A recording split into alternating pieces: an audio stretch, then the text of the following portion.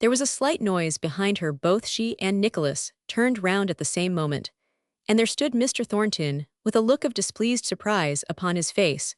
Obeying her swift impulse, Margaret passed out before him, saying not a word, only bowing low to hide the sudden paleness that she felt had come over her face. He bent equally low in return, and then closed the door after her. As she hurried to Mrs. Boucher's, she heard the clang, and it seemed to fill up the measure of her mortification. He, too, was annoyed to find her there. He had tenderness in his heart, a soft place, as Nicholas Higgins called it, but he had some pride in concealing it. He kept it very sacred and safe, and was jealous of every circumstance that tried to gain admission. But if he dreaded exposure of his tenderness, he was equally desirous that all men should recognize his justice, and he felt that he had been unjust in giving so scornful a hearing to anyone who had waited with humble patience for 5 hours to speak to him. That the man had spoken saucily to him when he had the opportunity was nothing to Mr. Thornton. He rather liked him for it, and he was conscious of his own irritability of temper at the time, which probably made them both quits. It was the 5 hours of waiting that struck Mr. Thornton. He had not 5 hours to spare himself, but 1 hour, 12 hours of his hard, penetrating intellectual as well as bodily labor. He gave up to going about collecting evidence as to the truth of Higgins' story, the nature of his character, the tenor of his life. He tried not to be, but was convinced that all that Higgins had said was true, and then the conviction went in as if by some spell, and touched the latent tenderness of his heart, the patience of the man, the simple generosity of the motive, for he had learned about the quarrel between Boucher and Higgins, made him forget entirely the mere reasonings of justice, and overleap them by a diviner instinct. He came to tell Higgins he would give him work, and he was more annoyed to find Margaret there than by hearing her last words, for then he understood that she was the woman who had urged Higgins to come to him, and he dreaded the admission of any thought of her as a motive to what he was doing solely because it was right. "So that was the lady you spoke of, as a woman," said he indignantly to Higgins. "You might have told me who she was. And then maybe y'ad have spoken of her more civil than yo, did y'ad, get a mother, who might ha kept your tongue in check, when yo were talking o' women being at the root of all the plagues. Of course you told that to Miss Hale." "In course I Roman 999, leastways I reckon I Roman 999. I telled her she weren't to meddle again in aught that concerned yo.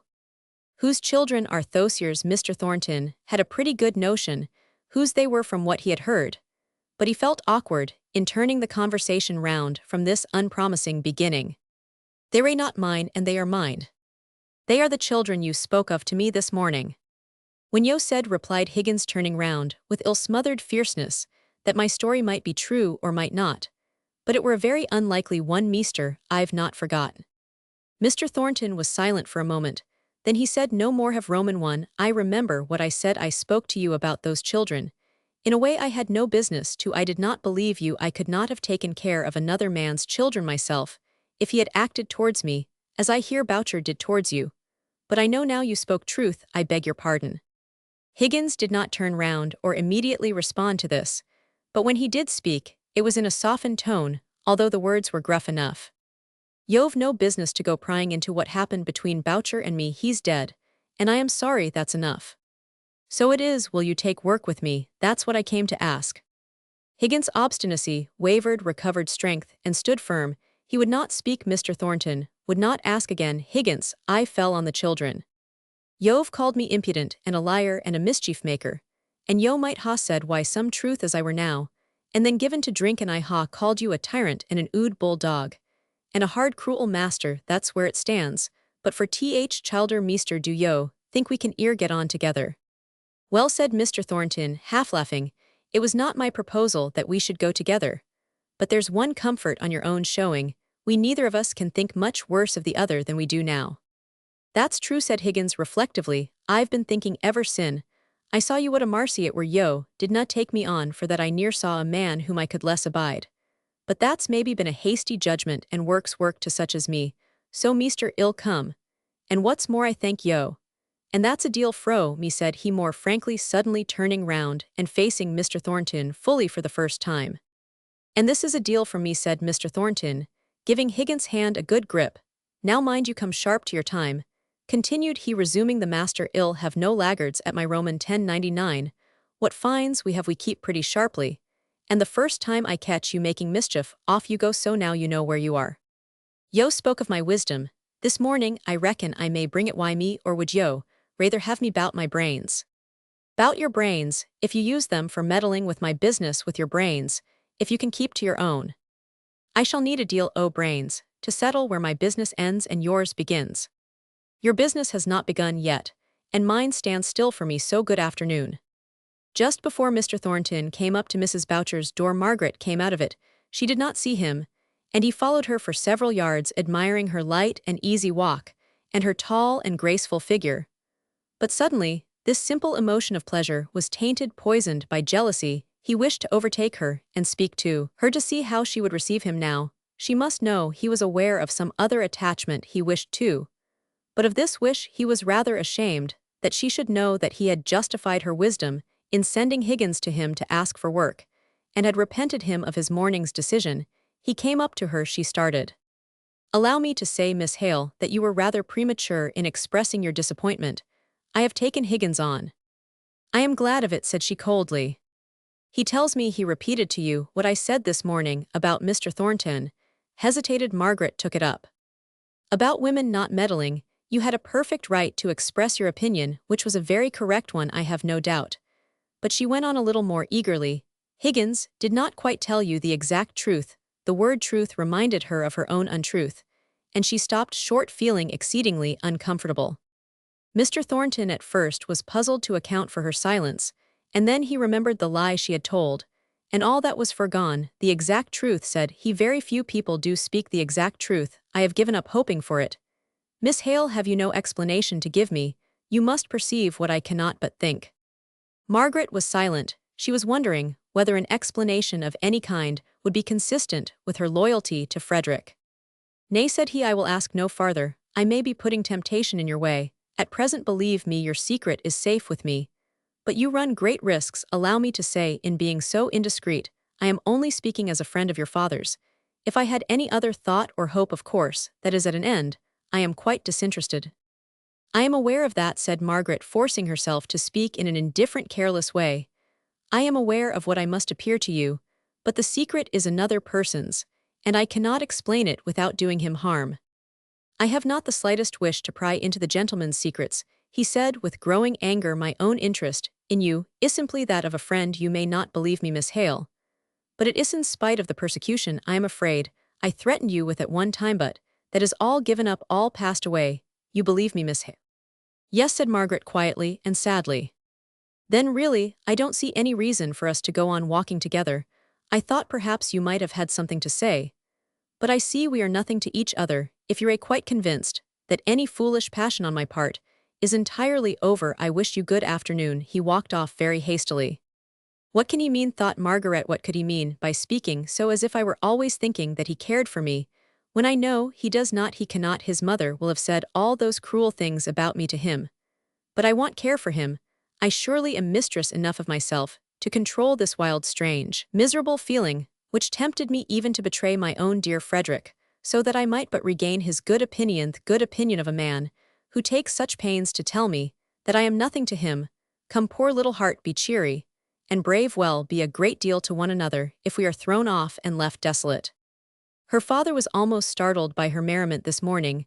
She talked incessantly, and forced her natural humor to an unusual pitch. And if there was a tinge of bitterness in much of what she said, if her accounts of the old Harley Street set were a little sarcastic, her father could not bear to check her, as he would have done at another time, for he was glad to see her shake off her cares. In the middle of the evening, she was called down to speak to Mary Higgins, and when she came back, Mr. Hale imagined that he saw traces of tears on her cheeks, but that could not be, for she brought good news that Higgins had got work at Mr. Thornton's Roman 1099. Her spirits were damped at any rate, and she found it very difficult to go on talking at all, much more in the wild way that she had done for some days. Her spirits varied strangely, and her father was beginning to be anxious about her, when news arrived from one or two quarters that promised some change and variety for her. Mr. Hale received a letter from Mr. Bell, in which that gentleman volunteered a visit to them, and Mr. Hale imagined that the promised society of his old Oxford friend would give as agreeable a turn to Margaret's ideas as it did to his own. Margaret tried to take an interest in what pleased her father, but she was too languid to care about any Mr. Bell. Even though he were 20 times her godfather, she was more roused by a letter from Edith full of sympathy about her aunt's death, full of details about herself, her husband, and child, and at the end saying that, as the climate did not suit the baby, and as Mrs. Shaw was talking of returning to England, she thought it probable that Captain Lennox might sell out, and that they might all go and live again in the old Harley Street house, which however would seem very incomplete without Margaret. Margaret yearned after that old house, and the placid tranquility of that well-ordered, monotonous life. She had found it occasionally tiresome while it lasted. But since then she had been buffeted about, and felt so exhausted by this recent struggle with herself, that she thought that even stagnation would be a rest, and a refreshment, so she began to look towards a long visit to the Lennoxes on their return to England, as to a point no not of hope but of leisure in which she could regain her power and command over herself. At present, it seemed to her as if all subjects tended towards Mr. Thornton, as if she could not forget him with all her endeavors. If she went to see the Higginses, she heard of him there. Her father had resumed their readings together, and quoted his opinions perpetually. Even Mr. Bell's visit brought his tenant's name upon the tapis, for he wrote word that he believed he must be occupied some great part of his time with Mr. Thornton, as a new lease was in preparation, and the terms of it must be agreed upon. Chapter Roman 40 out of tune. I have no wrong where I can claim no right. Not teen me fro where I have nothing had. Yet of my woe I cannot so be quite. Namely, since that another may be glad. With that thus in sorrow makes me sad. Wyatt. Margaret had not expected much pleasure to herself from Mr. Bell's visit, had only looked forward to it on her father's account. But when her godfather came, she at once fell into the most natural position of friendship in the world. He said she had no merit in being what she was, a girl so entirely after his own heart. It was an hereditary power, which she had to walk in and take possession of his regard, while she in reply gave him much credit for being so fresh and young under his fellows, cap and gown. Fresh and young in warmth and kindness. I mean, I'm afraid I must own that I think your opinions are the oldest and mustiest I have met with this long time. Here this daughter of yours, Hale, her residence in Milton, has quite corrupted her. She's a Democrat, a Red Republican, a member of the Peace Society, a socialist. Papa, it's all because I am standing up for the progress of commerce. Mr. Bell would have had it keep still at exchanging wild beast skins for acorns. No, id dig the ground and grow potatoes, and id shave the wild beast skin, and make the wool into broadcloth. Don't exaggerate, missy. But I am tired of this bustle, everybody rushing over everybody in their hurry to get rich. It is not everyone who can sit comfortably in a set of college rooms, and let his riches grow without any exertion of his own, no doubt. There is many a man here who would be thankful if his property would increase as yours has done, without his taking any trouble about it, said Mr. Hale. I don't believe they would. It's the bustle and the struggle they like, as for sitting still and learning from the past, or shaping out the future by faithful work done in a prophetic spirit. Why, pooh. I don't believe there's a man in Milton who knows how to sit still, and it is a great art. Milton people, I suspect, think Oxford men don't know how to move. It would be a very good thing if they mixed a little more. It might be good for the Miltoners, many things might be good for them, which would be very disagreeable for other people. Are you not a Milton man yourself? Asked Margaret. I should have thought you would have been proud of your town. I confess I don't see what there is to be proud of. If you'll only come to Oxford, Margaret, I will show you a place to glory in. Well, said Mr. Hale, Mr. Thornton is coming to drink tea with us tonight, and he is as proud of Milton as you of Oxford. You two must try and make each other a little more liberal-minded. I don't want to be more liberal-minded, thank you, said Mr. Bell. Is Mr. Thornton coming to tea, Papa? Asked Margaret in a low voice. Either to tea or soon, after. He could not tell. He told us not to wait.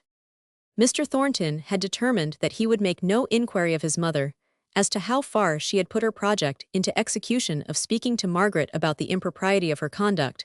He felt pretty sure that if this interview took place, his mother's account of what passed at it would only annoy and chagrin him, though he would all the time be aware of the coloring which it received by passing through her mind. He shrank from hearing Margaret's very name mentioned. While he blamed her, he was jealous of her. He renounced her, loved her sorely in spite of himself. He dreamt of her. He dreamt she came dancing towards him with outspread arms, and with a lightness and gaiety which made him loathe her even while it allured him. But the impression of this figure of Margaret with all Margaret's character, taken out of it, as completely as if some evil spirit had got possession of her form, was so deeply stamped upon his imagination that when he wakened, he felt hardly able to separate the una from the duca, and the dislike he had to the latter seemed to envelop and disfigure the former. Yet he was too proud to acknowledge his weakness. By avoiding the sight of her he would neither seek an opportunity of being in her company, nor avoid it to convince himself of his power of self-control. He lingered over every piece of business this afternoon. He forced every movement into unnatural slowness and deliberation, and it was consequently past 8 o'clock before he reached Mr. Hale's. Then there were business arrangements to be transacted in the study with Mr. Bell, and the latter kept on sitting over the fire and talking wearily long after all business was transacted, and when they might just as well have gone upstairs. But Mr. Thornton would not say a word about moving their quarters. He chafed and thought Mr. Bell a most prosy companion, while Mr. Bell returned the compliment in secret by considering Mr. Thornton about as brusque and curt a fellow as he had ever met with, and terribly gone off both in intelligence and manner. At last some slight noise in the room above suggested the desirableness of moving there. They found Margaret with a letter open before her, eagerly discussing its contents with her father. On the entrance of the gentleman, it was immediately put aside, but Mr. Thornton's eager senses caught some few words of Mr. Hale's to Mr. Bell. A letter from Henry Lennox. It makes Margaret very hopeful. Mr. Bell nodded. Margaret was red as a rose when Mr. Thornton looked at her. He had the greatest mind in the world to get up and go out of the room that very instant and never set foot in the house again. "We were thinking," said Mr. Hale, "that you and Mr. Thornton had taken Margaret's advice, and were each trying to convert the other. You were so long in the study, and you thought there would be nothing left of us but an opinion like the Kilkenny cat's tail. Pray, whose opinion did you think would have the most obstinate vitality?" Mr. Thornton had not a notion what they were talking about, and disdained to inquire. Mr. Hale politely enlightened him. "Mr. Thornton, we were accusing Mr. Bell this morning of a kind of Oxonian medieval bigotry against his native town, and we Margaret I believe suggested that it would do him good to associate a little with Milton manufacturers." "I beg your pardon, Margaret thought it would do the Milton manufacturers good to associate a little more with Oxford men. Now wasn't it so, Margaret?" "I believe I thought it would do both good to see a little more of the other. I did not know it was my idea any more than Papa's. And so you see, Mr. Thornton, we ought to have been improving each other downstairs, instead of talking over vanished families of Smiths and Harrisons. However, I am willing to do my part now. I wonder, when you Milton men intend to live all your lives, seem to be spent in gathering together the materials for life. By living, I suppose, you mean enjoyment." "Yes, enjoyment. I don't specify of what, because I trust we should both consider mere pleasure as very poor enjoyment. I would rather have the nature of the enjoyment defined." "Well, enjoyment, or less arrangement of the power and influence which money gives you, are all striving for money. What do you want it for?" Mr. Thornton was silent. Then he said, "I really don't know, but money is not what I strive for." "What then?" "It is a home question. I shall have to lay myself open to such a catechist, and I am not sure that I am prepared to do it." "No," said Mr. Hale, "don't let us be personal in our catechism. You are neither of you representative men. You are each of you too individual for that. I am not sure whether to consider that as a compliment or not. I should like to be the representative of Oxford with its beauty and its learning and its proud old history. What do you say, Margaret? Ought I to be flattered? I don't know Oxford, but there is a difference between being the representative of a city and the representative man of its inhabitants." "Very true, Miss Margaret. Now, I remember you were against me this morning, and were quite Miltonian and manufacturing in your preferences." Margaret saw the quick glance of surprise that Mr. Thornton gave her, and she was annoyed at the construction which he might put on this speech of Mr. Bell's. Mr. Bell went on. "Ah, I wish I could show you our High Street or Radcliffe Square.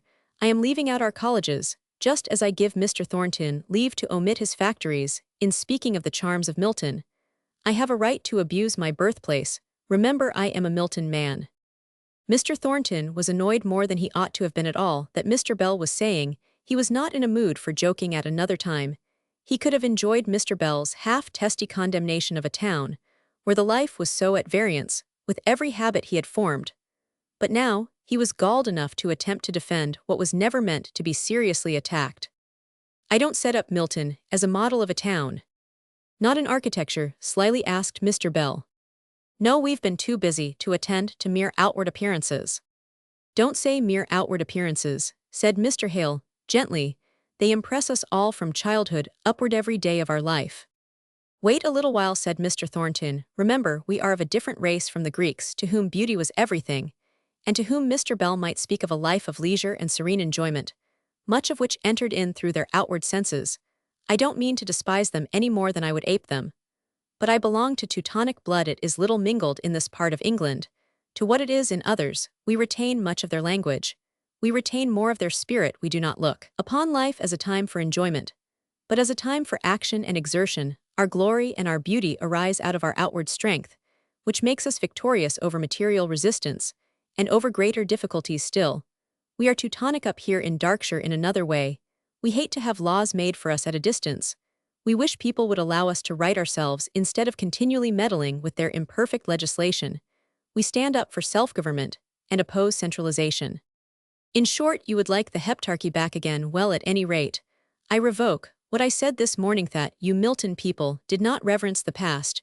You are regular worshippers of Thor. If we do not reverence the past as you do in Oxford, it is because we want something which can apply to the present more directly. It is fine when the study of the past leads to a prophecy of the future. But to men groping in new circumstances, it would be finer if the words of experience could direct us how to act in what concerns us most intimately and immediately, which is full of difficulties to be encountered, and upon the mode in which they are met and conquered, not merely pushed aside. For the time depends our future. But no people can speak of utopia much more easily than of the next day's duty. And yet when that duty is all done by others, who's so ready to cry fie for shame?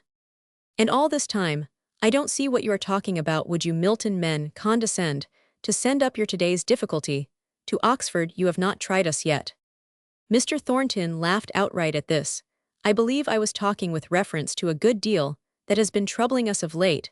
I was thinking of the strikes we have gone through, which are troublesome and injurious things enough, as I am finding to my cost. And yet this last strike under which I am smarting has been respectable." "A respectable strike," said Mr. Bell. "That sounds as if you were far gone in the worship of Thor." Margaret felt rather than saw that Mr. Thornton was chagrined by the repeated turning into jest of what he was feeling as very serious. She tried to change the conversation from a subject about which one party cared little while to the other. It was deeply, because personally interesting. She forced herself to say something. "Edith says she finds the printed calicoes in Corfu better and cheaper than in London." "Does she?" said her father. "I think that must be one of Edith's exaggerations." "Are you sure of it, Margaret?" "I am sure she says so, Papa." "Then I am sure of the fact," said Mr. Bell. "Margaret, I go so far in my idea of your truthfulness that it shall cover your cousin's character. I don't believe a cousin of yours could exaggerate." "Is Miss Hale so remarkable for truth?" said Mr. Thornton, bitterly. The moment he had done so he could have bitten his tongue out. What was he? And why should he stab her with her shame in this way? How evil he was tonight, possessed by ill humor at being detained so long from her, irritated by the mention of some name, because he thought it belonged to a more successful lover, now ill-tempered, because he had been unable to cope with a light heart against one who was trying by gay and careless speeches to make the evening pass pleasantly away. The kind old friend to all parties, whose manner by this time might be well known to Mr. Thornton, who had been acquainted with him for many years. And then to speak to Margaret as he had done. She did not get up and leave the room as she had done in former days when his abruptness or his temper had annoyed her. She sat quite still, after the first momentary glance of grieved surprise that made her eyes look like some child's who has met with an unexpected rebuff. They slowly dilated into mournful, reproachful sadness, and then they fell, and she bent over her work and did not speak again.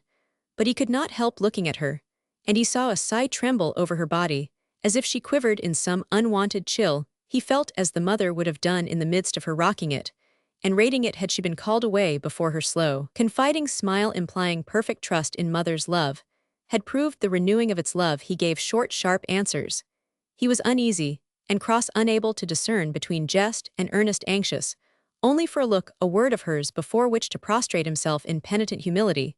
but she neither looked nor spoke. Her round taper fingers flew in and out of her sewing as steadily and swiftly as if that were the business of her life. She could not care for him, he thought, or else the passionate fervor of his wish would have forced her to raise those eyes. If but for an instant to read the late repentance in his, he could have struck her before he left in order that by some strange, overt act of rudeness, he might earn the privilege of telling her the remorse that gnawed at his heart. It was well that the long walk in the open air wound up this evening for him. It sobered him back into grave resolution that henceforth he would see as little of her as possible, since the very sight of that face, and form the very sounds of that voice like the soft winds of pure melody, had such power to move him from his balance. Well, he had known what love was, a sharp, pang, a fierce experience in the midst of whose flames he was struggling. But through the furnace he would fight his way out into the serenity of middle ageal, the richer and more human for having known this great passion. When he had somewhat abruptly left the room, Margaret rose from her seat and began silently to fold up her work. The long seams were heavy and had an unusual weight for her languid arms. The round lines in her face took a lengthened, straighter form, and her whole appearance was that of one who had gone through a day of great fatigue. As the three prepared for bed, Mr. Bell muttered a little condemnation of Mr. Thornton. "I never saw a fellow so spoiled by success. He can't bear a word, a jest of any kind. Everything seems to touch on the soreness of his high dignity. Formerly he was as simple and noble as the open day. You could not offend him, because he had no vanity. He is not vain now," said Margaret, turning round from the table, and speaking with quiet distinctness. "Tonight he has not been like himself. Something must have annoyed him before he came here." Mr. Bell gave her one of his sharp glances from above his spectacles. She stood it quite calmly, but after she had left the room he suddenly asked, "Hale, did it ever strike you that Thornton and your daughter have what the French call a tendresse for each other?" "Never," said Mr. Hale, first startled, and then flurried by the new idea. "No, I am sure you are wrong. I am almost certain you are mistaken. If there is anything, it is all on Mr. Thornton's side. Poor fellow. I hope and trust he is not thinking of her, for I am sure she would not have him. Well, I am a bachelor, and have steered clear of love affairs all my life, so perhaps my opinion is not worth having, or else I should say there were very pretty symptoms about her." "Then I am sure you are wrong," said Mr. Hale. "He may care for her, though she really has been almost rude to him at times. But Shuhey, Margaret would never think of him. I am sure such a thing has never entered her head. Entering her heart would do. But I merely threw out a suggestion of what might be. I dare say I was wrong, and whether I was wrong or right, I am very sleepy. So having disturbed your night's rest, as I can see, with my untimely fancies, ill betake myself with an easy mind to my own." But Mr. Hale resolved that he would not be disturbed by any such nonsensical idea, so he lay awake determining not to think about it. Mr. Bell took his leave the next day, bidding Margaret look to him as one who had a right to help and protect her in all her troubles of whatever nature they might be. To Mr. Hale he said, "That Margaret of yours has gone deep into my heart. Take care of her, for she is a very precious creature, great deal too good for Miltonly fit for Oxford. In fact, the town, I mean, not the men. I can't match her yet.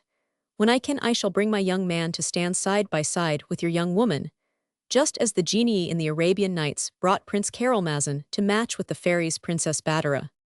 I beg y'all do no such thing. Remember the misfortunes that ensued, and besides, I can't spare Margaret. No, on second thoughts, well, have her to nurse us 10 years hence, when we shall be two cross old invalids. Seriously, Hale, I wish you'd leave Milton, which is a most unsuitable place for you, though it was my recommendation in the first instance, if you would id swallow my shadows of doubts, and take college living, and you and Margaret should come and live at the parsonage, to be a sort of lay curate, and take the unwashed off my hands, and she to be our housekeeper, the village lady bountiful be day, and read us to sleep in the evenings. I could be very happy in such a life. What do you think of it?" "Never," said Mr. Hale decidedly. "My one great change has been made, and my price of suffering paid. Here I stay out my life, and here will I be buried and lost in the crowd. I don't give up my plan, yet only I won't bait you with it any more just now. Where's the pearl? Come, Margaret, give me a farewell kiss, and remember, my dear, where you may find a true friend as far as his capability goes. You are my child, Margaret, remember that, and God bless you." So they fell back into the monotony of the quiet life they would henceforth lead. There was no invalid to hope and fear about even the Higginses so long. A vivid interest seemed to have receded from any need of immediate, Thought the Boucher children left motherless orphans, claimed what of Margaret's care she could bestow, and she went pretty often to see Mary Higgins, who had charge of them. The two families were living in one house. The elder children were at humble schools, the younger ones were tended in Mary's absence at her work, by the kind neighbor whose good sense had struck Margaret at the time of Boucher's death. Of course, she was paid for her trouble, and indeed, in all his little plans and arrangements for these orphan children Nicholas showed a sober judgment and regulated method of thinking, which were at variance with his former more eccentric jerks of action. He was so steady at his work that Margaret did not often see him during these winter months, but when she did she saw that he winced away from any reference to the father of those children, whom he had so fully and heartily taken under his care. He did not speak easily of Mr. Thornton. To tell the truth, said he fairly bamboozles me. He's two chaps, one chap I knowed of old, as were meester all o'er t'other chap, hast an ounce of meester's flesh about him. How them two chaps is bound up in one body is a craddy for me to find out. I'll not be beat by it, though meanwhile he comes here pretty often. That's how I know the chap that's a man, meester, and I reckon he's taken aback by me pretty much as I am by him, for he sits and listens and stares, as if I were some strange beast newly caught in some of the zones. But I am none daunted. It would take a deal to daunt me in my own house, as he sees, and I tell him some of my mind, that I reckon he'd ha been the better of hearing when he were a younger man. And does he not answer you? Asked Mr. Hale. Well, I'll not say advantage is all on his side, for all I take credit for improving him above a bit. Sometimes he says a rough thing or two, which is not agreeable to look at first, but has a queer smack o' truth in it. When yo come to chew it, hell be coming tonight, I reckon. About them childers schooling, he's not satisfied why the make of it, and wants for examine 'em. What are they? Began Mr. Hale, but Margaret, touching his arm, showed him her watch. It is nearly 7, she said. The evenings are getting longer now. Come, Papa. She did not breathe freely till they were some distance from the house. Then, as she became more calm, she wished that she had not been in so great a hurry, for somehow they saw Mr. Thornton but very seldom now, and he might have come to see Higgins, and for the old friendship's sake, she should like to have seen him tonight. Yes, he came very seldom, even for the dull cold purpose of lessons. Mr. Hale was disappointed in his pupil's lukewarmness about Greek literature, which had but a short time ago so great an interest for him. And now, it often happened that a hurried note from Mr. Thornton would arrive just at the last moment, saying that he was so much engaged that he could not come to read with Mr. Hale that evening, and though other pupils had taken more than his place, as to time, no one was like his first scholar in Mr. Hale's heart. He was depressed and sad at this partial cessation of an intercourse which had become dear to him, and he used to sit pondering over the reason that could have occasioned this change. He startled Margaret one evening, as she sat at her work, by suddenly asking, "Margaret, had you ever any reason for thinking that Mr. Thornton cared for you?" He almost blushed as he put this question, but Mr. Bell's scouted idea recurred to him, and the words were out of his mouth before he well knew what he was about. Margaret did not answer immediately, but by the bent drooping of her head, he guessed what her reply would be. "Yes, I believe you, Papa, I should have told you," and she dropped her work and hid her face in her hands. "No, dear, don't think that I am impertinently curious. I am sure you would have told me, if you had felt that you could return his regard. Did he speak to you about it?" "No answer at first, but by and by a little gentle, reluctant yes." "And you refused him?" A long sigh, a more helpless, nerveless attitude, and another yes. But before her father could speak, Margaret lifted up her face rosy with some beautiful shame, and fixing her eyes upon him said, "Now, Papa, I have told you all this, and I cannot tell you more, and then the whole thing is so painful to me, every word and action connected with it is so unspeakably bitter, that I cannot bear to think of it. Oh, Papa, I am sorry to have lost you this friend, but I could not help it. But oh, I am very sorry." She sat down on the ground and laid her head on his knees. "I too am sorry, my dear." Mr. Bell quite startled me when he said some idea of the kind. Mr. Bell, oh, did Mr. Bell see it? A little, but he took it into his head that how shall I say it, that you were not ungraciously disposed towards Mr. Thornton. I knew that could never be. I hoped the whole thing was but an imagination, but I knew too well what your real feelings were to suppose that you could ever like Mr. Thornton in that way. But I am very sorry." They were very quiet and still for some minutes, but on stroking her cheek in a caressing way soon after, he was almost shocked to find her face wet with tears As he touched her, she sprang up, and smiling with forced brightness, began to talk of the Lennoxes with such a vehement desire to turn the conversation that Mr. Hale was too tender-hearted to try to force it back into the old channel. Tomorrow they will be back in Harley Street. Oh, how strange it will be. I wonder what room they will make into the nursery. Aunt Shaw will be happy with the baby. Fancy Edith a mamma. And Captain Lennox, I wonder what he will do with himself now he has sold out.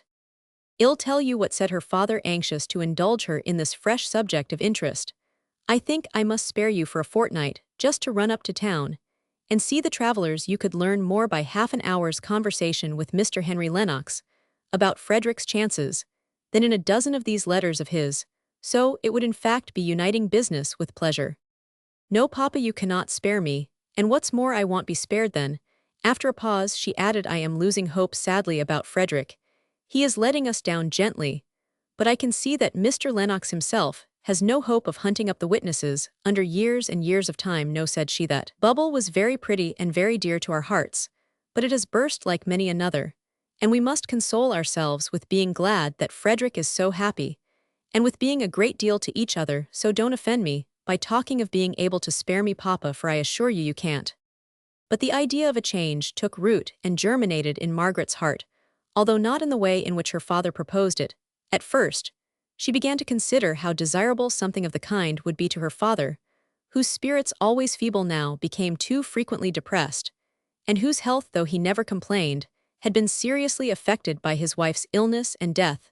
There were the regular hours of reading with his pupils, but that all giving and no receiving could no longer be called companionship, as in the old days, when Mr. Thornton came to study under him.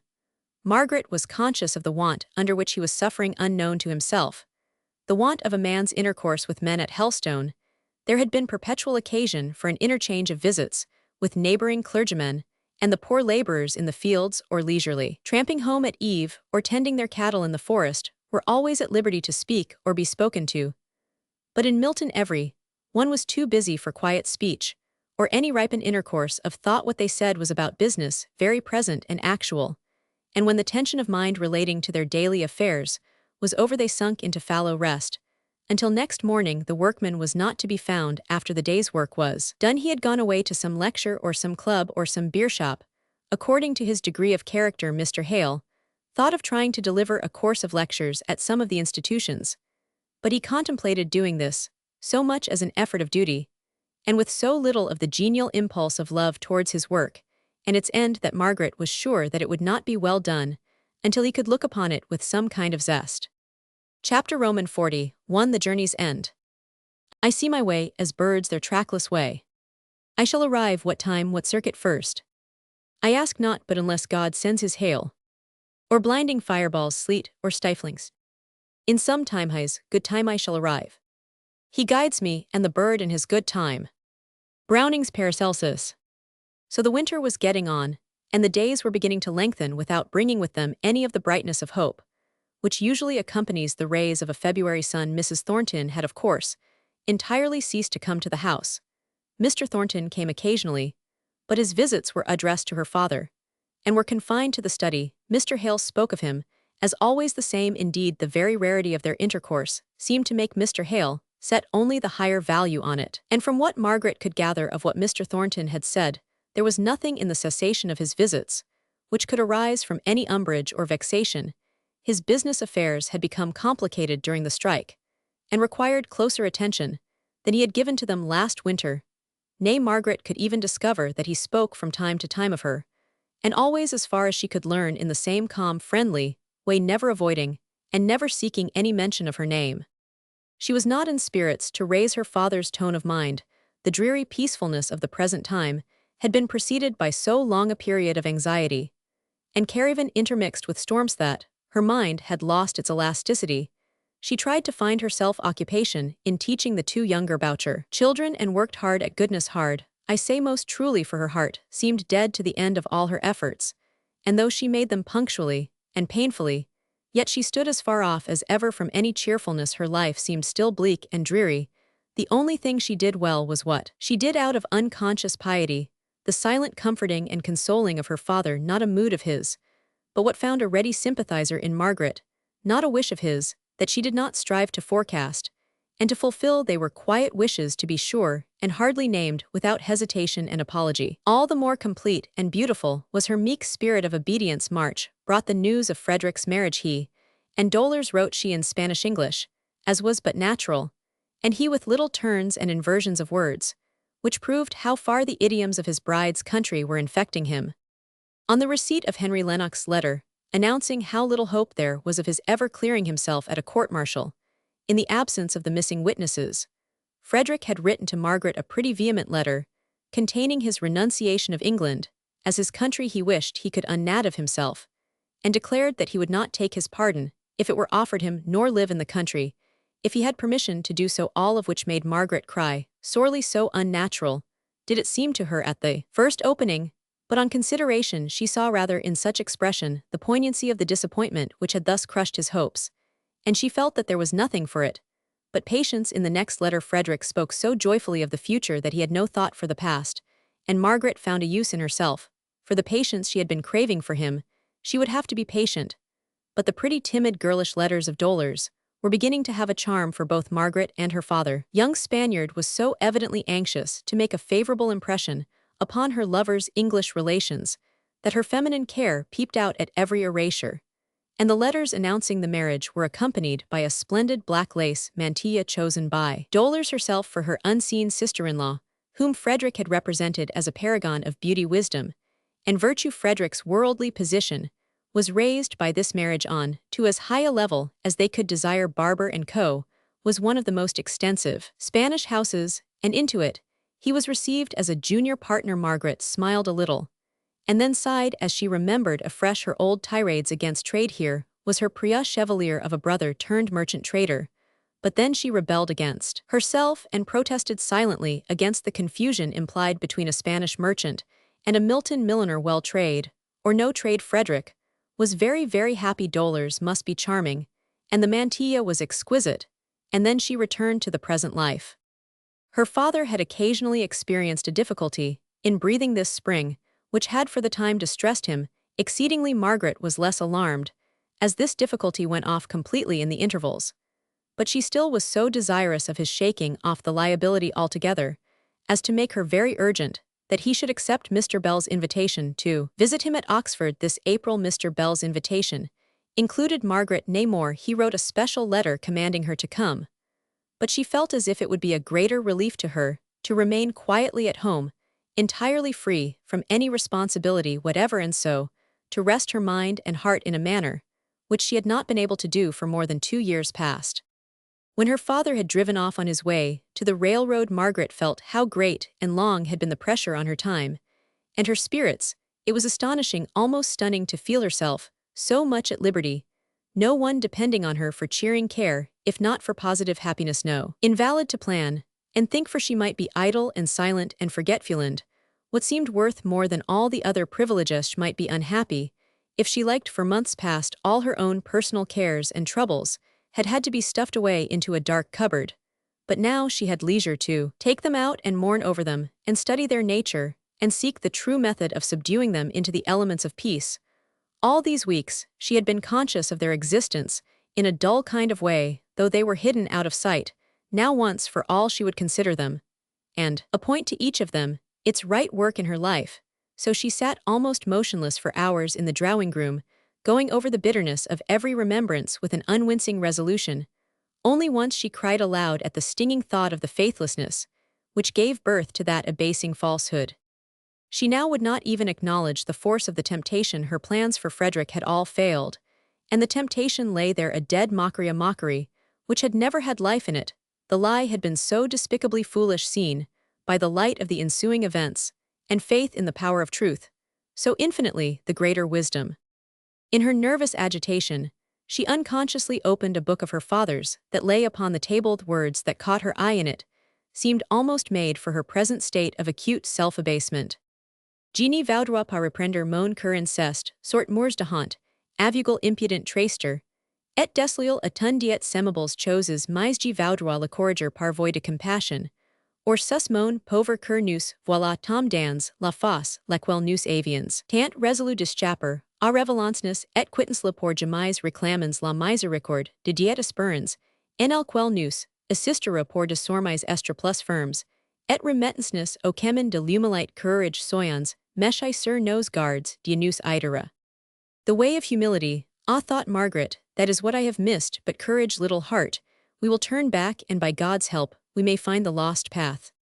So she rose up and determined at once to set to on some work, which should take her out of herself. To begin with, she called in Martha, as she passed the drawing-room door in going upstairs, and tried to find out what was below the grave, respectful, servant-like manner which crusted over her individual character with an obedience which was almost mechanical. She found it difficult to induce Martha to speak of any of her personal interests, but at last she touched the right chord in naming Mrs. Thornton. Martha's whole face brightened, and on a little encouragement out came a long story of how her father had been in early life connected with Mrs. Thornton's husband, nay, had even been in a position to show him some kindness, what Martha hardly knew, for it had happened when she was quite a little child, and circumstances had intervened to separate the two families until Martha was nearly grown up, when her father, having sunk lower and lower from his original occupation as clerk in a warehouse, and her mother being dead, she and her sister, to use Martha's own expression, would have been lost, but for Mrs. Thornton, who sought them out and thought for them and cared for them. I had had the fever and was but delicate, and Mrs. Thornton and Mr. Thornton too, they never rested till they had nursed me up in their own house, and sent me to the sea, and all the doctor said the fever was catching. But they cared none for thatenly Miss Fanny, and she went a-visiting these folk that she is going to marry into, so though she was afraid at the time, it has all ended. Miss Fanny going to be married, exclaimed Margaret. Yes, and to a rich gentleman, too, only he's a deal older than she is. His name is Watson, and his mills are somewhere out beyond Haley. It's a very good marriage for all he's got such grey hair. At this piece of information Margaret was silent long enough for Martha to recover her propriety, and with it her habitual shortness of answer.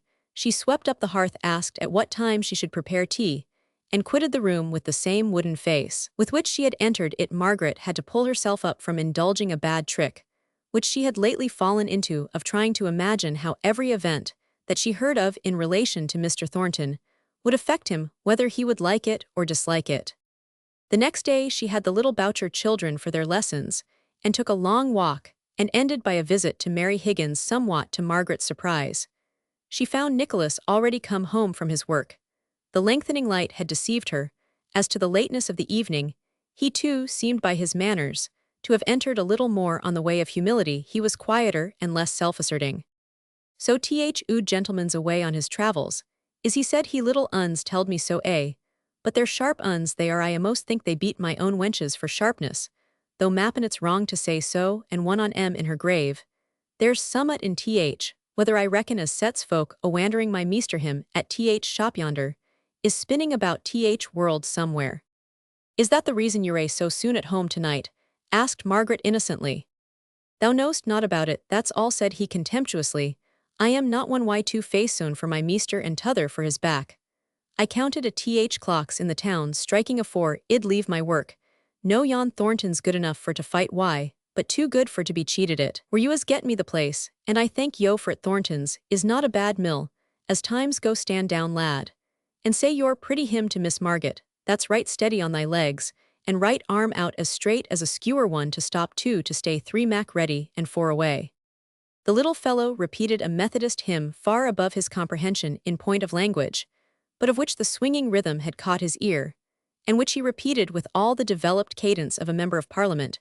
When Margaret had duly applauded, Nicholas called for another, and yet another, much to her surprise, as she found him thus oddly and unconsciously led to take an interest in the sacred things which he had formerly scouted. It was past the usual tea time when she reached home, but she had the comfort of feeling that no one had been kept waiting for her, and of thinking her own thoughts, while she rested instead of anxiously watching another person to learn whether to be grave or gay. After tea, she resolved to examine a large packet of letters, and pick out those that were to be destroyed. Among them, she came to 4 or 5 of Mr. Henry Lennox relating to Frederick's affairs, and she carefully read them over again with the sole intention, when she began to ascertain exactly on how fine a chance the justification of her brother hung. But when she had finished the last, and weighed the pros and cons, the little personal revelation of character, contained in them forced itself on her notice. It was evident enough from the stiffness of the wording that Mr. Lennox had never forgotten his relation to her in any interest he might feel in the subject of the correspondence. They were clever letters. Margaret saw that, in a twinkling, but she missed out of them, all hearty and genial atmosphere. They were to be preserved, however, as valuable, so she laid them carefully on one side. When this little piece of business was ended, she fell into a reverie, and the thought of her absent father ran strangely in Margaret's head that night. She almost blamed herself for having felt her solitude, and consequently his absence, as a relief. But these 2 days had set her up afresh with new strength and brighter hope. Plans, which had lately appeared to her in the guise of tasks, now appeared like pleasures. The morbid scales had fallen from her eyes, and she saw her position and her work more truly. If only Mr. Thornton would restore her the lost friendship, nay, if he would only come from time to cheer her father as in former days, though she should never see him. She felt as if the course of her future life, though not brilliant in prospect, might lie clear, and even before her. She sighed as she rose up to go to bed. In spite of the one steps enough for main spite of the one plain duty of devotion to her father, there lay at her heart an anxiety and a pang of sorrow. And Mr. Hale thought of Margaret that April evening just as strangely and as persistently as she was thinking of him. He had been fatigued by going about among his old friends and old familiar places. He had had exaggerated ideas of the change which his altered opinions might make in his friends' reception of him. But although some of them might have felt shocked or grieved or indignant at his falling off in the abstract, as soon as they saw the face of the man whom they had once loved, they forgot his opinions in himself, or only remembered them enough to give an additional tender gravity to their manner. For Mr. Hale had not been known to many. He had belonged to one of the smaller colleges, and had always been shy and reserved. But those who in youth had cared to penetrate to the delicacy of thought and feeling that lay below his silence and indecision took him to their hearts with something of the protecting kindness which they would have shown to a woman, and the renewal of this kindliness after the lapse of years, and an interval of so much change, overpowered him more than any roughness or expression of disapproval could have done. "I'm afraid we've done too much," said Mr. Bell. "You're suffering now from having lived so long in that Milton air." "I am tired," said Mr. Hale, "but it is not Milton air. I am 55 years of age, and that little fact of itself accounts for any loss of strength." "Nonsense, I am upwards of 60, and feel no loss of strength, either bodily or mental. Don't let me hear you talking so. 55, why you're quite a young man." Mr. Hale shook his head. "These last few years," said he, but after a minute's pause, he raised himself from his half-recumbent position in one of Mr. Bell's luxurious easy-chairs, and said with a kind of trembling earnestness, "Bell, you're not to think that if I could have foreseen all that would come of my change of opinion, and my resignation of my living, no, not even if I could have known how she would have suffered, that I would undo it the act of open acknowledgement, that I no longer held the same faith as the church in which I was a priest, as I think now. Even if I could have foreseen that cruelest martyrdom of suffering through the sufferings of one whom I loved, I would have done just the same as far as that step of openly leaving the church, when I might have done differently, and acted more wisely in all that I subsequently did for my family. But I don't think God endued me with overmuch wisdom or strength," he added, falling back into his old position. Mr. Bell blew his nose ostentatiously before answering. Then he said, "He gave you strength to do what your conscience told you was right, and I don't see that we need any higher or holier strength than that, or wisdom either. I know I have not that much, and yet men set me down in their fool's books as a wise man, an independent character, strong-minded, and all that can't the veriest idiot who obeys his own simple law of right if it be, but in wiping his shoes on a doormat, is wiser and stronger than Roman one. But what gulls men are." There was a pause. Mr. Hale spoke first, in continuation of his thought. "About Margaret." "Well, about Margaret, what then?" "If I die." "Nonsense. What will become of her? I often think. I suppose the Lennoxes will ask her to live with them.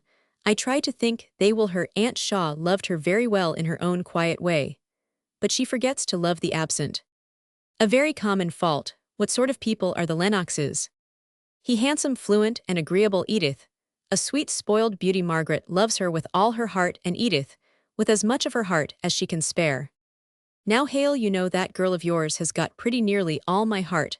I told you that before. Of course, as your daughter, as my goddaughter, I took great interest in her before I saw her the last time, But this visit that I paid to you at Milton made me her slave. I went a willing old victim, following the car of the conqueror, for indeed, she looks as grand and serene as one who has struggled, and may be struggling, and yet has the victory secure in sight. Yes, in spite of all her present anxieties, that was the look on her face, and so all I have is at her service, if she needs it, and will be hers whether she will or no when I die. Moreover, I myself will be her Priya Chevalier 60, and gouty, though I be seriously old friend, your daughter shall be my principal charge in life, and all the help that either my wit, or my wisdom, or my willing heart can give shall be hers. I don't choose her out as a subject for fretting something I know of old you must have to worry yourself about, or you wouldn't be happy.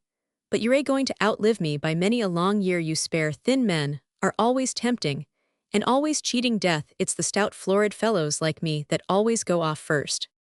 If Mr. Bell had had a prophetic eye, he might have seen the torch all but inverted, and the angel with the grave and composed face, standing very nigh beckoning to his friend. That night Mr. Hale laid his head down upon the pillow, on which it never more should stir with life. The servant who entered his room in the morning received no answer to his speech, drew near the bed, and saw the calm, beautiful face lying white and cold under the ineffaceable seal of death. The attitude was exquisitely easy, there had been no pain, no struggle, the action of the heart must have ceased as he lay down. Mr. Bell was stunned by the shock, and only recovered when the time came for being angry at every suggestion of his man's. A coroner's inquest. Who, you don't think I poisoned him? Dr. Forbes says it is just the natural end of a heart complaint. Poor old Hale, you wore out that tender heart of yours before its time. Poor old friend, how he talked of his wallies. Pack up a carpet-bag for me in 5 minutes. Here have I been talking. Pack it up, I say. I must go to Milton by the next train. The bag was packed. The cab ordered. The railway reached in 20 minutes from the time of this decision. The London train whizzed by, drew back some yards, and in Mr. Bell was hurried by the impatient guard. He threw himself back in his seat, to try with closed eyes to understand how one in life yesterday could be dead today, and shortly tears stole out between his grizzled eyelashes, at the feeling of which he opened his keen eyes, and looked as severely cheerful as his set determination could make him. He was not going to blubber before a set of strangers, not he. There was no set of strangers, only one sitting far from him, on the same side by and by. Mr. Bell peered at him, to discover what manner of man it was that might have been observing his emotion, and behind the great sheet of the outspread Times, he recognized Mr. Thornton. Why, Thornton, is that you? Said he, removing hastily to a closer proximity. He shook Mr. Thornton vehemently by the hand, until the gripe ended in a sudden relaxation, for the hand was wanted to wipe away tears. He had last seen Mr. Thornton in his friend Hale's company. I am going to Milton, bound on a melancholy errand, going to break to Hale's daughter the news of his sudden death. Death, Mr. Hale dead. I keep saying it to myself. Hale is dead, but it doesn't make it any the more real. Hale is dead, for all that he went to bed well to all appearance last night, and was quite cold this morning when my servant went to call him. Where I don't understand. At Oxford he came to stay with me, hadn't been in Oxford this 17 years, and this is the end of it. Not one word was spoken for above a quarter of an hour. Then Mr. Thornton said, and she, and stopped full short. Margaret, you mean? Yes, I am going to tell her, poor fellow, how full his thoughts were of her all last night. Good God, last night only, and how immeasurably distant he is now. But I take Margaret as my child for his sake. I said last night I would take her for her own sake. Well, I take her for both. Mr. Thornton made one or two fruitless attempts to speak before he could get out the words. What will become of her? I rather fancy there will be 2 people waiting for her. Myself, for one, I would take a live dragon into my house to live if by hiring such a chaperone, and setting up an establishment of my own, I could make my old age happy with having Margaret for a daughter. But there are those Lennoxes. Who are they? Asked Mr. Thornton with trembling interest. Oh, smart London people who very likely will think that they've the best right to her. Captain Lennox married her cousin's girl. She was brought up with good enough people, I dare say. And there's her Aunt Mrs. Shaw. There might be a way open perhaps by my offering to marry that worthy lady, but that would be quite a pies aller. And then there's that brother. What brother? A brother of her aunt's. No, a clever Lennox. The captain's a fool, you must understand, a young barrister, who will be setting his cap at Margaret. I know, he has had her in his mind, these 5 years or more. One of his chums told me as much. and he was only kept back by want of fortune now that will be done away with. How? Asked Mr. Thornton, too earnestly curious to be aware of the impertinence of his question. Why shall have my money at my death, and if this Henry Lennox is half good enough for her, and she likes him well, I might find another way of getting a home through a marriage. I am dreadfully afraid of being tempted at an unguarded moment by her aunt. Neither Mr. Bell nor Mr. Thornton was in a laughing humor, so the oddity of any of the speeches which the former made was unnoticed by them. Mr. Bell whistled, without emitting any sound beyond a long hissing breath, changed his seat, without finding comfort or rest, while Mr. Thornton sat immovably still, his eyes fixed on one spot in the newspaper, which he had taken up in order to give himself leisure to think. Where have you been? Asked Mr. Bell at length. To Havre, trying to detect the secret of the great rise in the price of cotton. Cotton and speculations, and smoke, well cleansed and well cared for machinery, and unwashed and neglected hands. Poor old Hale, poor old Hale. If you could have known the change which it was to him from Helstone. Do you know the New Forest at all? Yes, very shortly. Then you can fancy the difference between it and Milton. What part were you in? Were you ever at Helstone? A little picturesque village like some in the Odenwald. You know Helstone? I have seen it. It was a great change to leave it and come to Milton. He took up his newspaper with a determined air, as if resolved to avoid further conversation, and Mr. Bell was fain to resort to his former occupation of trying to find out how he could best break the news to Margaret. She was at an upstairs window. She saw him alight. She guessed the truth with an instinctive flash. She stood in the middle of the drawing-room, as if arrested in her first impulse to rush downstairs, and as if by the same restraining thought she had been turned to stone, so white and immovable was she. Oh, don't tell me. I know it from your face. You would have sent, you would not have left him if he were alive. Oh, papa, papa. Chapter Roman 42. Alone, alone.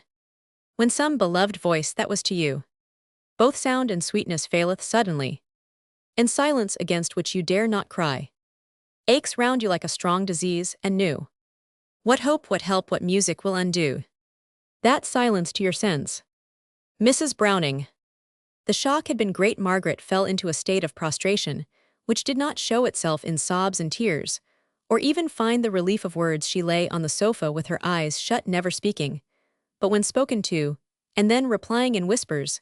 Mr. Bell was perplexed. He dared not leave her. He dared not ask her to accompany him back to Oxford, which had been one of the plans he had formed on the journey to Milton. Her physical exhaustion was evidently too complete for her to undertake any such fatigue. Putting the sight that she would have to encounter out of the question, Mr. Bell sate over the fire, considering what he had better do. Margaret lay motionless and almost breathless by him.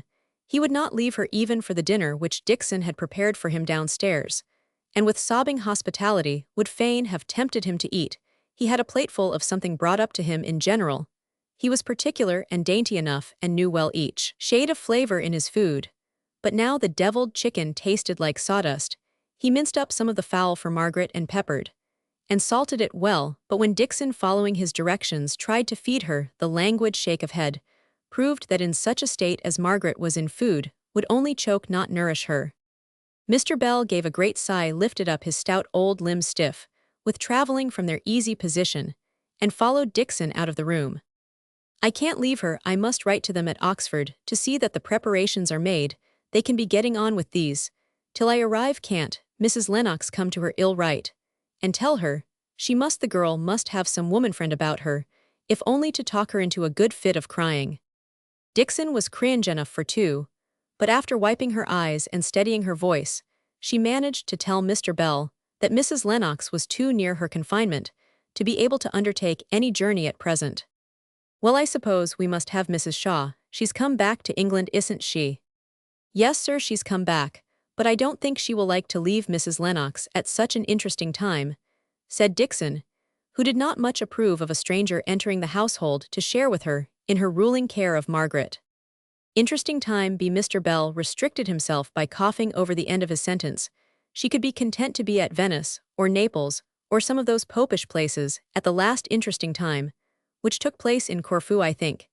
And what does that little prosperous woman's interesting time signify in comparison with that poor creature, that helpless, homeless, friendless Margaret, lying as still on that sofa as if it were an altar tomb, and she the stone statue on it. I tell you Mrs. Shaw shall come see that a room, or whatever she wants is got ready for her by tomorrow night. Ill take care she comes."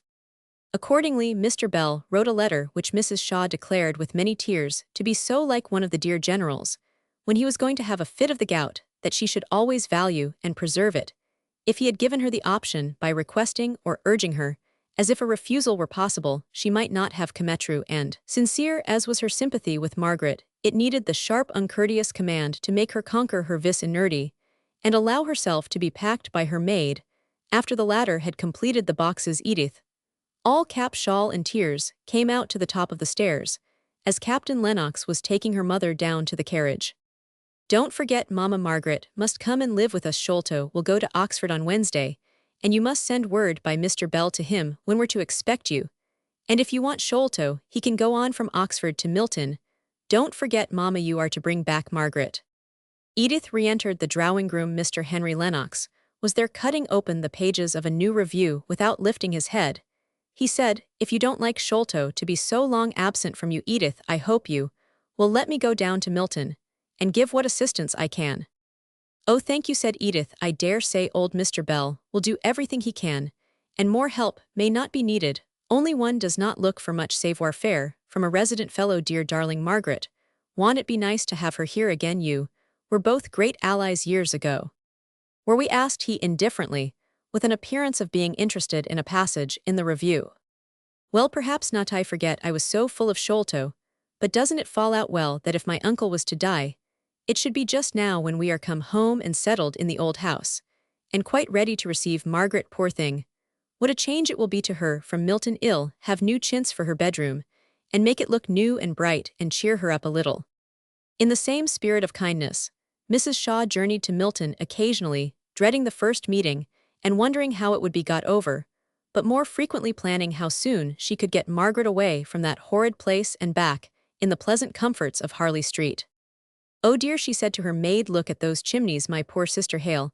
I don't think I could have rested at Naples if I had known what it was. I must have come and fetched her and Margaret away." And to herself, she acknowledged that she had always thought her brother-in-law rather a weak man, but never so weak as now when she saw for what a place he had exchanged the lovely Helstone home. Margaret had remained in the same state, white, motionless, speechless, tearless. They had told her that her Aunt Shaw was coming, but she had not expressed either surprise or pleasure or dislike to the idea. Mr. Bell, whose appetite had returned, and who appreciated Dixon's endeavors to gratify it in vain, urged upon her to taste some sweetbread stewed with oysters. She shook her head with the same quiet obstinacy as on the previous day, and he was obliged to console himself for her rejection by eating them all himself. But Margaret was the first to hear the stopping of the cab that brought her aunt from the railway station. Her eyelids quivered, her lips colored, and trembled. Mr. Bell went down to meet Mrs. Shaw, and when they came up, Margaret was standing trying to steady her dizzy self, and when she saw her aunt she went forward to the arms open to receive her, and first found the passionate relief of tears on her aunt's shoulder. All thoughts of quiet habitual love, of tenderness, for years of relationship to the dead, all that inexplicable likeness in look, tone, and gesture that seemed to belong to one family, and which reminded Margaret so forcibly at this moment of her mother, came in to melt and soften her numbed heart into the overflow of warm tears. Mr. Bell stole out of the room and went down into the study, where he ordered a fire, and tried to divert his thoughts by taking down and examining the different books. Each volume brought a remembrance or a suggestion of his dead friend. It might be a change of employment from his 2 days' work of watching Margaret, but it was no change of thought. He was glad to catch the sound of Mr. Thornton's voice making inquiry at the door. Dixon was rather cavalierly dismissing him, for, with the appearance of Mrs. Shaw's maid, came visions of former grandeur of the Beresford blood of the station, so she was pleased to term it, from which her young lady had been ousted, and to which she was now, please God, to be restored. These visions, which she had been dwelling on with complacency in her conversation with Mrs. Shaw's, made skillfully eliciting meanwhile all the circumstances of state and consequence connected with the Harley Street establishment for the edification of the listening Martha, made Dixon rather inclined to be supercilious in her treatment of any inhabitant of Milton, so though she always stood rather in awe of Mr. Thornton, she was as curt as she durst be in telling him that he could see none of the inmates of the house that night, It was rather uncomfortable to be contradicted in her statement by Mr. Bell's opening the study door and calling out, "Thornton, is that you come in for a minute or two? I want to speak to you." So Mr. Thornton went into the study, and Dixon had to retreat into the kitchen and reinstate herself in her own esteem by a prodigious story of Sir John Beresford's coach and six, when he was High Sheriff. "I don't know what I wanted to say to you. After all, only it's dull enough to sit in a room where everything speaks to you of a dead friend. Yet Margaret and her aunt must have the drawing-room to themselves." "Is Mr. Sis her aunt come?" asked Mr. Thornton. "Come, yes, maid, and all one would have thought she might have come by herself at such a time. And now I shall have to turn out and find my way to the Clarendon." "You must not go to the Clarendon. We have 5 or 6 empty bedrooms at home. Well aired. I think you may trust my mother for that. Then I'll only run upstairs and wish that one girl good night, and make my bow to her aunt, and go off with you straight." Mr. Bell was some time upstairs. Mr. Thornton began to think it long, for he was full of business, and had hardly been able to spare the time for running up to Crampton and inquiring how Miss Hale was. When they had set out upon their walk, Mr. Bell said, "I was kept by those women in the drawing-room. Mrs. Shaw is anxious to get homey an account of her daughter. She says and wants Margaret to go off with her at once now. She is no more fit for travelling than I am for flying. Besides, she says, and very justly, that she has friends she must see, that she must wish good-bye to several people, and then her aunt worried her about old claims, and was she forgetful of old friends. And she said, with a great burst of crying, she should be glad enough to go from a place where she had suffered so much. Now I must return to Oxford tomorrow, and I don't know on which side of the scale to throw in my voice." He paused as if asking a question, but he received no answer from his companion, the echo of whose thoughts kept repeating, "Where she had suffered so much, alas." And that was the way in which this 18 months in Multonto him, so unspeakably precious down to its very bitterness, which was worth all the rest of life's sweetness, would be remembered. Neither loss of father nor loss of mother, dear as she was to Mr. Thornton, could have poisoned the remembrance of the weeks, the days, the hours, when a walk of 2 miles, every step of which was pleasant, as it brought him nearer and nearer to her, took him to her sweet presence. Very step of which was rich, as each recurring moment that bore him away from her made him recall some fresh grace in her demeanor or pleasant pungency in her character. Yes, whatever had happened to him external to his relation to her, he could never have spoken of that time when he could have seen her every day, when he had her within his grasp, as it whereas a time of suffering. It had been a royal time of luxury to him, with all its stings and contumelies, compared to the poverty that crept round and clipped the anticipation of the future down to sordid fact and life, without an atmosphere of either hope or fear. Mrs. Thornton and Fanny were in the dining-room, the latter in a flutter of small exultation, as the maid held up one glossy material after another to try the effect of the wedding dresses. By candlelight her mother really tried to sympathize with her, but could not. Neither taste nor dress were in her line of subjects, and she heartily wished that Fanny had accepted her brother's offer of having the wedding clothes provided by some first-rate London dressmaker, without the endless troublesome discussions and unsettled waverings that arose out of Fanny's desire to choose and superintend everything herself. Mr. Thornton was only too glad to mark his grateful approbation of any sensible man who could be captivated by Fanny's second-rate airs and graces, by giving her ample means for providing herself with the finery which certainly rivaled, if it did not exceed, the lover in her estimation. When her brother and Mr. Bell came in, Fanny blushed and simpered, and fluttered over the signs of her employment, in a way which could not have failed to draw attention from anyone else. But Mr. Bell, if he thought about her, and her silks and satins at all, it was to compare her and them with the pale sorrow he had left behind him, sitting motionless with bent head and folded hands in a room where the stillness was so great that you might almost fancy the rush in your straining ears was occasioned by the spirits of the dead, yet hovering round their beloved. For when Mr. Bell had first gone upstairs, Mrs. Shaw lay asleep on the sofa, and no sound broke the silence. Mrs. Thornton gave Mr. Bell her formal hospitable welcome.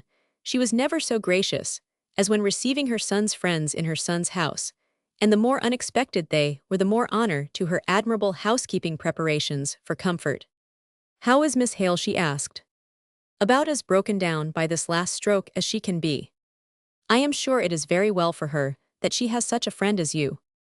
"I wish I were her only friend, madam. I dare say It sounds very brutal, but here have I been displaced, and turned out of my post of comforter, and adviser by a fine lady aunt, and there are cousins, and what not claiming her in London, as if she were a lapdog belonging to them, and she is too weak and miserable to have a will of her own. She must indeed be weak, said Mrs. Thornton, with an implied meaning which her son understood well. But where, continued Mrs. Thornton, have these relations been all this time, that Miss Hale has appeared almost friendless, and has certainly had a good deal of anxiety to bear. But she did not feel interest enough in the answer to her question to wait for it. She left the room to make her household arrangements. They have been living abroad, they have some kind of claim upon her. I will do them, that justice the aunt brought her up, and she, and the cousin have been like sisters. The thing vexing me, you see, is that I wanted to take her for a child of my own, and I am jealous of these people, who don't seem to value the privilege of their right. Now, it would be different if Frederick claimed her. Frederick, exclaimed Mr. Thornton. Who is he? What right? He stopped short in his vehement question. Frederick, said Mr. Bell in surprise. Why don't you know he's her brother? Have you not heard? I never heard his name before. Where is he? Who is he? Surely I told you about him, when the family first came to Milton's son, who was concerned in that mutiny. I never heard of him, till this moment. Where does he live? In Spain. He's liable to be arrested the moment he sets foot on English ground. Poor fellow, he will grieve at not being able to attend his father's funeral. We must be content with Captain Lennox, for I don't know of any other relation. I hope I may be allowed to go. Certainly, thankfully. You're a good fellow after all. Thornton Hale liked you. He spoke to me only the other day at Oxford. He regretted. He had seen so little of you lately. I am obliged to you for wishing to show him respect. But about Frederick, does he never come to England? Never. He was not over here about the time of Mrs. Hale's death. No, why I was here then. I hadn't seen Hale for years and years, and if you remember I came, no, it was some time after that I came, but poor Frederick Hale was not here then. What made you think he was? I saw a young man walking with Miss Hale one day, replied Mr. Thornton, and I think it was about that time. Oh, that would be this young Lennox, the captain's brother. He's a lawyer, and they were in pretty constant correspondence with him, and I remember Mr. Hale told me he thought he would come down, do you know, said Mr. Bell, wheeling round, and shutting one eye the better to bring the forces of the other to bear with keen scrutiny on Mr. Thornton's face, that I once fancied you had a little tenderness for Margaret. No answer, no change of countenance. And so did poor Hale not at first, and not till I had put it into his head. I admired Miss Hale. Everyone must do so. She is a beautiful creature, said Mr. Thornton, driven to bay by Mr. Bell's pertinacious questioning. Is that all you can speak of her in that measured way, as simply a beautiful creaturely, something to catch the eye? I did hope you had had nobleness enough in you to make you pay her the homage of the heart, though I believe in fact I know she would have rejected you still to have loved her without return, would have lifted you higher than all those, be they who they may, that have ever known her to love. Beautiful creature, indeed do you speak of her, as you would of a horse or a dog. Mr. Thornton's eyes glowed like red embers. Mr. Bell, said he, before you speak, so you should remember that all men are not as free to express what they feel as you are. Let us talk of something else. For though his heart leaped up, as at a trumpet call, to every word that Mr. Bell had said, and though he knew that what he had said would henceforward bind the thought of the old Oxford fellow closely up with the most precious things of his heart, yet he would not be forced into any expression of what he felt towards Margaret. He was no mockingbird of praise to try, because another extolled what he reverenced and passionately loved to outdo him in laudation. So he turned to some of the dry matters of business that lay between Mr. Bell and him, as landlord and tenant. What is that heap of brick and mortar we came against in the yard? Any repairs wanted? No, none, thank you. Are you building on your own account? If you are, I am very much obliged to you. I am building a dining room for the men, I mean hands. I thought you were hard to please, if this room wasn't good enough to satisfy you, a bachelor. I've got acquainted with a strange kind of chap, and I put 1 or 2 children in whom he is interested to school, so as I happened to be passing near his house one day, I just went there about some trifling payment to be made, and I saw such a miserable black frizzle of a dinner, a greasy cinder of meat, as first set me a-thinking, but it was not till provisions grew so high this winter that I bethought me how by buying things wholesale, and cooking a good quantity of provisions together, much money might be saved, and much comfort gained. So I spoke to my friender, my enemyth man.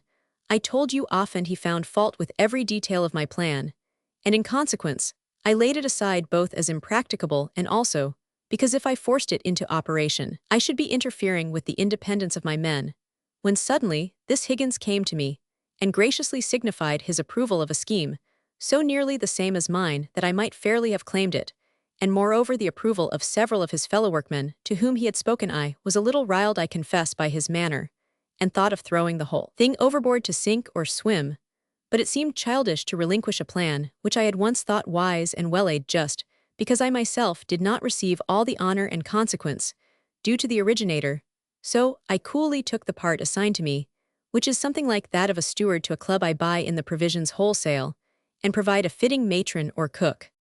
I hope you give satisfaction in your new capacity. Are you a good judge of potatoes and onions?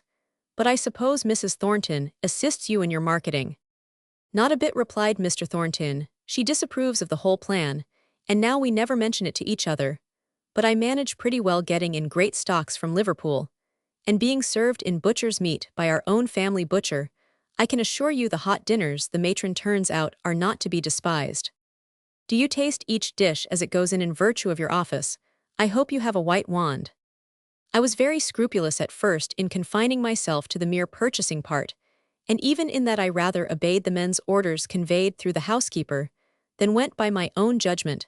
At one time, the beef was too large, at another the mutton was not fat enough. I think they saw how careful I was to leave them free, and not to intrude my own ideas upon them, so one day 2 or 3 of the men, me friend Higgins among them, asked me if I would not come in and take a snack. It was a very busy day, but I saw that the men would be hurt if after making the advance I didn't meet them halfway, so I went in, and I never made a better dinner in my life. I told them, my next neighbors, I mean, for I am no speechmaker, how much I enjoyed it, and for some time, whenever that especial dinner recurred in their dietary, I was sure to be met by these men with a master, there's hot pot for dinner today when yo come in. If they had not asked me, I would no more have intruded on them than I'd have gone to the mess at the barracks without invitation. I should think you were rather a restraint on your host's conversation. They can't abuse the masters. While you're there, I expect they take it out on non-hot pot days. Well, hitherto we've steered clear of all vexed questions, but if any of the old disputes came up again, I would certainly speak out my mind next hot pot day. But you are hardly acquainted with our Darkshire fellows, for all you're a Darkshire man yourself. They have such a sense of humor, and such a racy mode of expression. I am getting really to know some of them now, and they talk pretty freely before me. Nothing like the act of eating for equalizing men. Dying is nothing to it. The philosopher dies sententious, lithe Pharisee, ostentatious lithe, simply hearted humbleth, poor idiot blindly, as the sparrow falls to the ground. The philosopher and idiot, publican and Pharisee, all eat after the same fashion, given an equally good digestion. There's theory for you. Indeed, I have no theory. I hate theories. I beg your pardon to show my penitence. Will you accept a £10 note towards your marketing, and give the poor fellows a feast? Thank you, but I'd rather not. They pay me rent for the oven and cooking places at the back of the mill, and will have to pay more for the new dining room. I don't want it to fall into a charity. I don't want donations once let in the principal, and I should have people going and talking and spoiling the simplicity of the whole thing. People will talk about any new plan, you can't help that. My enemies, if I have any, may make a philanthropic fuss about this dinner scheme, but you are a friend, and I expect that you will now pay my experiment the respect of silence. It is but a new broom at present, and sweeps clean enough, but by and by, we shall meet with plenty of stumbling blocks, no doubt. Chapter Roman 43 Margaret's flittin'. The meanest thing to which we bid adieu loses its meanness in the parting. Eliot. Mrs. Shaw took as vehement a dislike as it was possible for one of her gentle nature to do against Milton.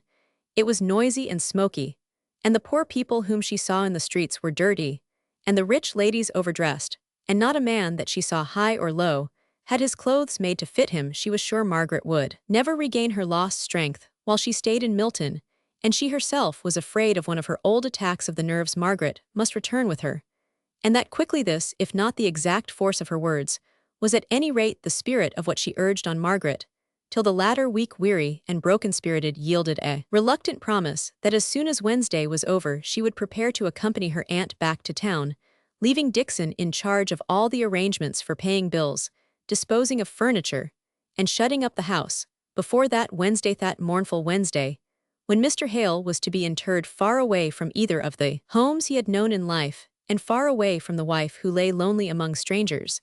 And this last was Margaret's great trouble, for she thought that if she had not given way to that overwhelming stupor during the first sad days, she could have arranged things otherwise. Before that Wednesday, Margaret received a letter from Mr. Bell.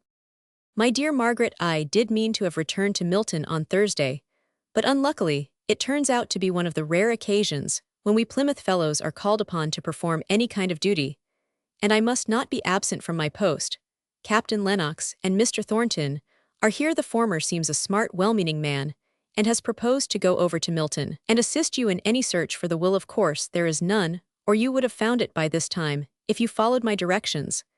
Then the captain declares he must take you and his mother-in-law home, and in his wife's present state, I don't see how you can expect him to remain away longer than Friday. However, that Dixon of yours is trusty, and can hold her or your own till I come. I will put matters into the hands of my Milton attorney, if there is no will, for I doubt this smart captain is no great man of business. Nevertheless, his moustachios are splendid. There will have to be a sale, so select what things you wish to be reserved, or you can send a list afterwards. Now 2 things more, and I have done you. No, or if you don't, your poor father did that. You are to have my money and goods, when I die. Not that I mean to die yet, but I name this just to explain what is coming. These Lennoxes seem very fond of you now, and perhaps may continue to be. Perhaps not, so it is best to start with a formal agreement, namely, that you are to pay to them £250 a year as long as you and they find it pleasant to live together. This, of course, includes Dixon. Mind, you don't be cajoled into paying more for her than you want. Be thrown adrift if some day the captain wishes to have his house to himself, but you can carry yourself and your £250 off somewhere else, if indeed I have not claimed you to come and keep house for me first. Then, as to dress and Dixon and personal expenses, and confectionery, all young ladies eat confectionery, till wisdom comes by age. I shall consult some lady of my acquaintance, and see how much you will have from your father, before fixing this. Now, Margaret, have you flown out before you have read this far, and wondered what right the old man has to settle your affairs for you so cavalierly? I make no doubt you have, yet the old man has a right. He has loved your father for 35 years. He stood beside him on his wedding day. He closed his eyes in death. Moreover, he is your godfather, and as he cannot do you much good spiritually, having a hidden consciousness of your superiority in such things, he would fain do you the poor good of endowing you materially. And the old man has not a known relation on earth who is there to mourn for Adam Bell, and his whole heart is set and bent upon this one thing. And Margaret Hale is not the girl to say him nay. Write by return, if only 2 lines to tell me your answer, but no thanks.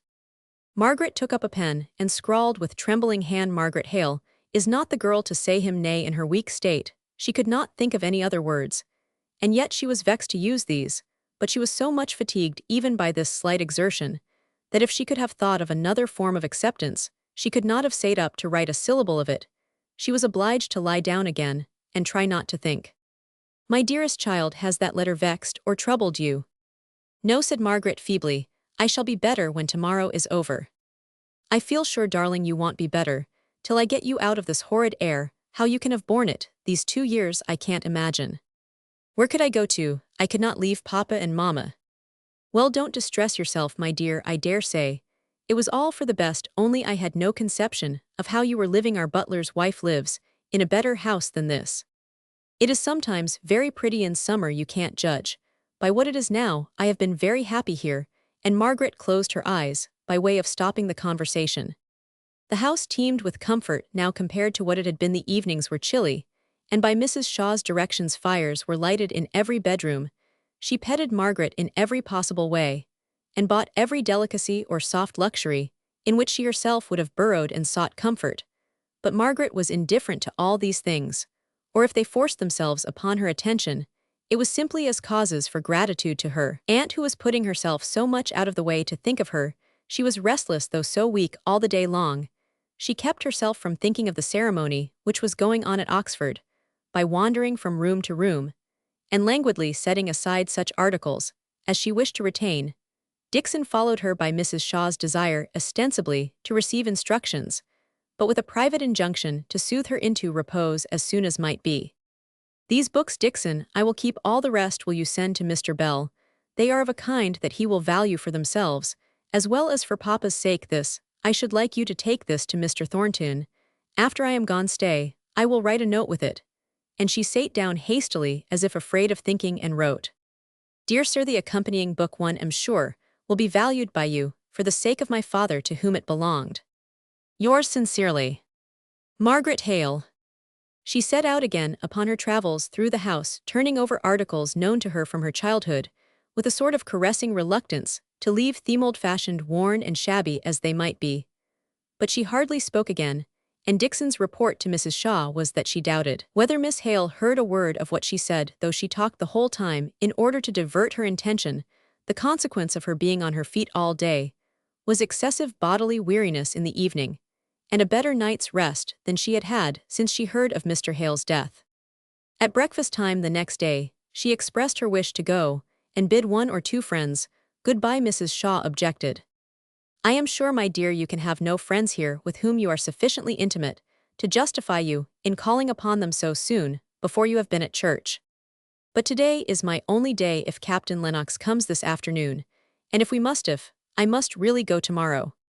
Oh yes, we shall go tomorrow. I am more and more convinced that this air is bad for you, and makes you look so pale and ill. Besides, Edith expects us, and she may be waiting for me, and you cannot be left alone, my dear, at your age. No, if you must make these calls, I will go with you. Dixon can get us a coach, I suppose.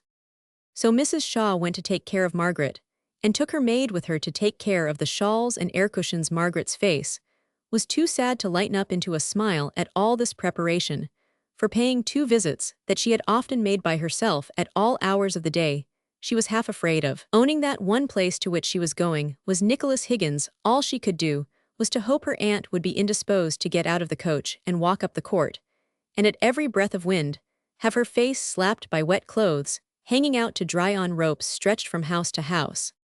There was a little battle in Mrs. Shaw's mind between ease and a sense of matronly propriety, but the former gained the day, and with many an injunction to Margaret to be careful of herself, and not to catch any fever such as was always lurking in such places, her aunt permitted her to go where she had often been before, without taking any precaution, or requiring any permission. Nicholas was out, only Mary, and 1 or 2 of the Boucher children at home.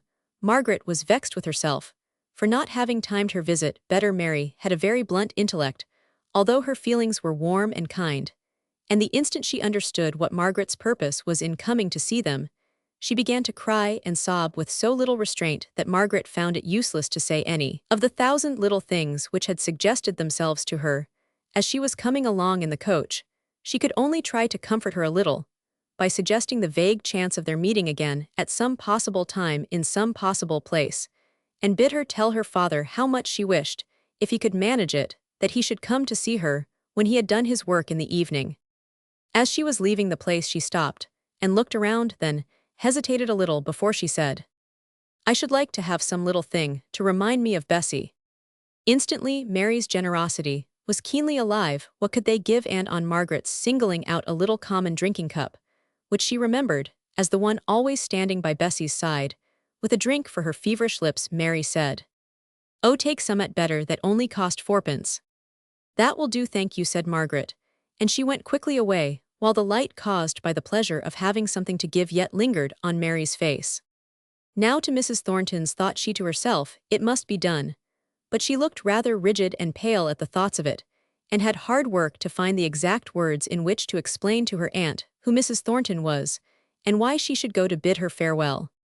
They, for Mrs. Shaw alighted here, were shown into the drawing-room, in which a fire had only just been kindled. Mrs. Shaw huddled herself up in her shawl and shivered. What an icy room, she said. They had to wait for some time before Mrs. Thornton entered. There was some softening in her heart towards Margaret now that she was going away out of her sight. She remembered her spirit as shown at various times and places, even more than the patience with which she had endured long and wearing cares. Her countenance was blander than usual. As she greeted her, there was even a shade of tenderness in her manner, as she noticed the white, tear-swollen face, and the quiver in the voice, which Margaret tried to make so steady. Allow me to introduce my Aunt Mrs. Shaw. I am going away from Milton tomorrow. I do not know if you are aware of it, but I wanted to see you once again.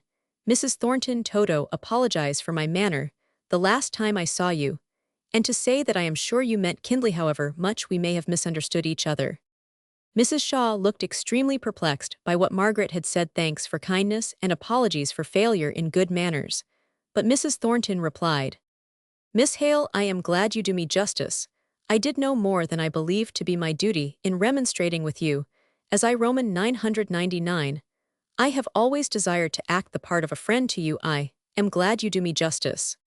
And said Margaret, blushing excessively, as she spoke, will you do me justice, and believe that though I cannot, I do not choose to give explanations of my conduct, I have not acted in the unbecoming way you apprehended.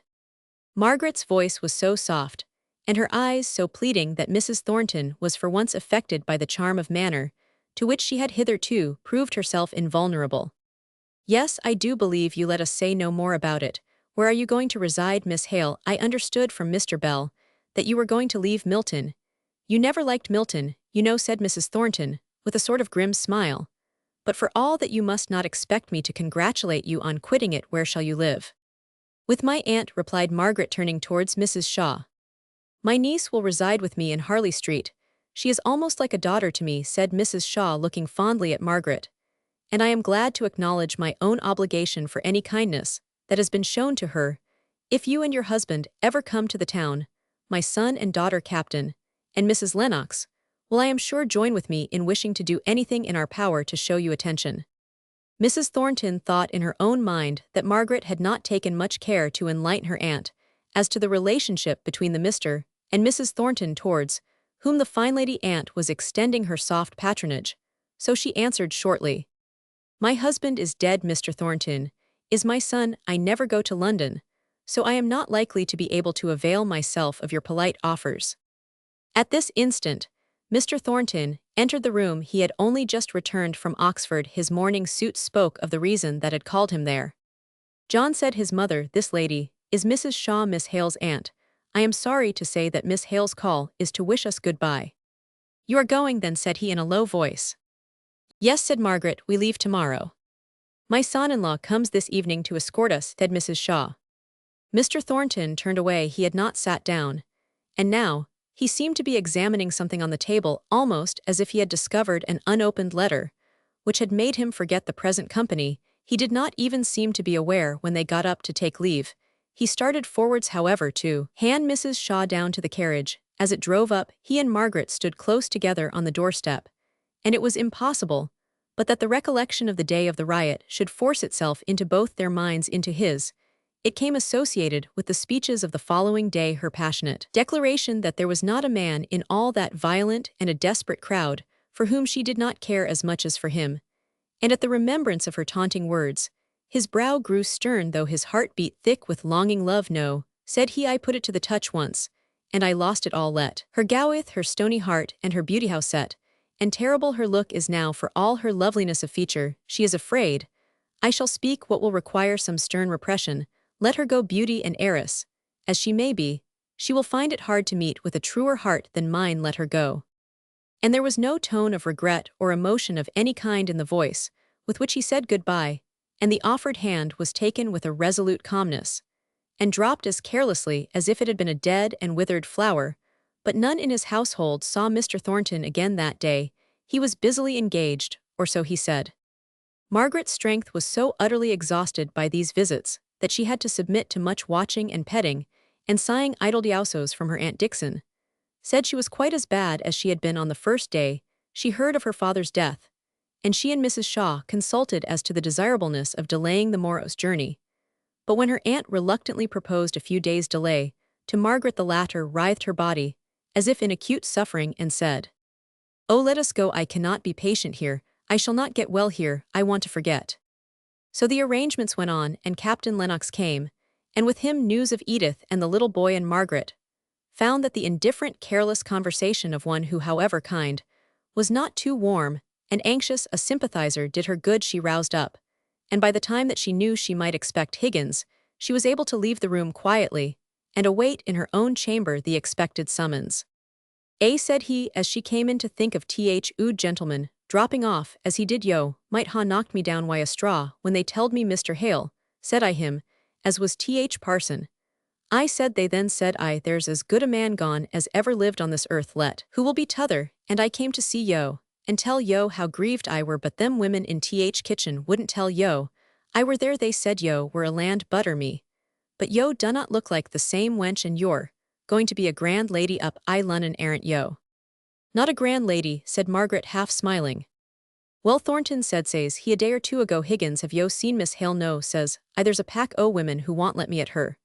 But I can bide my time, if she's Roman 99 she, and I knows each other pretty well, and who'll not go doubting that I am main sorry for Th gentleman's death, just because I can't get at her, and tell her so, and says he y'all not have much time for to try, and see her my fine chap she's not for staying with us a day longer, nor she can help she's got grand relations, and they're carrying her off, and we shan't see her no more meester said I if I do not see her afore who goes ill strive to get up to Lunnon next Whitsuntide, that I will ill not be balked of saying her goodbye by any relations whatsomdever.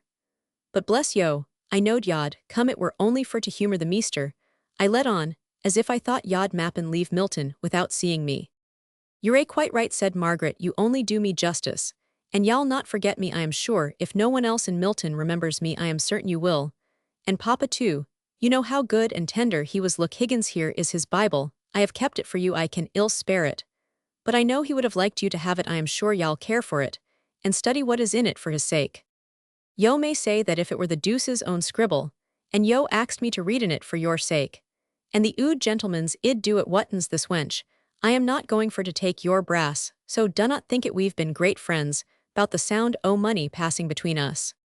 For the children for Boucher's children said Margaret hurriedly, they may need it you've no right to refuse it for them, I would not give you 1 penny she said smiling, don't think there's any of it for you. Well wench I can but say bless yo, and bless yond amen. Chapter Roman 44 Ease not peace. A dull rotation never at a stay. Yesterday's face twin image of today. Cowpers. Of what each one should be, he sees the form and rule. Until he reach to that his joy can near be full. Ruckert. It was very well for Margaret that the extreme quiet of the Harley Street house during Edith's recovery from her confinement gave her the natural rest, which she needed. It gave her time to comprehend the sudden change, which had taken place in her circumstances within the last 2 months. She found herself at once an inmate of a luxurious house, where the bare knowledge of the existence of every trouble or care seemed scarcely to have penetrated. The wheels of the machinery of daily life were well oiled, and went along with delicious smoothness. Mrs. Shaw and Edith could hardly make enough of Margaret on her return to what they persisted in calling her home, and she felt that it was almost ungrateful in her to have a secret feeling that the Helstone vicarage, nay, even the poor little house at Milton with her anxious father and her invalid mother, and all the small household cares of comparative poverty, composed her idea of home. Edith was impatient to get well in order to fill Margaret's bedroom with all the soft comforts and pretty knickknacks with which her own abounded. Mrs. Shaw and her maid found plenty of occupation in restoring Margaret's wardrobe to a state of elegant variety. Captain Lennox was easy, kind, and gentlemanly. Sate with his wife in her dressing-room, an hour or two every day, played with his little boy for another hour, and lounged away the rest of his time at his club, when he was not engaged out to dinner, just before Margaret had recovered from her necessity for quiet and repose. Before she had begun to feel her life wanting and dull, Edith came downstairs, and resumed her usual part in the household, and Margaret fell into the old habit of watching and admiring and ministering to her cousin.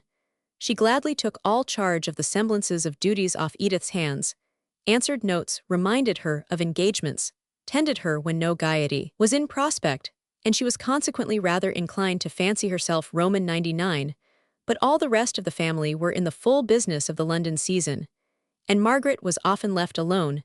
Then her thoughts went back to Milton, with a strange sense of the contrast between the life there and here. She was getting surfeited of the eventless ease in which no struggle or endeavor was required. She was afraid lest she should even become sleepily deadened into forgetfulness of anything beyond the life which was lapping her round with luxury. There might be toilers and moilers there in London, but she never saw them. The very servants lived in an underground world of their own, of which she knew neither the hopes nor the fears. They only seemed to start into existence when some want or whim of their master and mistress needed them.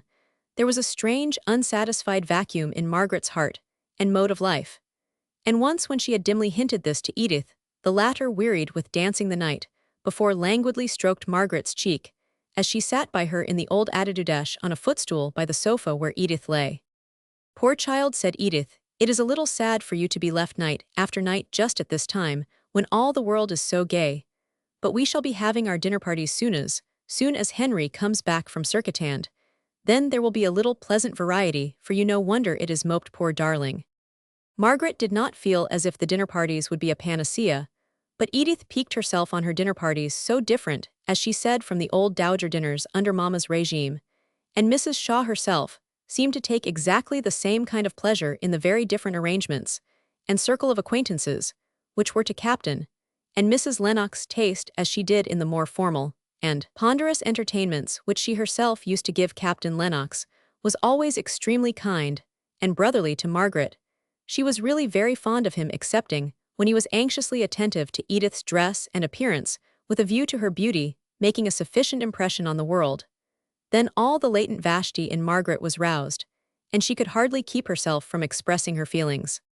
The course of Margaret's day was this: a quiet hour or two before a late breakfast, an unpunctual meal lazily eaten by weary and half-awake people, but yet at which in all its dragged-out length she was expected to be present, because directly afterwards came a discussion of plans, at which, although they none of them concerned her, she was expected to give her sympathy, if she could not assist with her advice. An endless number of notes to write, which Edith invariably left to her with many caressing compliments.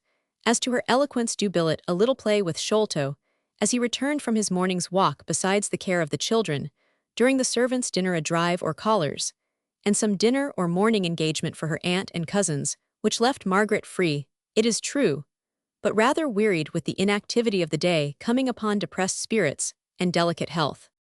She looked forward with longing though unspoken interest to the homely object of Dixon's return from Milton, where, until now, the old servant had been busily engaged in winding up all the affairs of the Hale family. It had appeared a sudden famine to her heart, this entire cessation of any news respecting the people among whom she had lived so long. It was true that Dixon in her businesslike letters quoted every now and then an opinion of Mr. Thornton's as to what she had better do about the furniture, or how act in regard to the landlord of the Crampton Terrace house, but it was only here and there that the name came in, or any Milton name indeed, and Margaret was sitting one evening all alone in the Lennox drawing-room, not reading Dixon's letters, which yet she held in her hand, but thinking over them, and recalling the days which had been and picturing the busy life out of which her own had been taken, and never missed wondering if all went on in that world just as if she and her father had never been, questioning within herself if no one in all the crowd missed her. Not Higgins. She was not thinking of him, when suddenly Mr. Bell was announced, and Margaret hurried the letters into her work-basket and started up, blushing as if she had been doing some guilty thing. "Oh, Mr. Bell, I never thought of seeing you. But you give me a welcome, I hope, as well as that very pretty start of surprise. Have you dined? How did you come? Let me order you some dinner. If you're going to have any, otherwise, you know, there is no one who cares less for eating than I do. But where are the others gone out to dinner, left you alone?" "Oh yes, and it is such a rest. I was just thinking, but will you run the risk of dinner? I don't know if there is anything in the house." "Why, to tell you the truth, I dined at my club, only they don't cook as well as they did, so I thought if you were going to dine I might try and make out my dinner. But never mind, there aren't 10 cooks in England to be trusted at impromptu dinners. If their skill and their fires will stand it, their tempers want. You shall make me some tea, Margaret. And now, what were you thinking of? You were going to tell me whose letters were those, goddaughter, that you hid away so speedily?" "Only Dixon's," replied Margaret, growing very red. "Hugh, is that all? Who do you think came up in the train with me?" "I don't know," said Margaret, resolved against making a guess. "You're what d'ye call him? What's the right name for a cousin-in-law's brother?" "Mr. Henry Lennox?" asked Margaret. "Yes," replied Mr. Bell. "You knew him formerly, didn't you? What sort of a person is he, Margaret?" "I liked him long ago," said Margaret, glancing down for a moment, and then she looked straight up and went on in her natural manner. "You know, we have been corresponding about Frederick since, but I have not seen him for nearly 3 years, and he may be changed. What did you think of him?" "I don't know. He was so busy trying to find out who I was in the first instance, and what I was in the second, that he never let out what he was, unless, indeed, that veiled curiosity of his, as to what manner of man he had to talk to, was not a good piece, and a fair indication of his character. Do you call him good-looking, Margaret? No, certainly not, do you? Not Roman one, but I thought perhaps you might. Is he a great deal here? I fancy he is when he is in town. He has been on circuit now, since I came. But Mr. Belhave, you come from Oxford or from Milton? From Milton, don't you see I am smoked-reed? Certainly, but I thought that it might be the effect of the antiquities of Oxford. Come now, be a sensible woman in Oxford. I could have managed all the landlords in the place, and had my own way with half the trouble your Milton landlord has given me, and defeated me after all. He won't take the house off our hands till next June 12th. Luckily Mr. Thornton found a tenant for it. Why don't you ask after Mr. Thornton, Margaret? He has proved himself a very active friend of yours. I can tell you taken more than half the trouble off my hands. And how is he? How is Mrs. Thornton? Asked Margaret hurriedly, and below her breath though she tried to speak out. I suppose they're well. I've been staying at their house till I was driven out of it by the perpetual clack about that Thornton girl's marriage. It was too much for Thornton himself, though she was his sister. He used to go and sit in his own room perpetually. He's getting past the age for caring for such things either as principal or accessory. I was surprised to find the old lady falling into the current, and carried away by her daughter's enthusiasm for orange blossoms and lace. I thought Mrs. Thornton had been made of sterner stuff. She would put on any assumption of feeling to veil her daughter's weakness, said Margaret in a low voice. Perhaps so. You've studied her, have you? She doesn't seem over fond of you, Margaret. I know it, said Margaret. Oh, here is tea at last, exclaimed she as if relieved, and with tea came Mr. Henry Lennox, who had walked up to Harley Street after a late dinner, and had evidently expected to find his brother and sister-in-law at home. Margaret suspected him of being as thankful as she was at the presence of a third party on this their first meeting since the memorable day of his offer and her refusal at Helstone. She could hardly tell what to say at first, and was thankful for all the teetable occupations, which gave her an excuse for keeping silence and him an opportunity for recovering himself, for to tell the truth he had rather forced himself up to Harley Street this evening, with a view of getting over an awkward meeting, awkward even in the presence of Captain Lennox and Edith, and doubly awkward now that he found her the only lady there, and the person to whom he must naturally and perforce address a great part of his conversation. She was the first to recover her self-possession. She began to talk on the subject, which came uppermost in her mind, after the first flush of awkward shyness. Mr. Lennox, I have been so much obliged to you for all you have done about Frederick. I am only sorry it has been so unsuccessful, replied he with a quick glance towards Mr. Bell, as if reconnoitering how much he might say before him. Margaret, as if she read his thought, addressed herself to Mr. Bell, both including him in the conversation, and implying that he was perfectly aware of the endeavors that had been made to clear Frederick. That Horrocks, that very last witness of all, has proved as unavailing as all the others. Mr. Lennox has discovered that he sailed for Australia only last August, only 2 months before Frederick was in England, and gave us the names of Frederick in England. You never told me that, exclaimed Mr. Bell in surprise. I thought you knew. I never doubted you had been told. Of course, it was a great secret, and perhaps I should not have named it now, said Margaret, a little dismayed. I have never named it to either my brother or your cousin, said Mr. Lennox, with a little professional dryness of implied reproach. Never mind, Margaret, I am not living in a talking, babbling world, nor yet among people who are trying to worm facts out of me. You needn't look so frightened, because you have let the cat out of the bag to a faithful old hermit like me. I shall never name his having been in England. I shall be out of temptation, for no one will ask me. Stay, interrupting himself rather abruptly. Was it at your mother's funeral? He was with Mamma when she died, said Margaret softly. To be sure, why, someone asked me if he had not been over then, and I denied it stoutly. Not many weeks ago could it have been? Oh, I recollect. But he did not say the name, and although Margaret would have given much to know if her suspicions were right, and it had been Mr. Thornton who had made the inquiry, she could not ask the question of Mr. Bell, much as she longed to do so. There was a pause for a moment or two. Then Mr. Lennox said, addressing himself to Margaret, I suppose, as Mr. Bell is now acquainted with all the circumstances attending your brother's unfortunate dilemma, I cannot do better than inform him exactly how the research into the evidence we once hoped to produce in his favor stands at present. so if you will do me the honor to breakfast with me tomorrow, we will go over the names of these missing gentry. I should like to hear all the particulars. If I may, cannot you come here? I dare not ask you both to breakfast, though I am sure you would be welcome. But let me know all you can about Frederick, even though there may be no hope at present. I have an engagement at 11:30, but I will certainly come if you wish it, replied Mr. Lennox, with a little afterthought of extreme willingness, which made Margaret shrink into herself, and almost wish that she had not proposed her natural request. Mr. Bell got up and looked around him for his hat, which had been removed to make room for tea. Well, said he, I don't know what Mr. Lennox is inclined to do, but I am disposed to be moving off homewards. I've been a journey today, and journeys begin to tell upon my 60 and odd years. I believe I shall stay and see my brother and sister, said Mr. Lennox, making no movement of departure. Margaret was seized with a shy, awkward dread of being left alone with him. The scene on the little terrace in the Helstone garden was so present to her that she could hardly help believing it was so with him. Don't go yet, please, Mr. Bell, said she hastily. I want you to see Edith, and I want Edith to know you, please, said she, laying a light but determined hand on his arm. He looked at her and saw the confusion stirring in her countenance. He sate down again, as if her little touch had been possessed of resistless strength. You see how she overpowers me, Mr. Lennox, said he, and I hope you noticed the happy choice of her expressions. She wants me to see this cousin Edith, who I am told is a great beauty.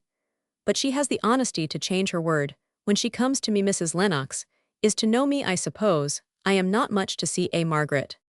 He joked to give her time to recover from the slight flutter which he had detected in her manner on his proposal to leave, and she caught the tone and threw the ball back. Mr. Lennox wondered how his brother the captain could have reported her as having lost all her good looks, to be sure, in her quiet black dress.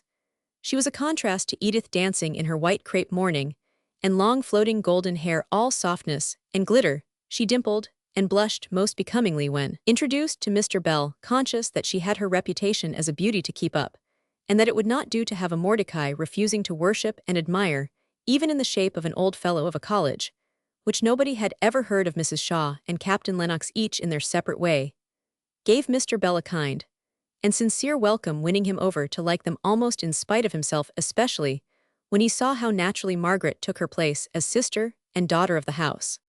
What a shame that we were not at home to receive you, said Edith. You too, Henry, though I don't know that we should have stayed at home for you. And for Mr. Bell, for Margaret's Mr. Bell. There is no knowing what sacrifices you would not have made, said her brother-in-law, even a dinner party, and the delight of wearing this very becoming dress. Edith did not know whether to frown or to smile, but it did not suit Mr. Lennox to drive her to the first of these alternatives, so he went on. Will you show your readiness to make sacrifices tomorrow morning, first, by asking me to breakfast to meet Mr. Bell, and secondly by being so kind as to order it at 9:30 instead of at 10 o'clock. I have some letters and papers that I want to show to Miss Hale and Mr. Bell. I hope Mr. Bell will make our house his own during his stay in London, said Captain Lennox. I am only so sorry we cannot offer him a bedroom. Thank you, I am much obliged to you. You would only think me a churl if you had, for I should decline it, I believe, in spite of all the temptations of such agreeable company, said Mr. Bell, bowing all round, and secretly congratulating himself on the neat turn he had given to his sentence, which, if put into plain language, would have been more to this effect: I couldn't stand the restraints of such a proper-behaved and civil-spoken people as these are. It would be like meat without salt. I am thankful they haven't a bed. And how well I rounded my sentence! I am absolutely catching the trick of good manners. His self-satisfaction lasted him till he was fairly out in the streets, walking side by side with Henry Lennox. Here he suddenly remembered Margaret's little look of entreaty as she urged him to stay longer, and he also recollected a few hints given him long ago by an acquaintance of Mr. Lennox as to his admiration of Margaret. It gave a new direction to his thoughts. You have known Miss Hale for a long time, I believe. How do you think her looking? She strikes me as pale and Roman 99. I thought her looking remarkably well, perhaps not when I first came, no, I think of, but certainly, when she grew animated, she looked as well as ever I saw her do. She has had a great deal to go through, said Mr. Bell. Yes, I have been sorry to hear of all she has had to bear, not merely the common and universal sorrow arising from death, but all the annoyance which her father's conduct must have caused her, and then her father's conduct, said Mr. Bell, in an accent of surprise. You must have heard some wrong statement. He behaved in the most conscientious manner. He showed more resolute strength than I should ever have given him credit for formerly. Perhaps I have been wrongly informed, but I have been told by his successor in the living a clever, sensible man, and a thoroughly active clergyman that there was no call upon Mr. Hale to do what he did, relinquish the living, and throw himself and his family on the tender mercies of private teaching in a manufacturing town.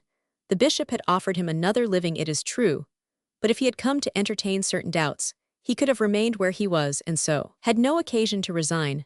But the truth is these country clergymen live such isolated lives, isolated, I mean from all intercourse with men of equal cultivation with themselves, by whose minds they might regulate their own, and discover, when they were going either too fast or too slow, that they are very apt to disturb themselves with imaginary doubts as to the articles of faith, and throw up certain opportunities of doing good for very uncertain fancies of their own.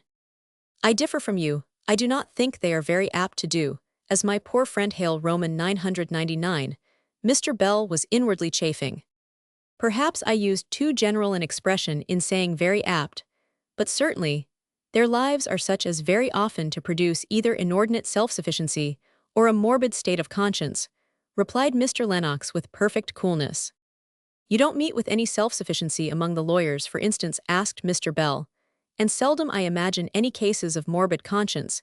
He was becoming more and more vexed, and forgetting his lately caught trick of good manners, Mr. Lennox saw now that he had annoyed his companion, and as he had talked pretty much for the sake of saying something, and so passing the time away, while their road lay together, he was very indifferent as to the exact side he took upon the question, and quietly came round by saying, to be sure there is something fine in a man of Mr. Hale's age leaving his home of 20 years, and giving up all settled habits for an idea, which was probably erroneous, but that does not matter, an untangible thought. One cannot help admiring him, with a mixture of pity in one's admiration, something like what one feels for Don Quixote, such a gentleman as he was too. I shall never forget the refined and simple hospitality he showed to me that last day at Helstone. Only half mollified, and yet anxious in order to lull certain qualms of his own conscience, to believe that Mr. Hale's conduct had a tinge of quixotism in it, Mr. Bell growled out, and you don't know Milton, such a change from Helstone. It is years since I have been at Helstone, but ill answer for it is standing there yet, every stick and every stone as it has done for the last century, while Milton, I go there every 4 or 5 years, and I was born there, yet I do assure you, I often lose my way among the very piles of warehouses that are built upon my father's orchard. Do we part here? Well, good night, sir. I suppose we shall meet in Harley Street tomorrow morning. Chapter Roman 45, Not All a Dream. Where are the sounds that swam along the buoyant air when I was young? The last vibration now is o'er, and they who listened are no more. Ah, let me close my eyes and dream. W. S. Landor. The idea of Helstone had been suggested to Mr. Bell's waking mind by his conversation with Mr. Lennox, and all night long it ran riot through his dreams. He was again the tutor in the college, where he now held the rank of fellow. It was again a long vacation, and he was staying with his newly married friend, the proud husband and happy vicar of Helstone, over babbling brooks. They took impossible leaps, which seemed to keep them whole days suspended in the air. Time and space were not, though all other things seemed real. Every event was measured by the emotions of the mind, not by its actual existence, for existence it had none. But the trees were gorgeous in their autumnal leafiness. Warm odors of flower and herb came sweet upon the sense. Young wife moved about the house with just that mixture of annoyance at her position as regarded wealth, with pride in her handsome and devoted husband, which Mr. Bell had noticed in real life. A quarter of a century ago the dream was so like life that when he awoke his present life seemed a dream. Where was he? In the close, handsomely furnished room of a London hotel. Where were those who spoke to him, moved around him, touched him, not an instant ago dead, buried, lost for evermore as far as earth's for evermore would extend? He was an old man so lately exultant in the full strength of manhood. The utter loneliness of his life was insupportable to think about. He got up hastily and tried to forget what nevermore might be in a hurried dressing for the breakfast in Harley Street. He could not attend to all the lawyer's details which, as he saw, made Margaret's eyes dilate, and her lips grow pale as one by one fate decreed. Or so it seemed. Every morsel of evidence which would exonerate Frederick should fall from beneath her feet and disappear. Even Mr. Lennox's well-regulated professional voice took a softer, tender tone as he drew near to the extinction of the last hope.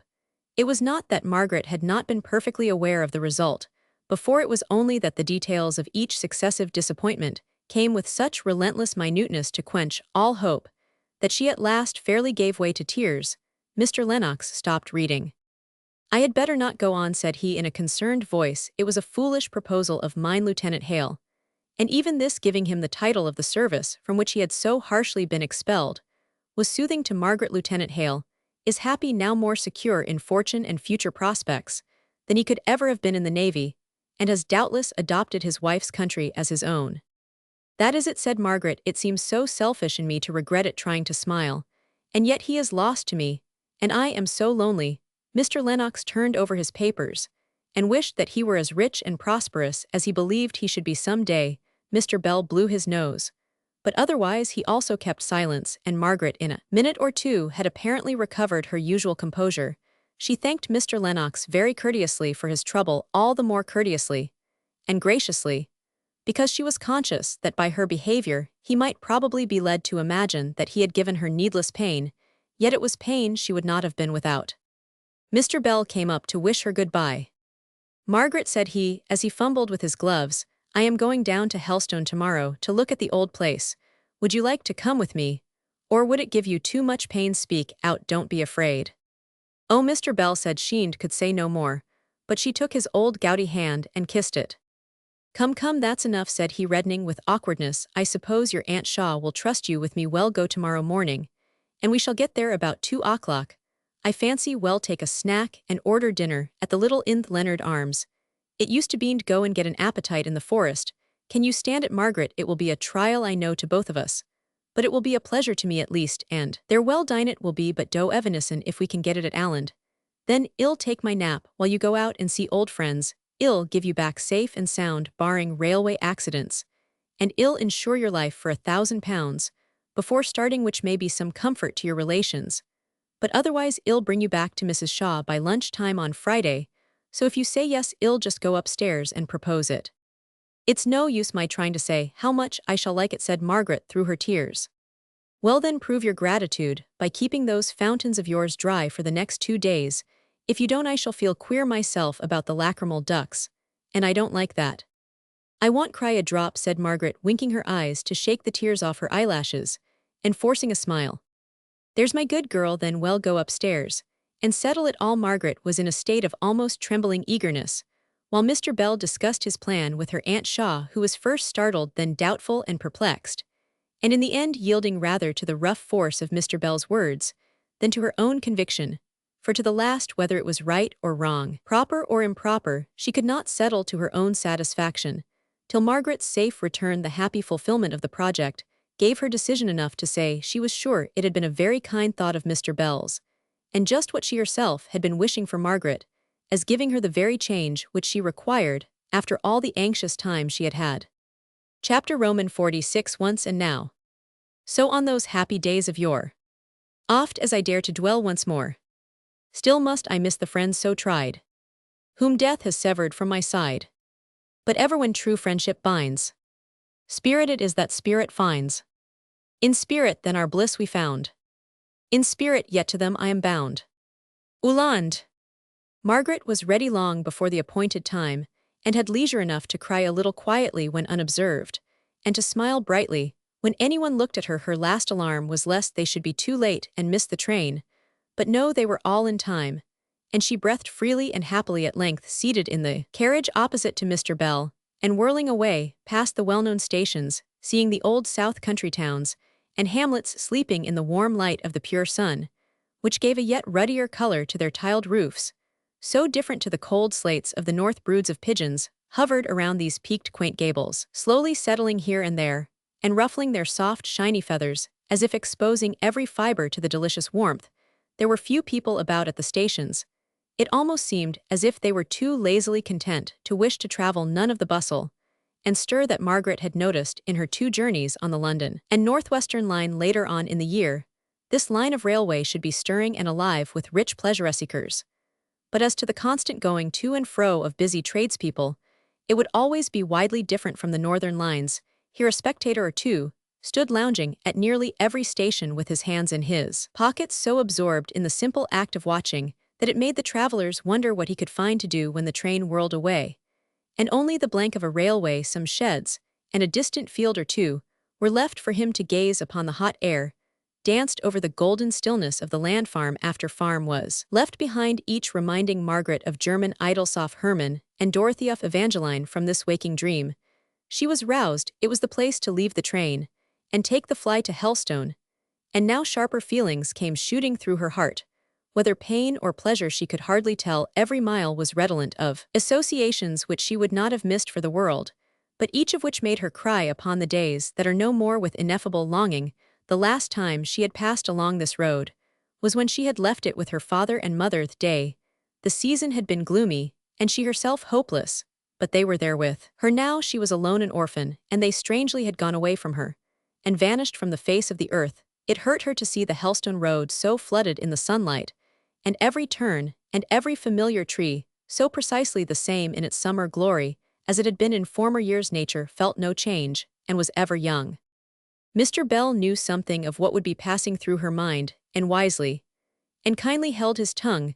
They drove up to the Leonard Arms half farmhouse, Hafen, standing a little apart from the road, as much as to say that the host did not so depend on the custom of travelers as to have to court it by any obtrusiveness. They rather must seek him out. The house fronted the village green, and right before it stood an immemorial limmy tree, benched all round in some hidden recesses, of whose leafy wealth hung the grim escutcheon of the Leonards. The door of the inn stood wide open, but there was no hospitable hurry to receive the travelers when the landlady did appear, and they might have abstracted many an article first, gave them a kind welcome, almost as if they had been invited guests, and apologized for her coming having been so delayed, by saying that it was haytime, and the provisions for the men had to be sent afield, and she had been too busy packing up the baskets to hear the noise of wheels over the road, which since they left the highway ran over soft short turf. "Why, bless me," exclaimed she, as at the end of her apology a glint of sunshine showed her Margaret's face, hitherto unobserved in that shady parlor. "It's Miss Hale," Jenny said she, running to the door and calling to her daughter, "Come here, come directly, it's Miss Hale." And then she went up to Margaret and shook hands with motherly fondness. "And how are you all? How's the vicar? And Miss Dixon?" "The vicar above all, God bless him. We've never ceased to be sorry that he left." Margaret tried to speak and tell her of her father's death, of her mother's. It was evident that Mrs. Perkys was aware from her omission of her name, but she choked in the effort, and could only touch her deep mourning and say the one word, "Papa." "Surely, sir, it's never so," said Mrs. Perkys, turning to Mr. Bell for confirmation of the sad suspicion that now entered her mind. "There was a gentleman here in the spring, might have been as long ago as last winter, who told us a deal of Mr. Hale and Miss Margaret, and he said Mrs. Hale was gone, poor lady, but never a word of the vicar's being ailing." "It is so, however," said Mr. Bell. "He died quite suddenly, when on a visit to me at Oxford. He was a good man, Mrs. Perkys, and there's many of us that might be thankful to have as common end as his come. Margaret, my dear, her father was my oldest friend, and she's my goddaughter, so I thought we would just come down together and see the old place. And I know of old you can give us comfortable rooms and a capital dinner. You don't remember me, I see, but my name is Bell, and once or twice when the parsonage has been full I've slept here and tasted your good ale. To be sure, I ask your pardon, but you see I was taken up with Miss Hale. Let me show you to a room, Miss Margaret, where you can take off your bonnet and wash your face. It's only this very morning I plunged some fresh-gathered roses head downward in the water jug, for thought I perhaps someone will be coming, and there's nothing so sweet as spring water scented by a musk rose or two. To think of the vicar being dead! Well, to be sure, we must all die, only that gentleman said he was quite picking up after his trouble about Mrs. Hale's death. Come down to me, Mrs. Perkys, after you have attended to Miss Hale. I want to have a consultation with you about dinner." The little casement window in Margaret's bedchamber was almost filled up with rose and vine branches, but pushing them aside and stretching a little out, she could see the tops of the parsonage chimneys above the trees, and distinguish many a well-known line through the leaves. "I," said Mrs. Perkys, smoothing down the bed and dispatching Jenny for an armful of lavender-scented towels, "times is changed, miss. Our new vicar has 7 children, and is building a nursery ready for more, just where the arbor and tool house used to be in old times, and he has had new grates put in, and a plate-glass window in the drawing-room. He and his wife are stirring people, and have done a deal of good, at least they say. It's doing good. If it were not, I should call it turning things upside down for very little purpose. The new vicar is a teetotaler, miss, and a magistrate, and his wife has a deal of receipts for economical cooking, and is for making bread without yeast, and they both talk so much and both at a time that they knock one down, as it were.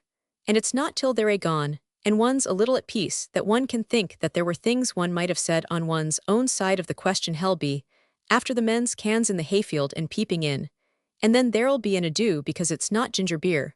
But I can't help it. My mother and my grandmother before me sent good malt liquor to haymakers, and took salts and senna when anything ailed them, and I must e'en go on in their ways, though Mrs. Hepworth does want to give me comfits instead of medicine, which, as she says, is a deal pleasanter, only I've no faith in it. But I must go, miss, though I am wanting to hear many a thing. I'll come back to you before long. Mr. Bell had strawberries, and cream, a loaf of brown bread, and a jug of milk together with a Stilton cheese, and a bottle of port for his own private refreshment, ready for Margaret on her coming downstairs. And after this rustic luncheon, they set out for a walk, hardly knowing in what direction to turn. So many old familiar inducements were there in each. Shall we go past the vicarage? Asked Mr. Bell. No, not yet. We will go this way, and make a round so as to come back by it, said Margaret. Here and there old trees had been felled the autumn before, or a squatter's cottage, roughly built and decaying cottage, had disappeared. Margaret missed them each and all, and grieved over them like old friends. They came past the spot where she and Mr. Lennox had sketched the white lightning-scarred trunk of the venerable beech among whose roots they had sate down. Was there no more? The old man, the inhabitant of the ruinous cottage, was dead. The cottage had been pulled down, and a new one, tidy and respectable, had been built in its stead. There was a small garden on the place where the beech tree had been. I did not think I had been so old, said Margaret after a pause of silence, and she turned away sighing. Yes, said Mr. Bell, it is the first changes among familiar things that make such a mystery of time to the young afterwards. We lose the sense of the mysterious. I take changes in all I see as a matter of course. The instability of all human things is familiar to me. To you, it is new and oppressive.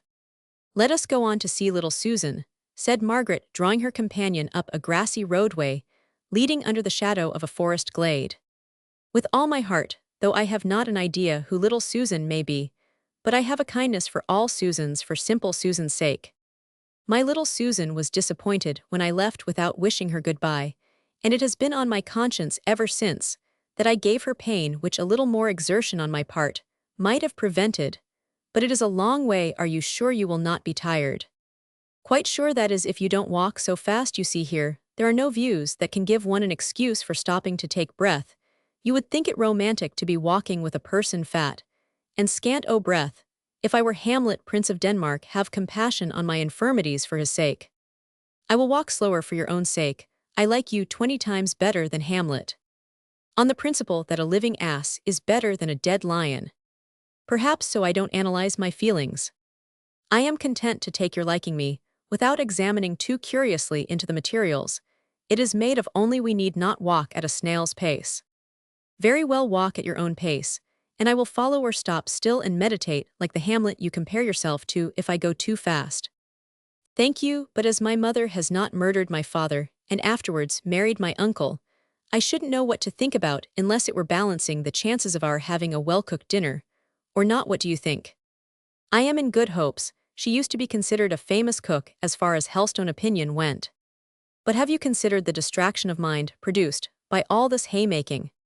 Margaret felt all Mr. Bell's kindness in trying to make cheerful talk about nothing, to endeavor to prevent her from thinking too curiously about the past, but she would rather have gone over these dear-loved walks in silence, if indeed she were not ungrateful enough to wish that she might have been alone. They reached the cottage where Susan's widowed mother lived. Susan was not there. She was gone to the parochial school. Margaret was disappointed, and the poor woman saw it, and began to make a kind of apology. Oh, it is quite right, said Margaret. I am very glad to hear it. I might have thought of it. Only she used to stop at home with you. Yes, she did, and I miss her sadly. I used to teach her. What little I knew at nights, it were not much to be sure, but she were getting such a handy girl that I miss her sore. But she's a deal above me in learning now. And the mother sighed. I am all wrong, growled Mr. Bell. Don't mind what I say. I am 100 years behind the world.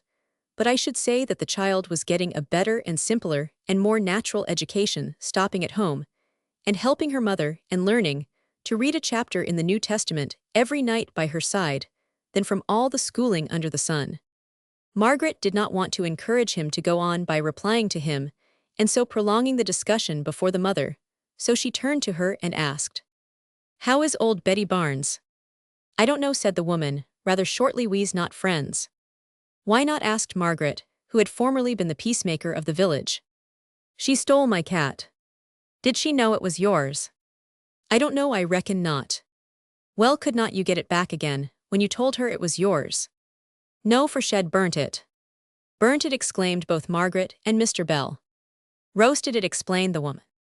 It was no explanation. By dint of questioning, Margaret extracted from her the horrible fact that Betty Barnes, having been induced by a gypsy fortune-teller to lend the latter her husband's Sunday clothes, on promise of having them faithfully returned on the Saturday night, before Goodman Barnes should have missed them, became alarmed by their non-appearance and her consequent dread of her husband's anger, and as according to one of the savage country superstitions, the cries of a cat in the agonies of being boiled or roasted alive, compelled, as it were the powers of darkness to fulfill the wishes of the executioner, resort, had to the charm. The poor woman evidently believed in its efficacy. Her only feeling was indignation that her cat had been chosen out from all others for a sacrifice. Margaret listened in horror and endeavored in vain to enlighten the woman's mind, but she was obliged to give it up in despair. Step by step, she got the woman to admit certain facts, of which the logical connection and sequence was perfectly clear to Margaret, but at the end, the bewildered woman simply repeated her first assertion, namely, that it were very cruel for sure, and she should not like to do it, but that there was nothing like it for giving a person what they wished, for she had heard it all her life, but it were very cruel for all that. Margaret gave it up in despair, and walked away sick at heart. "You are a good girl, not to triumph over me," said Mr. Bell. "How, what do you mean?" "I own I am wrong about schooling anything rather than have that child brought up in such practical paganism.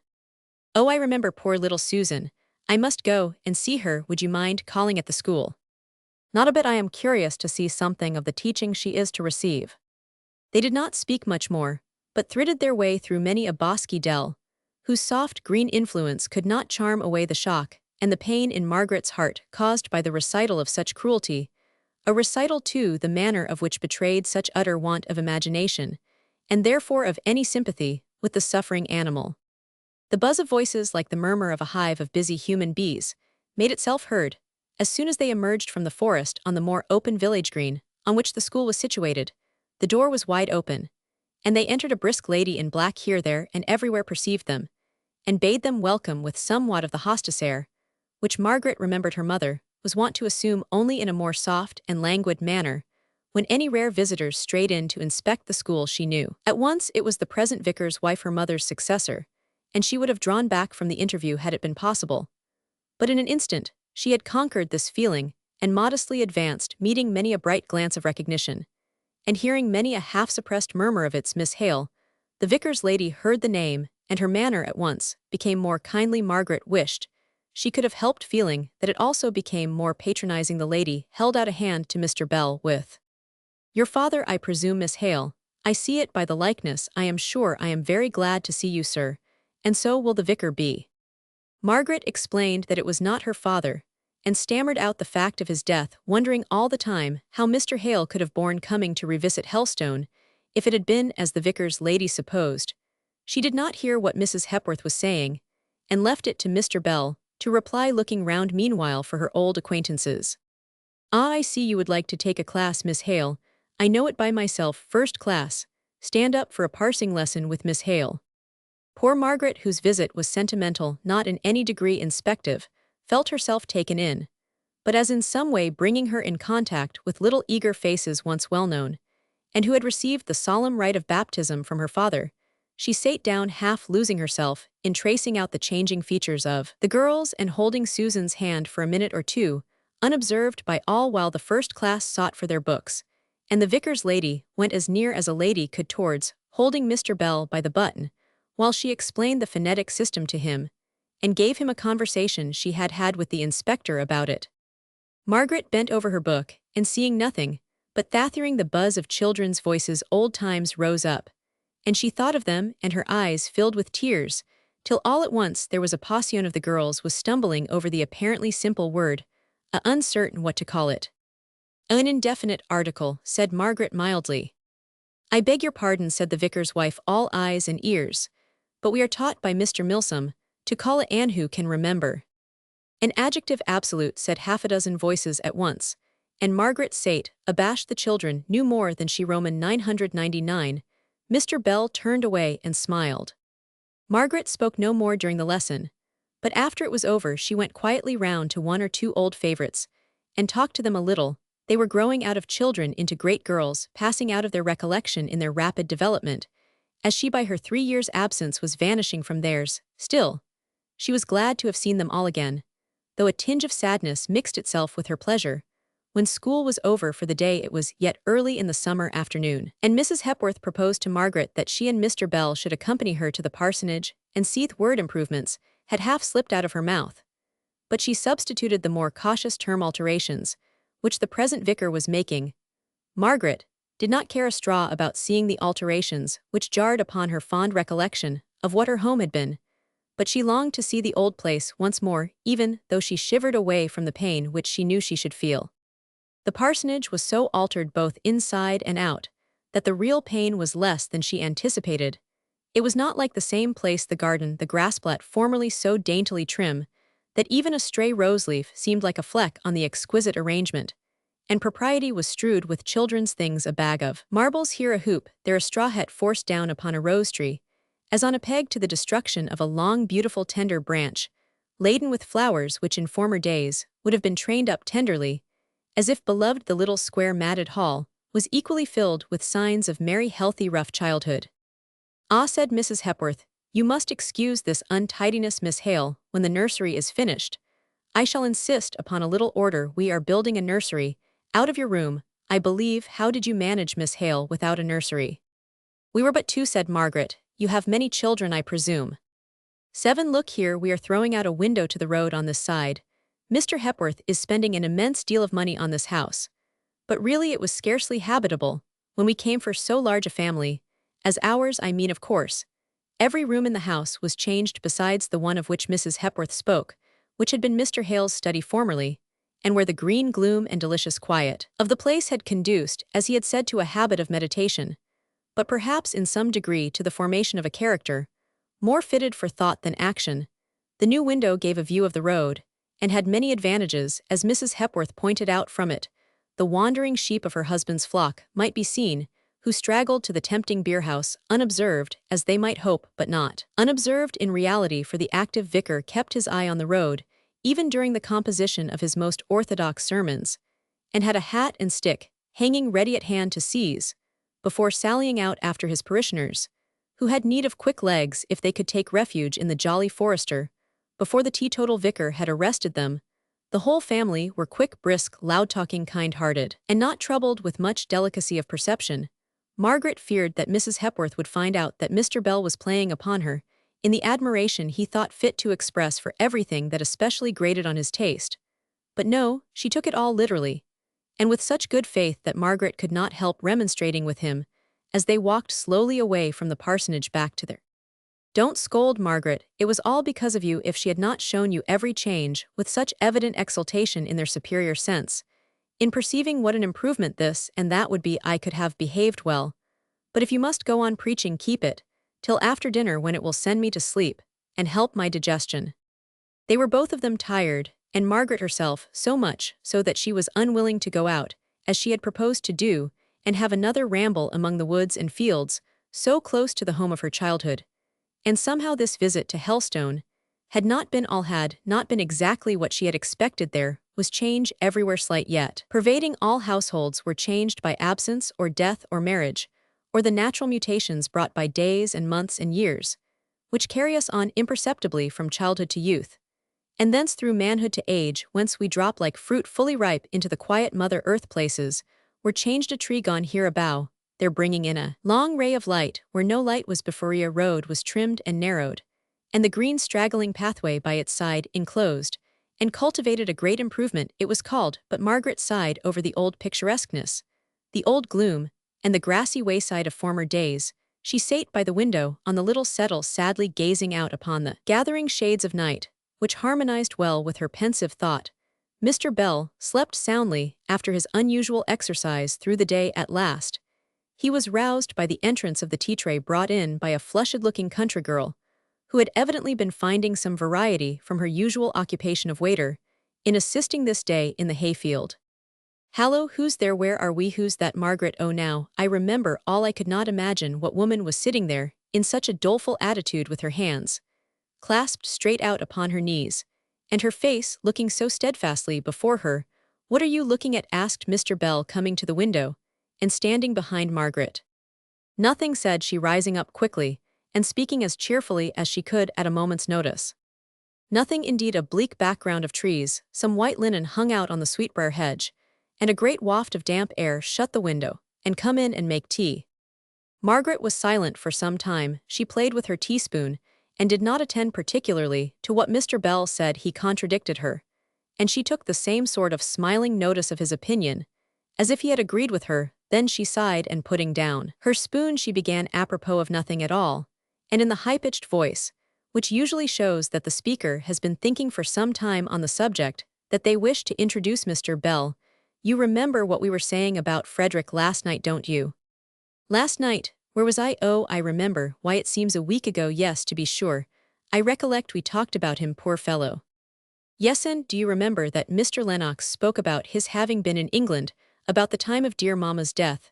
asked Margaret, her voice now lower than usual. "I recollect. I hadn't heard of it before. And I always thought that papa had told you about it." "No, he never." Roman 999. "But what about it, Margaret?" "I want to tell you of something I did that was very wrong about that time," said Margaret, suddenly looking up at him, with her clear honest eyes. "I told a lie," and her face became scarlet. "True, that was bad, I own not, but what I have told a pretty round number in my life, not all in downright words, as I suppose you did, but in actions, or in some shabby circumlocutory way, leading people either to disbelieve the truth, or believe a falsehood. You know who is the father of lies, Margaret. Well, a great number of folk thinking themselves very good have odd sorts of connection with lies, left-hand marriages, and second cousins. Sansa removed the tainting blood of falsehood runs through us all. I should have guessed you as far from it as most people. What crying child? Nay, now, well, not talk of it. If it ends in this way, I dare say you have been sorry for it, and that you won't do it again, and it's long ago now. And in short, I want you to be very cheerful and not very sad this evening." Margaret wiped her eyes and tried to talk about something else, but suddenly she burst out afresh. "Please, Mr. Bell, let me tell you about it. You could perhaps help me a little. No, not help me, but if you knew the truth, perhaps you could put me to rights. That is not it after all," said she in despair, at not being able to express herself more exactly as she wished. Mr. Bell's whole manner changed. "Tell me all about it, child," said he. "It's a long story, but when Fred came, mamma was very ill, and I was undone with anxiety, and afraid, too, that I might have drawn him into danger. And we had an alarm just after her death, for Dixon met someone in Milton, a man called Leonards, who had known Fred, and who seemed to owe him a grudge, or at any rate to be tempted by the recollection of the reward offered for his apprehension. And with this new fright, I thought I had better hurry off Fred to London, where, as you would understand from what we said the other night, he was to go to consult Mr. Lennox as to his chances, if he stood trial. So with that is he, and I went to the railway station. It was one evening, and it was just getting rather dusk, but still light enough to recognize and be recognized, and we were too early, and went out to walk in a field just close by. I was always in a panic about this Leonards, who was I knew somewhere in the neighborhood.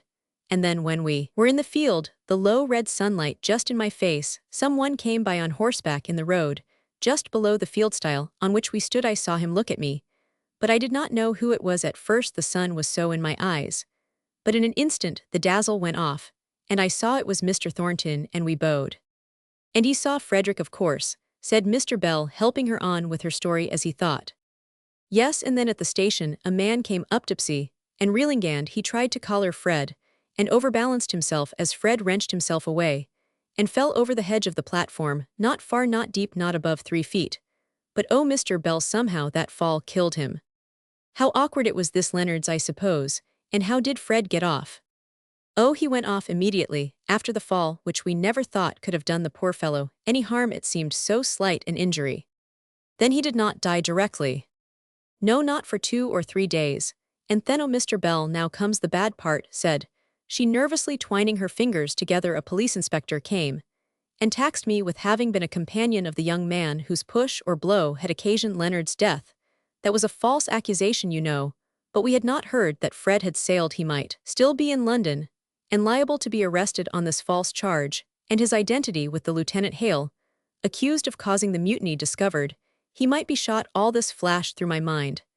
And I said it was not me. I was not at the railway station that night. I knew nothing about it. I had no conscience or thought but to save Frederick. I say it was right. I should have done the same. You forgot yourself in thought for another, I hope. I should have done the same. No, you would not. It was wrong, disobedient, faithless. At that very time Fred was safely out of England, and in my blindness, I forgot that there was another witness who could testify to my being there. Who? Mr. Thornton. You know, he had seen me close to the station. We had bowed to each other. Well, he would know nothing of this riot, about the drunken fellow's death. I suppose the injury never came to anything.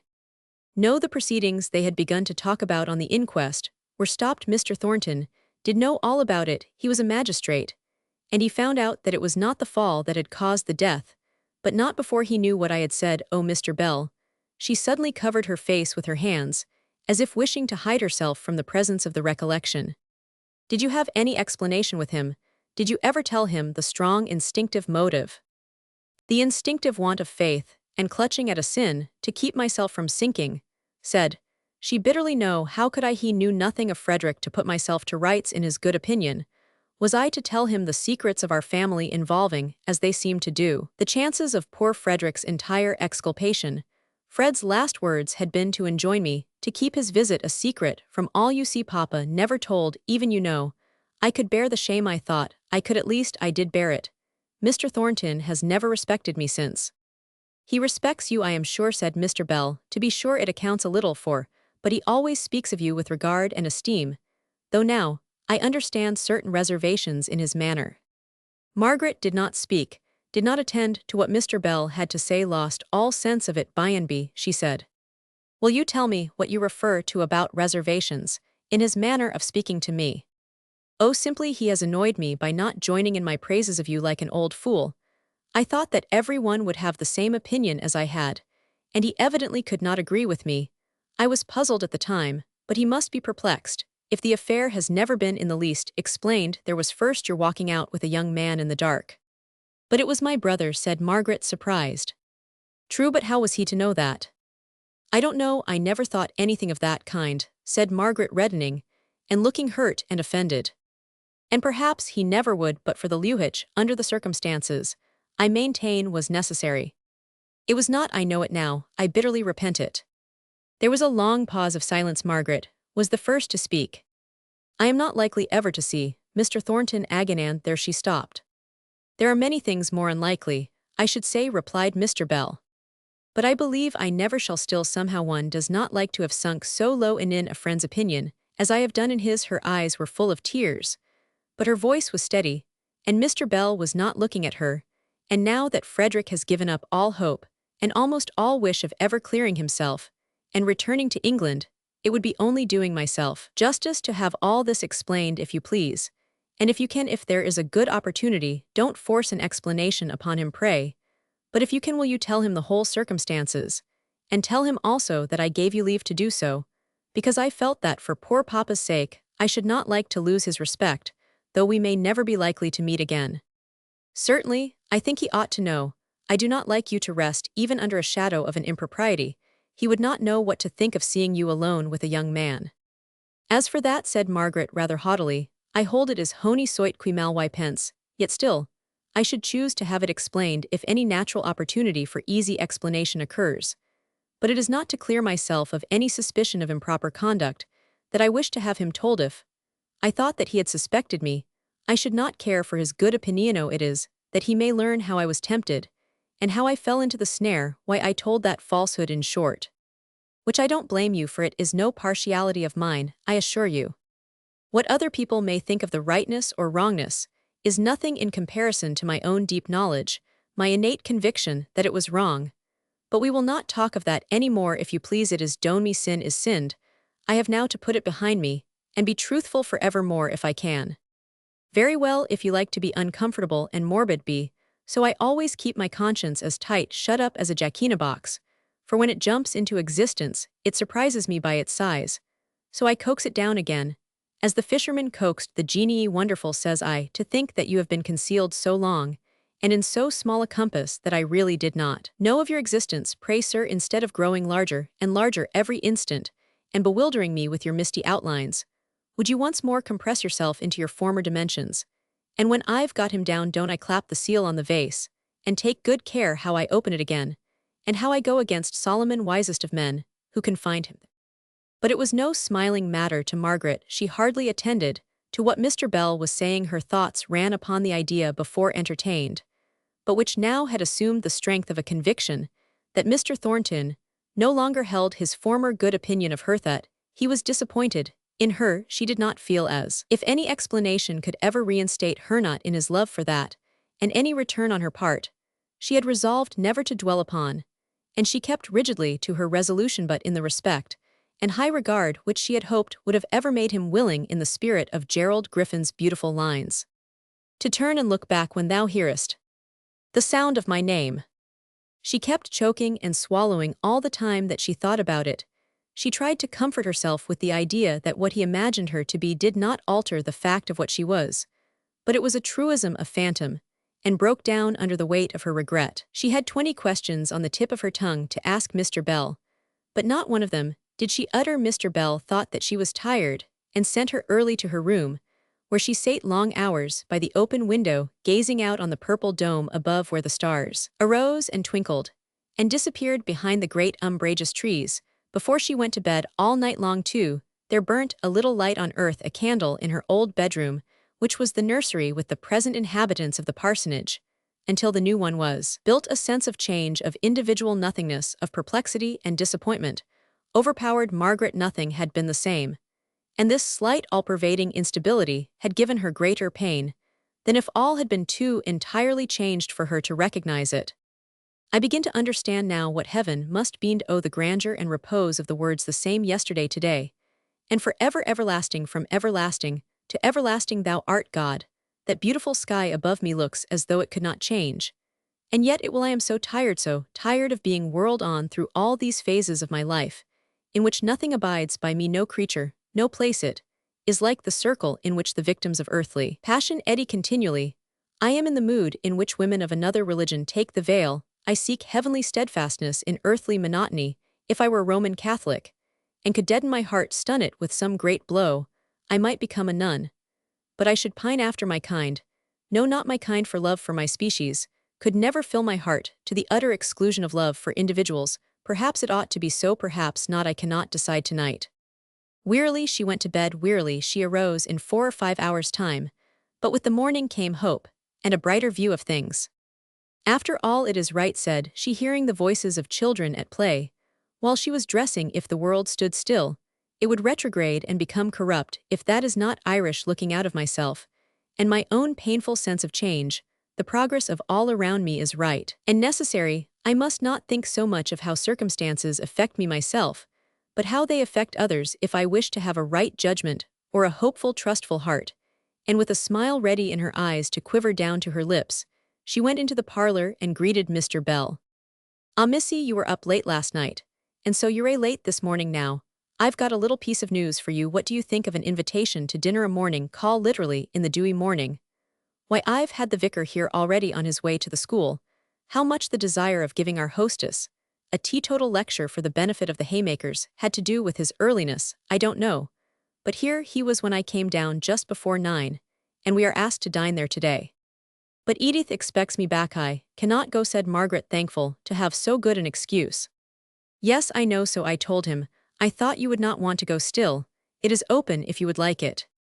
"Oh no," said Margaret, "let us keep to our plan. Let us start at 12. It is very good and kind of them, but indeed I could not go." "Very well, don't fidget yourself and ill arrange it all."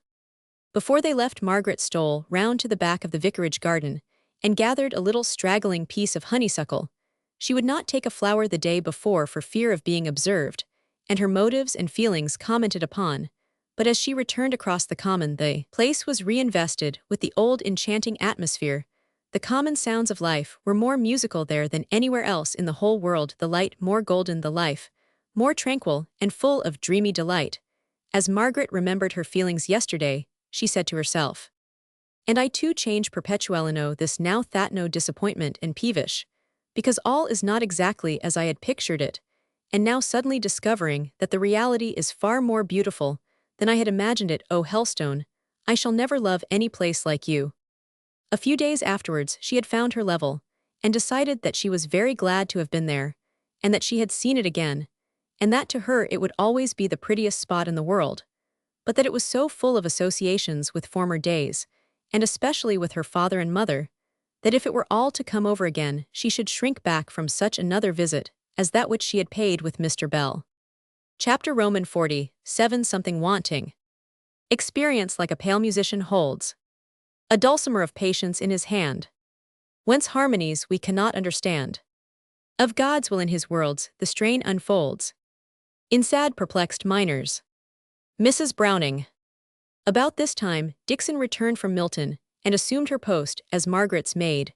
She brought endless pieces of Milton gossip, how Martha had gone to live with Miss Thornton on the latter's marriage, with an account of the bridesmaids' dresses and breakfasts at that interesting ceremony, how people thought that Mr. Thornton had made too grand a wedding of it considering he had lost a deal by the strike, and had had to pay so much for the failure of his contracts, how little money articles of furniture long cherished by Dixon had fetched at the sale, which was a shame considering how rich folks were at Milton, how Mrs. Thornton had come one day and got 2 or 3 good bargains, and Mr. Thornton had come the next, and in his desire to obtain 1 or 2 things, had bid against himself much to the enjoyment of the bystanders.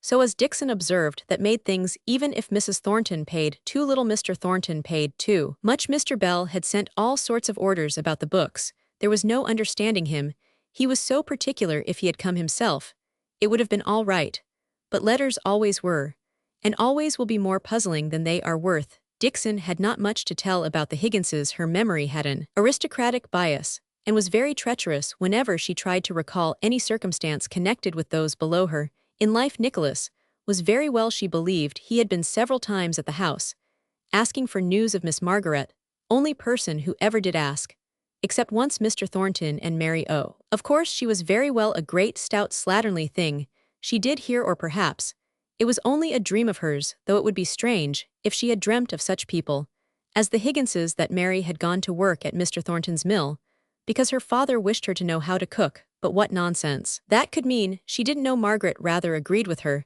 that the story was incoherent enough to be like a dream. Still, it was pleasant to have someone now with whom she could talk of Milton and Milton people.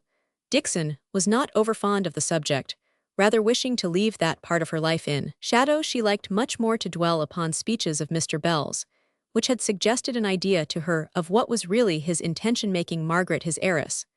But her young lady gave her no encouragement, nor in any way gratified her insinuating inquiries, however disguised in the form of suspicions or assertions.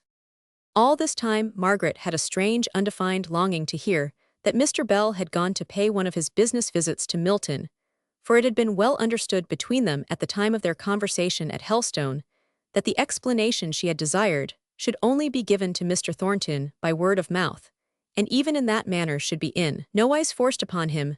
Mr. Bell was no great correspondent, but he wrote from time to time long or short letters as the humor took him, and although Margaret was not conscious of any definite hope on receiving them, yet she always put away his notes with a little feeling of disappointment. He was not going to Milton.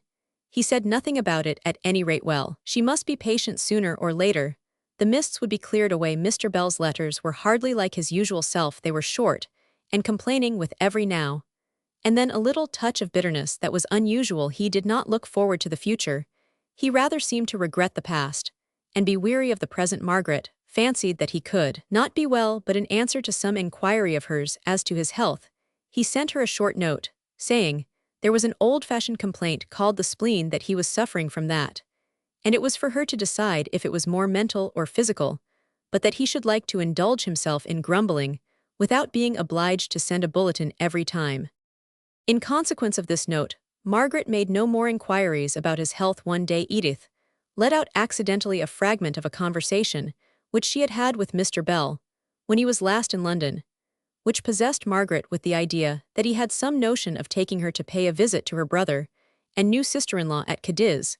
In the autumn she questioned and cross-questioned Edith, till the latter was weary, and declared that there was nothing more to remember. All he had said was that he half thought he should go and hear for himself what Frederick had to say about the mutiny, and that it would be a good opportunity for Margaret to become acquainted with her new sister-in-law, that he always went somewhere during the long vacation, and did not see why he should not go to Spain as well as anywhere else. That was all Edith hoped. Margaret did not want to leave them, that she was so anxious about all this, and then having nothing else particular to do she cried, and said that she knew she cared much more for Margaret than Margaret did for her. Margaret comforted her as well as she could, but she could hardly explain to her how this idea of Spain, mere Chateau en Espagne as it might be, charmed and delighted her. Edith was in the mood to think that any pleasure enjoyed away from her was a tacit affront, or at best a proof of indifference, so Margaret had to keep her pleasure to herself, and could only let it escape by the safative of asking Dixon, when she dressed for dinner, if she would not like to see Master Frederick and his new wife very much indeed. "She's a papist, miss, isn't she?" "I believe you, yes, certainly," said Margaret, a little damped for an instant at this recollection. "And they live in a popish country?" "Yes." "Then I'm afraid I must say that my soul is dearer to me than even Master Frederick his own dear self.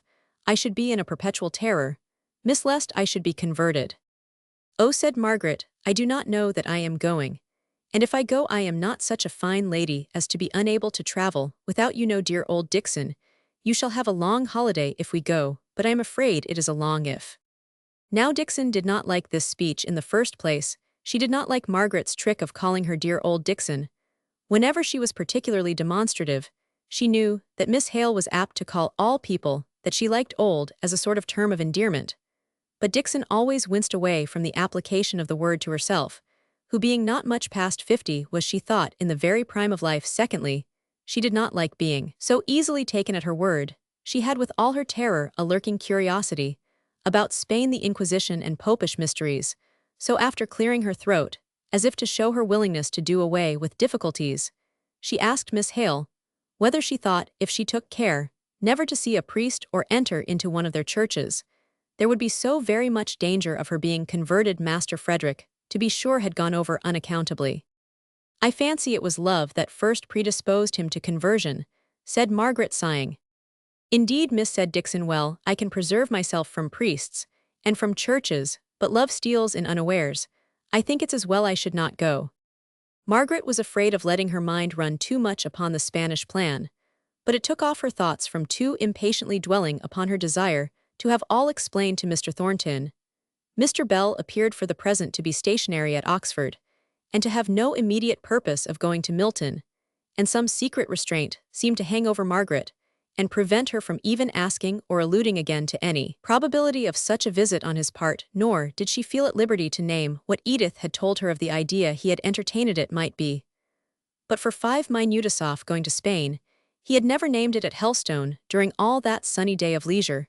It was very probably but the fancy of a moment, but if it were true, what a bright outlet it would be from the monotony of her present life, which was beginning to fall upon her. One of the great pleasures of Margaret's life at this time was in Edith's boy. He was the pride and plaything of both father and mother as long as he was good, but he had a strong will of his own, and as soon as he burst out into one of his stormy passions, Edith would throw herself back in despair and fatigue, and sigh out, "Oh dear, what shall I do with him? Do, Margaret, please ring the bell for Hanley." But Margaret almost liked him better in these manifestations of character than in his good bluish moods. She would carry him off into a room where they two alone battled it out, she with a firm power, which subdued him into peace, while every sudden charm and wile she possessed was exerted on the side of right, until he would rub his little hot and tear-smeared face all over hers, kissing and caressing, till he often fell asleep in her arms or on her shoulder. Those were Margaret's sweetest moments. They gave her a taste of the feeling that she believed would be denied to her forever.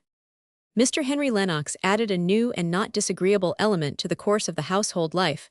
By his frequent presence, Margaret thought him colder if more brilliant than formerly. But there were strong intellectual tastes, and much and varied knowledge, which gave flavor to the otherwise rather insipid conversation. Margaret saw glimpses in him of a slight contempt for his brother and sister-in-law, and for their mode of life which he seemed to consider as frivolous and purposeless. He once or twice spoke to his brother in Margaret's presence in a pretty sharp tone of inquiry as to whether he meant entirely to relinquish his profession, and on Captain Lennox's reply that he had quite enough to live upon, she had seen Mr. Lennox curl of the lip, as he said, "And is that all you live for?" But the brothers were much attached to each other in the way that any two persons are when the one is clever, and always leads the other, and this last is patiently content to be led. Mr. Lennox was pushing on in his profession, cultivating with profound calculation all those connections that might eventually be of service to him, keen-sighted, far-seeing, intelligent, sarcastic, and proud, since the one long conversation relating to Frederick's affairs, which she had with him the first evening in Mr. Bell's presence, she had had no great intercourse with him, further than that which arose out of their close relations with the same household. But this was enough to wear off the shyness on her side, and any symptoms of mortified pride and vanity on his. They met continually, of course, but she thought that he rather avoided being alone with her. She fancied that he, as well as she perceived, that they had drifted strangely apart from their former anchorage side by side in many of their opinions, and all their tastes. And yet when he had spoken unusually well, or with remarkable epigrammatic point, she felt that his eye sought the expression of her countenance first of all, if but for an instant, and that in the family intercourse which constantly threw them together her opinion was the one to which he listened with a deference more complete, because it was reluctantly paid and concealed as much as possible. Chapter Roman 48 Near to be found again. My own, my father's friend, I cannot part with thee. I near have shown thou near hast known. How dear thou art to me. Anon. The elements of the dinner parties, which Mrs. Lennox gave were these: her friends contributed the beauty, Captain Lennox the easy knowledge of the subjects of the day, and Mr. Henry Lennox, and the sprinkling of rising men who were received as his friends, brought the wit, the cleverness, the keen and extensive knowledge, of which they knew well enough how to avail themselves, without seeming pedantic, or burdening the rapid flow of conversation. These dinners were delightful, but even here Margaret's dissatisfaction found her out. Every talent, every feeling, every acquirement, nay, even every tendency towards virtue, was used up as materials for fireworks. The hidden sacred fire exhausted itself in sparkle and crackle. They talked about art in a merely sensuous way, dwelling on outside effects. Instead of allowing themselves to learn what it has to teach, they lashed themselves up into an enthusiasm about high subjects in company, and never thought about them when they were alone. They squandered their capabilities of appreciation into a mere flow of appropriate words. One day, after the gentlemen had come up into the drawing-room, Mr. Lennox drew near to Margaret, and addressed her in almost the first voluntary words he had spoken to her since she had returned to live in Harley Street. You did not look pleased at what Shirley was saying at dinner. Didn't I? My face must be very expressive, replied Margaret. It always was. It has not lost the trick of being eloquent. I did not like, said Margaret hastily, his way of advocating what he knew to be wrong, so glaringly Rongevan in jest. But it was very clever how every word told. Did you remember the happy epithets? Yes. And despise them, you would like to add, pray don't scruple, though he is my friend. There, that is the exact tone in you. Thatch stopped short. He listened for a moment to see if she would finish her sentence, but she only reddened and turned away. Before she did so, however, she heard him say in a very low, clear voice, if my tones or modes of thought are what you dislike, will you do me the justice to tell me so, and so give me the chance of learning to please you? All these weeks there was no intelligence of Mr. Bell's going to Milton. He had spoken of it at Helstone, as of a journey which he might have to take in a very short time from then. But he must have transacted his business by writing, Margaret thought ere now, and she knew that if he could he would avoid going to a place which he disliked, and moreover would little understand the secret importance which she affixed to the explanation that could only be given by word of mouth. She knew that he would feel that it was necessary that it should be done.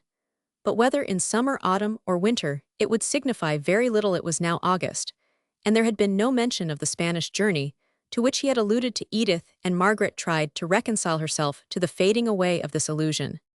But one morning, she received a letter saying that next week he meant to come up to town.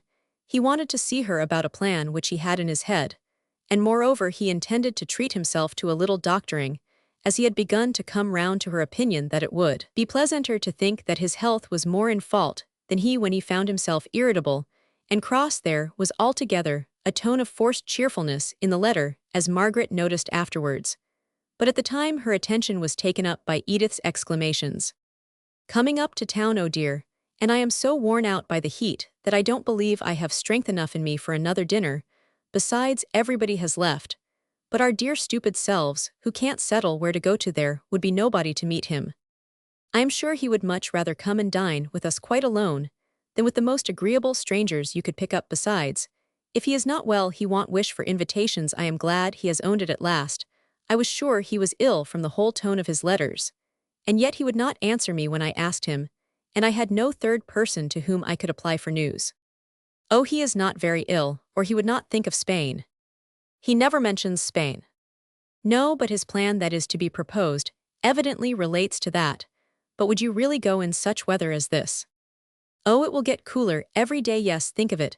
I am only afraid I have thought, and wished too much in that absorbing wilful way, which is sure to be disappointed or else gratified to the letter, while in the spirit it gives no pleasure. But that's superstitious, I am sure, Margaret. No, I don't think it is, only it ought to warn me, and check me from giving way to such passionate wishes. It is a sort of give me children, or else I die. I am afraid my cry is let me go to Cadiz, or else I die. My dear Margaret, you'll be persuaded to stay there. And then what shall I do? Oh, I wish I could find somebody for you to marry here, that I could be sure of you. I shall never marry. Nonsense and double nonsense. Why is Sholto, says Ure, such an attraction to the house, that he knows ever so many men, who will be glad to visit here next year for your sake? Margaret drew herself up haughtily. Do you know, Edith, I sometimes think your Corfu life has taught you, well, just a shade or two of coarseness. Edith began to sob so bitterly, and to declare so vehemently, that Margaret had lost all love for her, and no longer looked upon her as a friend, that Margaret came to think that she had expressed too harsh an opinion for the relief of her own wounded pride, and ended by being Edith's slave for the rest of the day, while that little lady, overcome by wounded feeling, lay like a victim on the sofa, heaving occasionally a profound sigh, till at last she fell asleep. Mr. Bell did not make his appearance even on the day to which he had for a second time deferred his visit. The next morning, there came a letter from Wallis, his servant, stating that his master had not been feeling well for some time, which had been the true reason of his putting off his journey, and that at the very time when he should have set out for London, he had been seized with an apoplectic fit. It was indeed, Wallis added, the opinion of the medical men that he could not survive the night, and more than probable that by the time Miss Hale received this letter his poor master would be no more. Margaret received this letter at breakfast time, and turned very pale as she read it, then silently putting into Edith's hands, she left the room. Edith was terribly shocked as she read it, and cried in a sobbing, frightened, childish way. Much to her husband's distress, Mrs. Shaw was breakfasting in her own room, and upon him devolved the task of reconciling his wife to the near contact, into which she seemed to be brought with death for the first time that she could remember in her life. Here was a man who was to have dined with them today lying dead or dying. Instead, it was some time before she could think of Margaret. Then she started up and followed her upstairs into her room. Dixon was packing up a few toilette articles, and Margaret was hastily putting on her bonnet, shedding tears all the time and her hands trembling, so that she could hardly tie the strings. Oh dear Margaret, how shocking! What are you doing? Are you going out? Sholto would telegraph, or do anything you like. I am going to Oxford. There is a train in half an hour. Dixon has offered to go with me, but I could have gone by myself. I must see him again.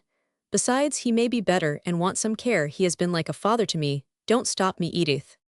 But I must. Mamma won't like it at all. Come and ask her about it. Margaret, you don't know where you're going. I should not mind if he had a house of his own, but in his fellows' rooms. Come to Mamma, and do ask her before you go. It will not take a minute. Margaret yielded and lost her train in the suddenness of the event. Mrs. Shaw became bewildered and hysterical, and so the precious time slipped by. But there was another train in a couple of hours, and after various discussions on propriety and impropriety, it was decided that Captain Lennox should accompany Margaret, as the one thing to which she was constant was her resolution to go alone, or otherwise, by the next train. Whatever might be said of the propriety or impropriety of the step, her father's friend, her own friend, was lying at the point of death.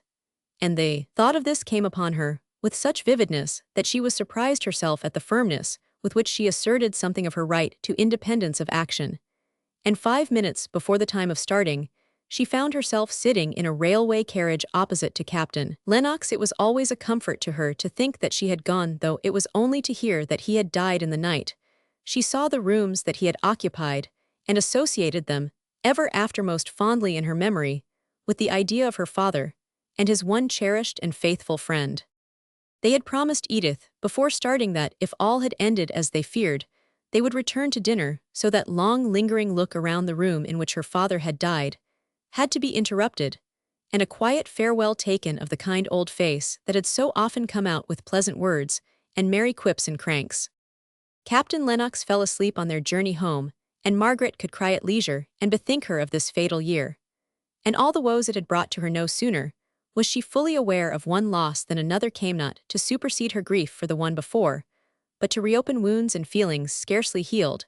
But at the sound of the tender voices of her aunt and Edith, of merry little Sholto's glee at her arrival, and at the sight of the well-lighted rooms, with their mistress pretty in her paleness, and her eager sorrowful interest, Margaret roused herself from her heavy trance of almost superstitious hopelessness, and began to feel that even around her joy and gladness might gather. She had Edith's place on the sofa. Sholto was taught to carry Aunt Margaret's cup of tea very carefully to her, and by the time she went up to dress, she could thank God for having spared her dear old friend a long or a painful illness.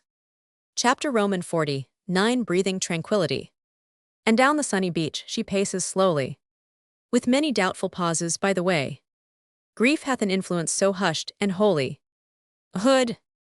Is not Margaret the heiress? Whispered Edith to her husband, as they were in their room alone at night, after the sad journey to Oxford. She had pulled his tall head down and stood upon tiptoe, and implored him not to be shocked before she ventured to ask this question. Captain Lennox was, however, quite in the dark. If he had ever heard, he had forgotten. It could not be much that a fellow of a small college had to leave, but he had never wanted her to pay for her board, and £250 a year was something ridiculous considering that she did not take wine. Edith came down upon her feet, a little bit sadder, with a romance blown to pieces. A week afterwards, she came prancing towards her husband and made him a low curtsy. I am right, and you are wrong, most noble Captain. Margaret has had a lawyer's letter, and she is residuary legateth, legacies being about £2,000, and the remainder about 40,000, at the present value of property in Milton. Indeed, and how does she take her good fortune?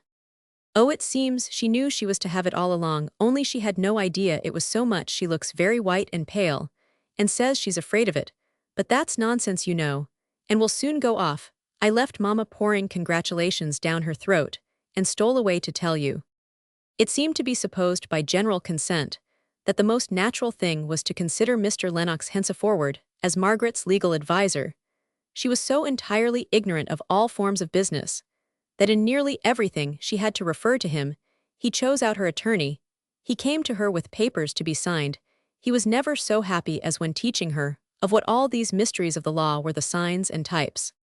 Henry, said Edith one day archly, do you know what I hope and expect all these long conversations with Margaret will end in? No, I don't, said he, reddening, and I desire you not to tell me. Oh, very well then, I need not tell Sholto not to ask Mr. Montagu so often to the house. Just as you choose, said he with forced coolness. What you are thinking of may or may not happen, but this time, before I commit myself, I will see my ground clear. Ask whom you choose. It may not be very civil, Edith, but if you meddle in it, you will mar it. She has been very farouche with me for a long time, and is only just beginning to thaw a little from her Zenobia ways. She has the making of a Cleopatra in her, if only she were a little more pagan. For my part, said Edith, a little maliciously, I am very glad she is a Christian. I know so very few. There was no Spain for Margaret that autumn, although to the last she hoped that some fortunate occasion would call Frederick to Paris, whither she could easily have met with a convoy instead of Cadiz. She had to content herself with Cromer. To that place her Aunt Shaw and the Lennoxes were bound. They had all along wished her to accompany them, and consequently with their characters, they made but lazy efforts to forward her own separate wish. Perhaps Cromer was, in one sense of the expression, the best for her. She needed bodily strengthening and bracing as well as rest. Among other hopes that had vanished was the hope, the trust she had had that Mr. Bell would have given Mr. Thornton the simple facts of the family circumstances, which had preceded the unfortunate accident that led to Leonard's death. Whatever opinion, however changed it, might be from what Mr. Thornton had once entertained, she had wished it to be based upon a true understanding of what she had done, and why she had done it. It would have been a pleasure to her, would have given her rest on a point on which she should now all her life be restless, unless she could resolve not to think upon it. It was now so long after the time of these occurrences that there was no possible way of explaining them, save the one which she had lost by Mr. Bell's death. She might just submit like many another to be misunderstood. But though reasoning herself into the belief that in this, hers was no uncommon lot, her heart did not ache the less with longing that some time, years and years hence, before he died at any rate, he might know how much she had been tempted. She thought that she did not want to hear that all was explained to him, if only she could be sure that he would know. But this wish was vain like so many others, and when she had schooled herself into this conviction, she turned with all her heart and strength to the life that lay immediately before her, and resolved to strive and make the best of that. She used to sit long hours upon the beach, gazing intently on the waves, as they chafed with perpetual motion against the pebbly shore. She looked out upon the more distant heave and sparkle against the sky, and heard without being conscious of hearing the eternal psalm which went up continually. She was soothed without knowing how, or why. Listlessly, she sat there on the ground, her hands clasped round her knees, while her Aunt Shaw did small shoppings and Edith and Captain Lennox rode far and wide on shore, and inland the nurses sauntering on with their charges would pass and repass her, and wonder in whispers what she could find to look at so long, day after day. And when the family gathered at dinner-time, Margaret was so silent and absorbed that Edith voted her moped, and hailed a proposal of her husband's, with great satisfaction, that Mr. Henry Lennox should be asked to take Cromer for a week on his return from Scotland in October. But all this time for thought enabled Margaret to put events in their right places, as to origin and significance, both as regarded her past life and her future. Those hours by the seaside were not lost, as anyone might have seen who had had the perception to read, or the care to understand the look that Margaret's face was gradually acquiring. Mr. Henry Lennox was excessively struck by the change. "The sea has done Miss Hale an immense deal of good, I should fancy," said he, when she first left the room after his arrival in their family circle. "She looks 10 years younger than she did in Harley Street." "That's the bonnet I got her," said Edith, triumphantly. "I knew it would suit her the moment I saw it." "I beg your pardon," said Mr. Lennox in the half-contemptuous, half-indulgent tone he generally used to Edith, "but I believe I know the difference between the charms of a dress and the charms of a woman. No mere bonnet would have made Miss Hale's eyes so lustrous, and yet so soft, or her lips so ripe, and redand her face altogether so full of peace and light. She is like, and yet more," dropped his voice, "like the Margaret Hale of Helstone." From this time, the clever and ambitious man bent all his powers to gaining Margaret. He loved her sweet beauty, he saw the latent sweep of her mind, which could easily, he thought, be led to embrace all the objects on which he had set his heart. He looked upon her fortune only as a part of the complete and superb character of herself and her position, yet he was fully aware of the rise which it would immediately enable him, the poor barrister, to take eventually. He would earn such success, and such honors, as would enable him to pay her back with interest that first advance in wealth which he should owe to her.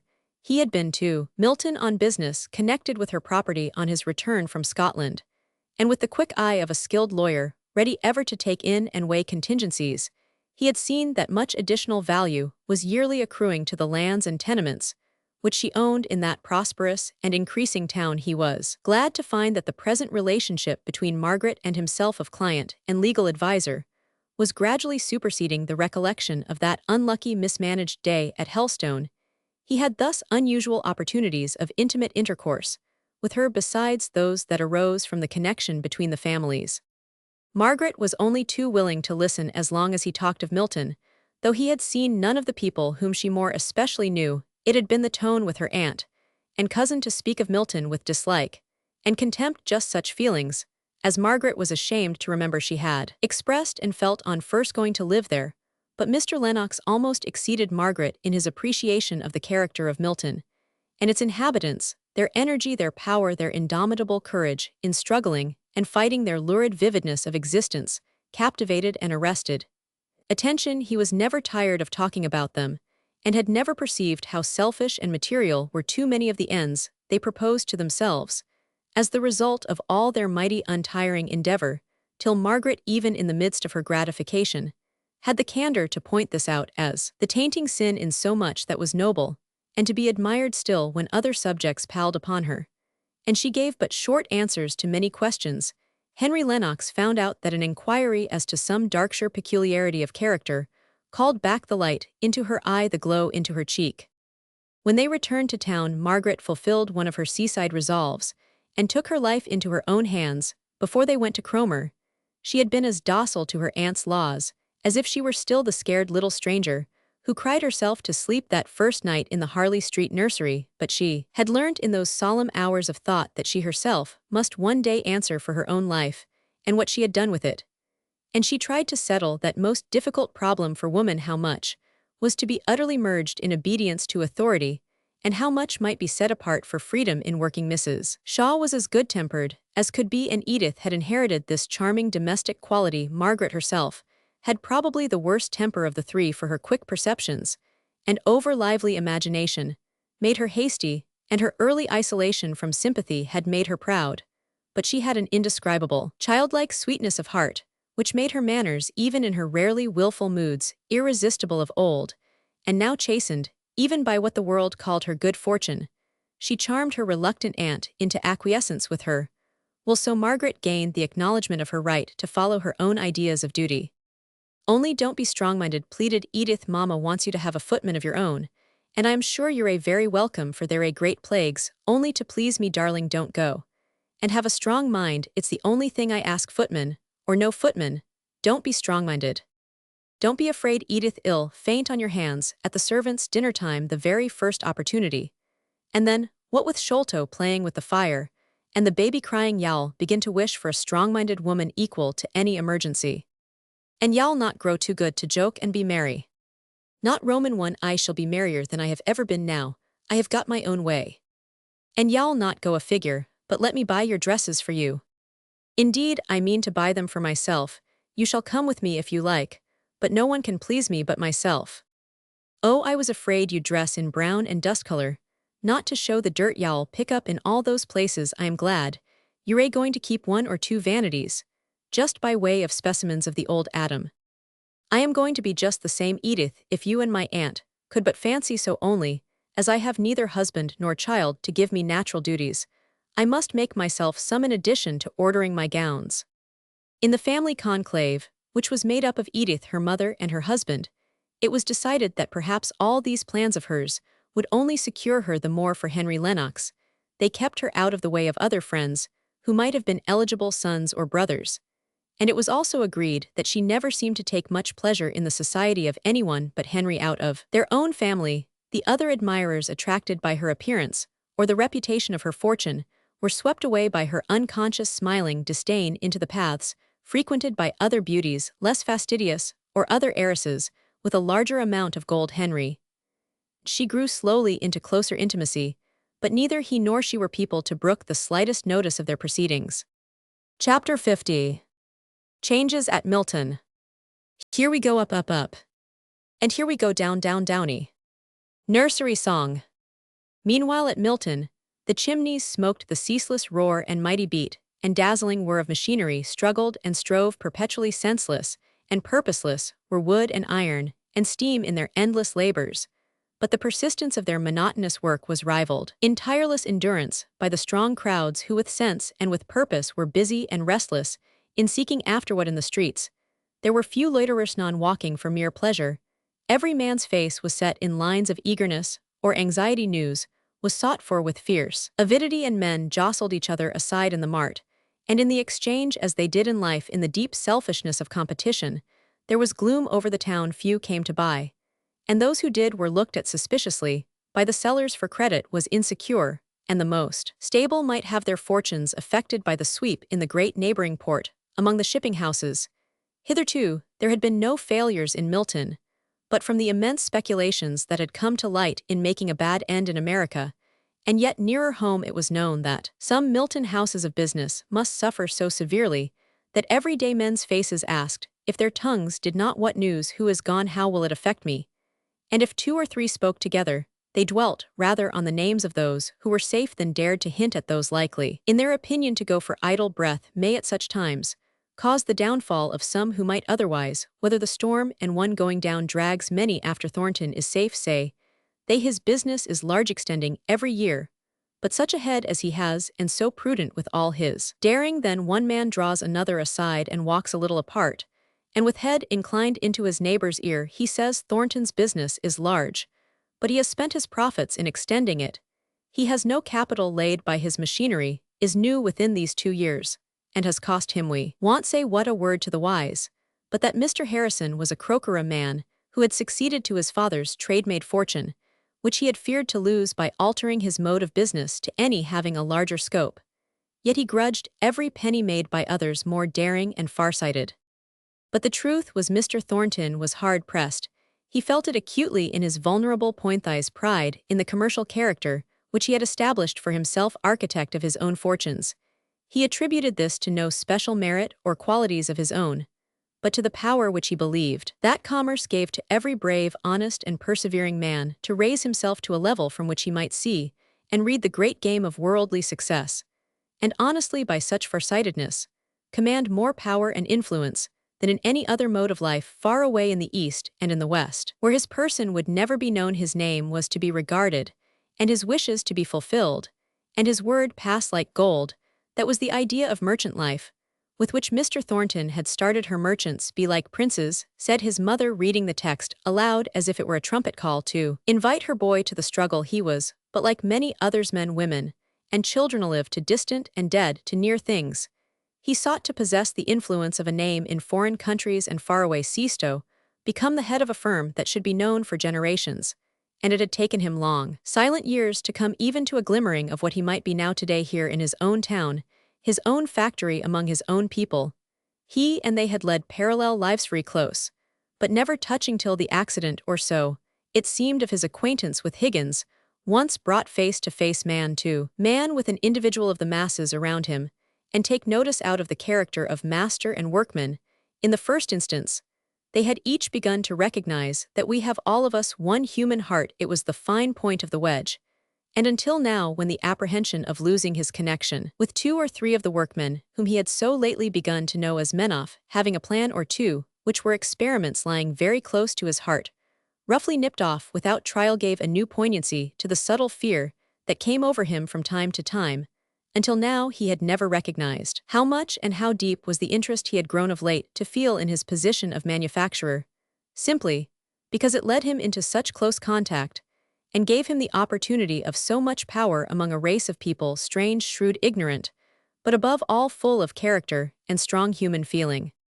He reviewed his position as a Milton manufacturer, the strike a year and a half ag or more, for it was now untimely wintry, whether in a late spring that strike when he was young, and he now was old, had prevented his completing some of the large orders he had then on hand. He had locked up a good deal of his capital in new and expensive machinery, and he had also bought cotton largely for the fulfillment of these orders taken under contract.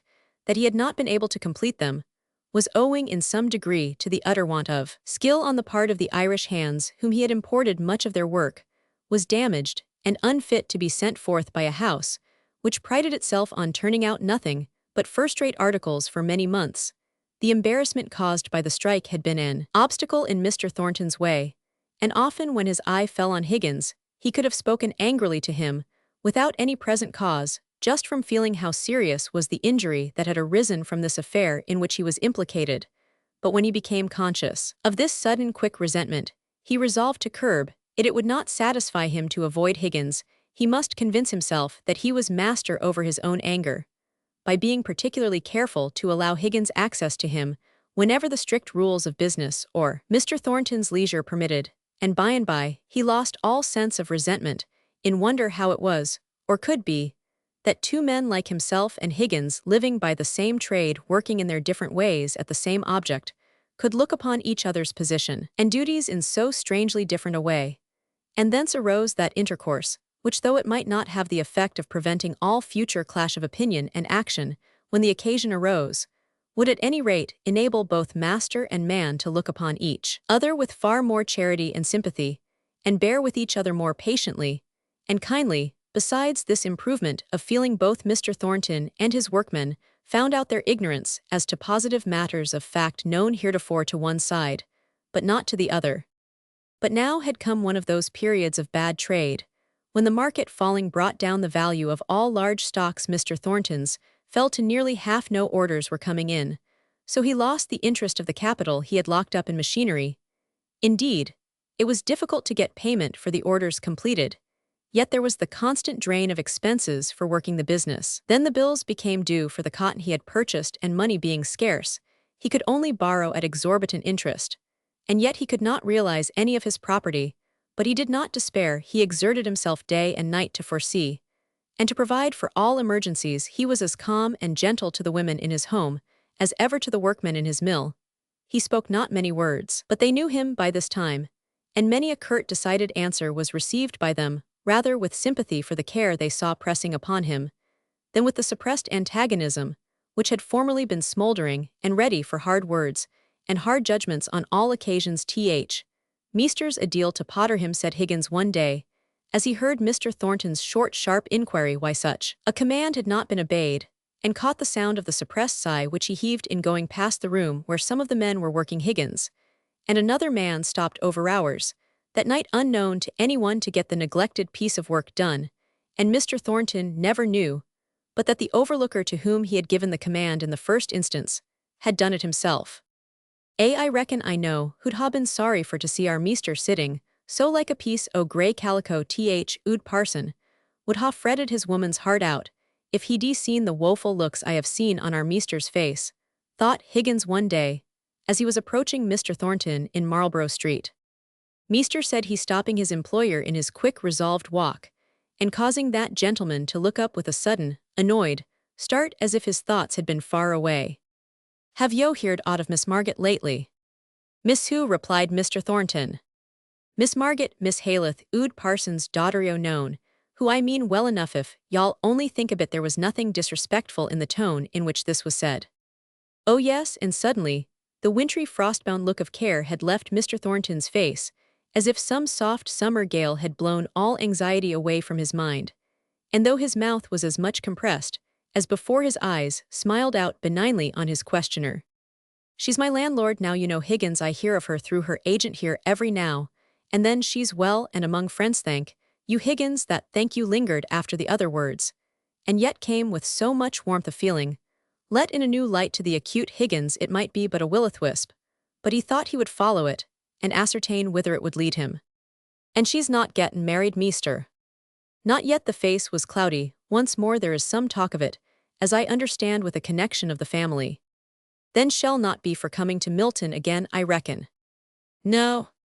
Stop a minute, meester. Then going up confidentially close, he said, is young gentleman cleared? He enforced the depth of his intelligence by a wink of the eye, which only made things more mysterious to Mr. Thornton. Young gentleman, I mean Master Frederick. They keyed him her brother, as was over here, yo known. Over here's I, to be sure, at Mrs. Death. Yo need na be feared of my telling, for Mary and me, we knowed it all along, only we held our peace, for we got it through Mary working in house. And he was over, it was her brother. Sure enough, and I reckon yo knowed it, or id never ha let on yo knowed she had a brother. Yes, I know all about him, and he was over at Mrs. Hale's death. Nay, I am not going for to tell more. I've maybe gettin' them into mischief already, for they kept it very close. I but wanted to know if they'd get him cleared. Not that I know of. I know nothing. I only hear of Miss Hale now as my landlord, and through her lawyer.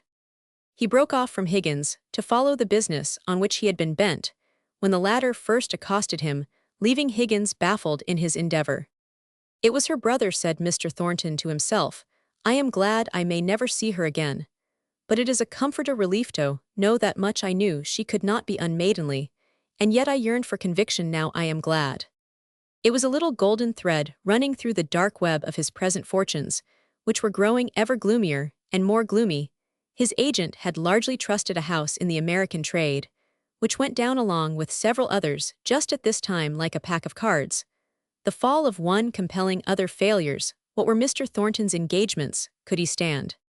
Night after night, he took books and papers into his own private room, and sate up there long after the family were gone to bed.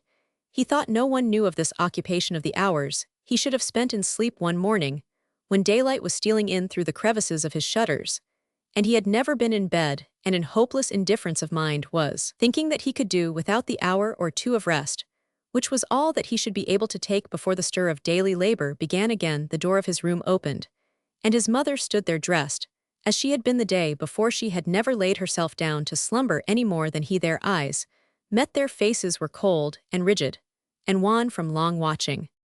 "Mother, why are you not in bed?" "Son John," said she, "do you think I can sleep with an easy mind, while you keep awake full of care? You have not told me what your trouble is, but sore trouble you have had these many days past. Trade is bad. And you dread—" "I dread nothing," replied he, drawing up his head, and holding it erect. "I know that no man will suffer by me, that was my anxiety. But how do you stand? Shall it be a failure?" Her steady voice, trembling in an unwonted manner. "Not a failure. I must give up business, but I pay all men. I might redeem myself. I am sorely tempted." "How, O John, keep up your name-tree, all risks for that. How redeem it?" "By a speculation offered to me, but full of risk, but if successful, placing me high above watermark, so that no one need ever know the strait I am in. Still, if it fails—" "And if it fails," said she, advancing, and laying her hand on his arm, her eyes full of eager light, she held her breath to hear the end of his speech. "Honest men are ruined by a rogue," said he gloomily. "As I stand now, my creditor's money is sappy, very farthing of it, but I don't know where to find my own. It may be all gone, and I penniless at this moment. Therefore it is my creditor's money that I should risk. But if it succeeded, they need never know. Is it so desperate a speculation? I am sure it is not, or you would never have thought of it. If it succeeded, I should be a rich man, and my peace of conscience would be gone." "Why, you would have injured no one." "No, but I should have run the risk of ruining many for my own paltry aggrandizement. Mother, I have decided. You want much grieve over our leaving this house, shall you, dear mother?" "No, but to have you other than what you are will break my heart. What can you do?" "Be always the same John Thornton in whatever circumstances, endeavoring to do right and making great blunders, and then trying to be brave and setting to afresh. But it is hard, mother. I have worked and planned. I have discovered new powers in my situation too late, and now all is over. I am too old to begin again with the same heart. It is hard, mother." He turned away from her and covered his face with his hands. "I can't think," said she with gloomy defiance in her tone, "how it comes about. Here is my boygood son, just man, tender heart, and he fails in all he sets his mind upon. He finds a woman to love, and she cares no more for his affection than if he had been a common man. He labors, and his labor comes to naught. Other people grow rich, and hold their paltry names high and dry above shame." "Shame never touched me," said he in a low tone, but she went on. "I sometimes have wondered where justice was gone to, and now, I don't believe there is such a thing in the world. No, you are come to this, you my own John Thornton, though you and I may be beggars. Toge through me, own dear son." She fell upon his neck and kissed him through her tears. "Mother," said he, holding her gently in his arms, "who has sent me my lot in life, both of good and—" She shook her head. She would have nothing to do with religion just then. "Mother," he went on, seeing that she would not speak, "I too have been rebellious, but I am striving to be so no longer. Help me, as you helped me when I was a child. Then you said many good words when my father died, and we were sometimes sorely short of comforts which we shall never be now. You said brave, noble, trustful words then, mother, which I have never forgotten, though they may have lain dormant. Speak to me again in the old way. Mother, do not let us have to think that the world has too much hardened our hearts. If you would say the old good words, it would make me feel something of the pious simplicity of my childhood. I say them to myself, but they would come differently from you, remembering all the cares and trials you have had to bear." "I have had a many," said she, sobbing, "but none so sore as this, to see you cast down from your rightful place. I could say it for myself, John, but not for you. Not for you. God has seen fit to be very hard on you, very—" She shook with the sobs that come so convulsively when an old person weeps. The silence around her struck her at last, and she quieted herself to listen. No sound. She looked. Her son sate by the table, his arms thrown half across it, his head bent face downwards. "Oh, John," she said, and she lifted his face up. Such a strange pallid look of gloom was on it, that for a moment it struck her that this look was the forerunner of death.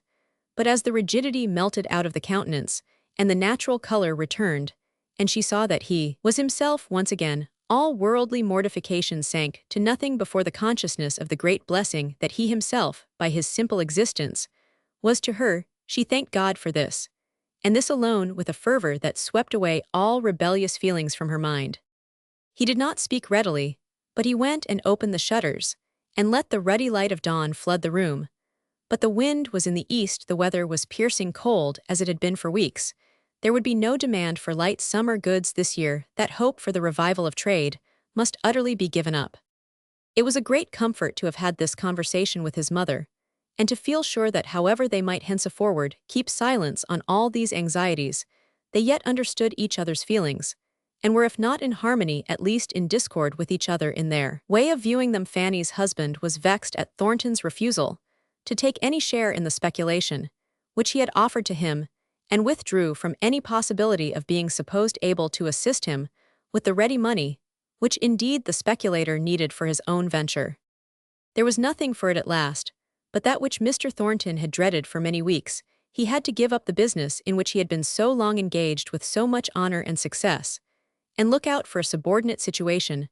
Marlborough Mills and the adjacent dwelling were held under long lease. They must if possible be relet. There was an immediate choice of situations offered to Mr. Thornton. Mr. Hamper would have been only too glad to have secured him as a steady and experienced partner for his son, whom he was setting up with a large capital in a neighboring town. But the young man was half-educated as regarded information, and wholly uneducated as regarded any other responsibility than that of getting money, and brutalized both as to his pleasures and his pains. Mr. Thornton declined having any share in a partnership which would frustrate what few plans he had that survived the wreck of his fortunes. He would sooner consent to be only a manager where he could have a certain degree of power beyond the mere money-getting part, than have to fall in with the tyrannical humors of a moneyed partner, with whom he felt sure that he should quarrel in a few months. So he waited and stood on one side with profound humility, as the news swept through the exchange of the enormous fortune which his brother-in-law had made by his daring speculation. It was a 9 days' wonder success, brought with it its worldly consequence of extreme admiration. No one was considered so wise and farseeing as Mr. Watson. Chapter Roman 51, Meeting Again. Bear up, brave heart, we will be calm and strong. Sure we can master eyes or cheek or tongue. Nor let the smallest telltale sign appear. She ever was and is and will be dear. Rhyming play. It was a hot summer's evening. Edith came into Margaret's bedroom the first time in her habit, the second ready dressed for dinner. No one was there at first. The next time, Edith found Dixon laying out Margaret's dress on the bed, but no Margaret. Edith remained to fidget about. Oh, Dixon, not those horrid blue flowers to that dead gold-colored gown. What taste? Wait a minute, and I will bring you some pomegranate blossoms. It's not a dead gold color, Mom, it's a straw color, and blue always goes with straw color. But Edith had brought the brilliant scarlet flowers before Dixon had got half through her remonstrance. Where is Miss Hale? Asked Edith as soon as she had tried the effect of the garniture. I can't think, she went on pettishly, how my aunt allowed her to get into such rambling habits. In Milton, I am sure. I am always expecting to hear of her having met with something horrible among all those wretched places she pokes herself into. I should never dare to go down some of those streets without a servant. They are not fit for ladies. Dixon was still huffed about her despised taste, so she replied rather shortly. It's no wonder to my mind, when I hear ladies talk such a deal about ladysand, when there are such fearful delicate dainty ladies too. I say it's no wonder to me that there are no longer any saints on earth. Oh, Margaret, here you are. I have been so wanting you, but how your cheeks are flushed with the heat, poor child. But only think what that tiresome Henry has done. Really, he exceeds brother-in-law's limits, just when my party was made up so beautiful, fitted in so precisely for Mr. Colthurst. Has Henry come with an apology, it is true, and making use of your name for an excuse, and asked me if he may bring that Mr. Thornton of Milton, your tenant, you know, who is in London, about some law business. It will spoil my number quite.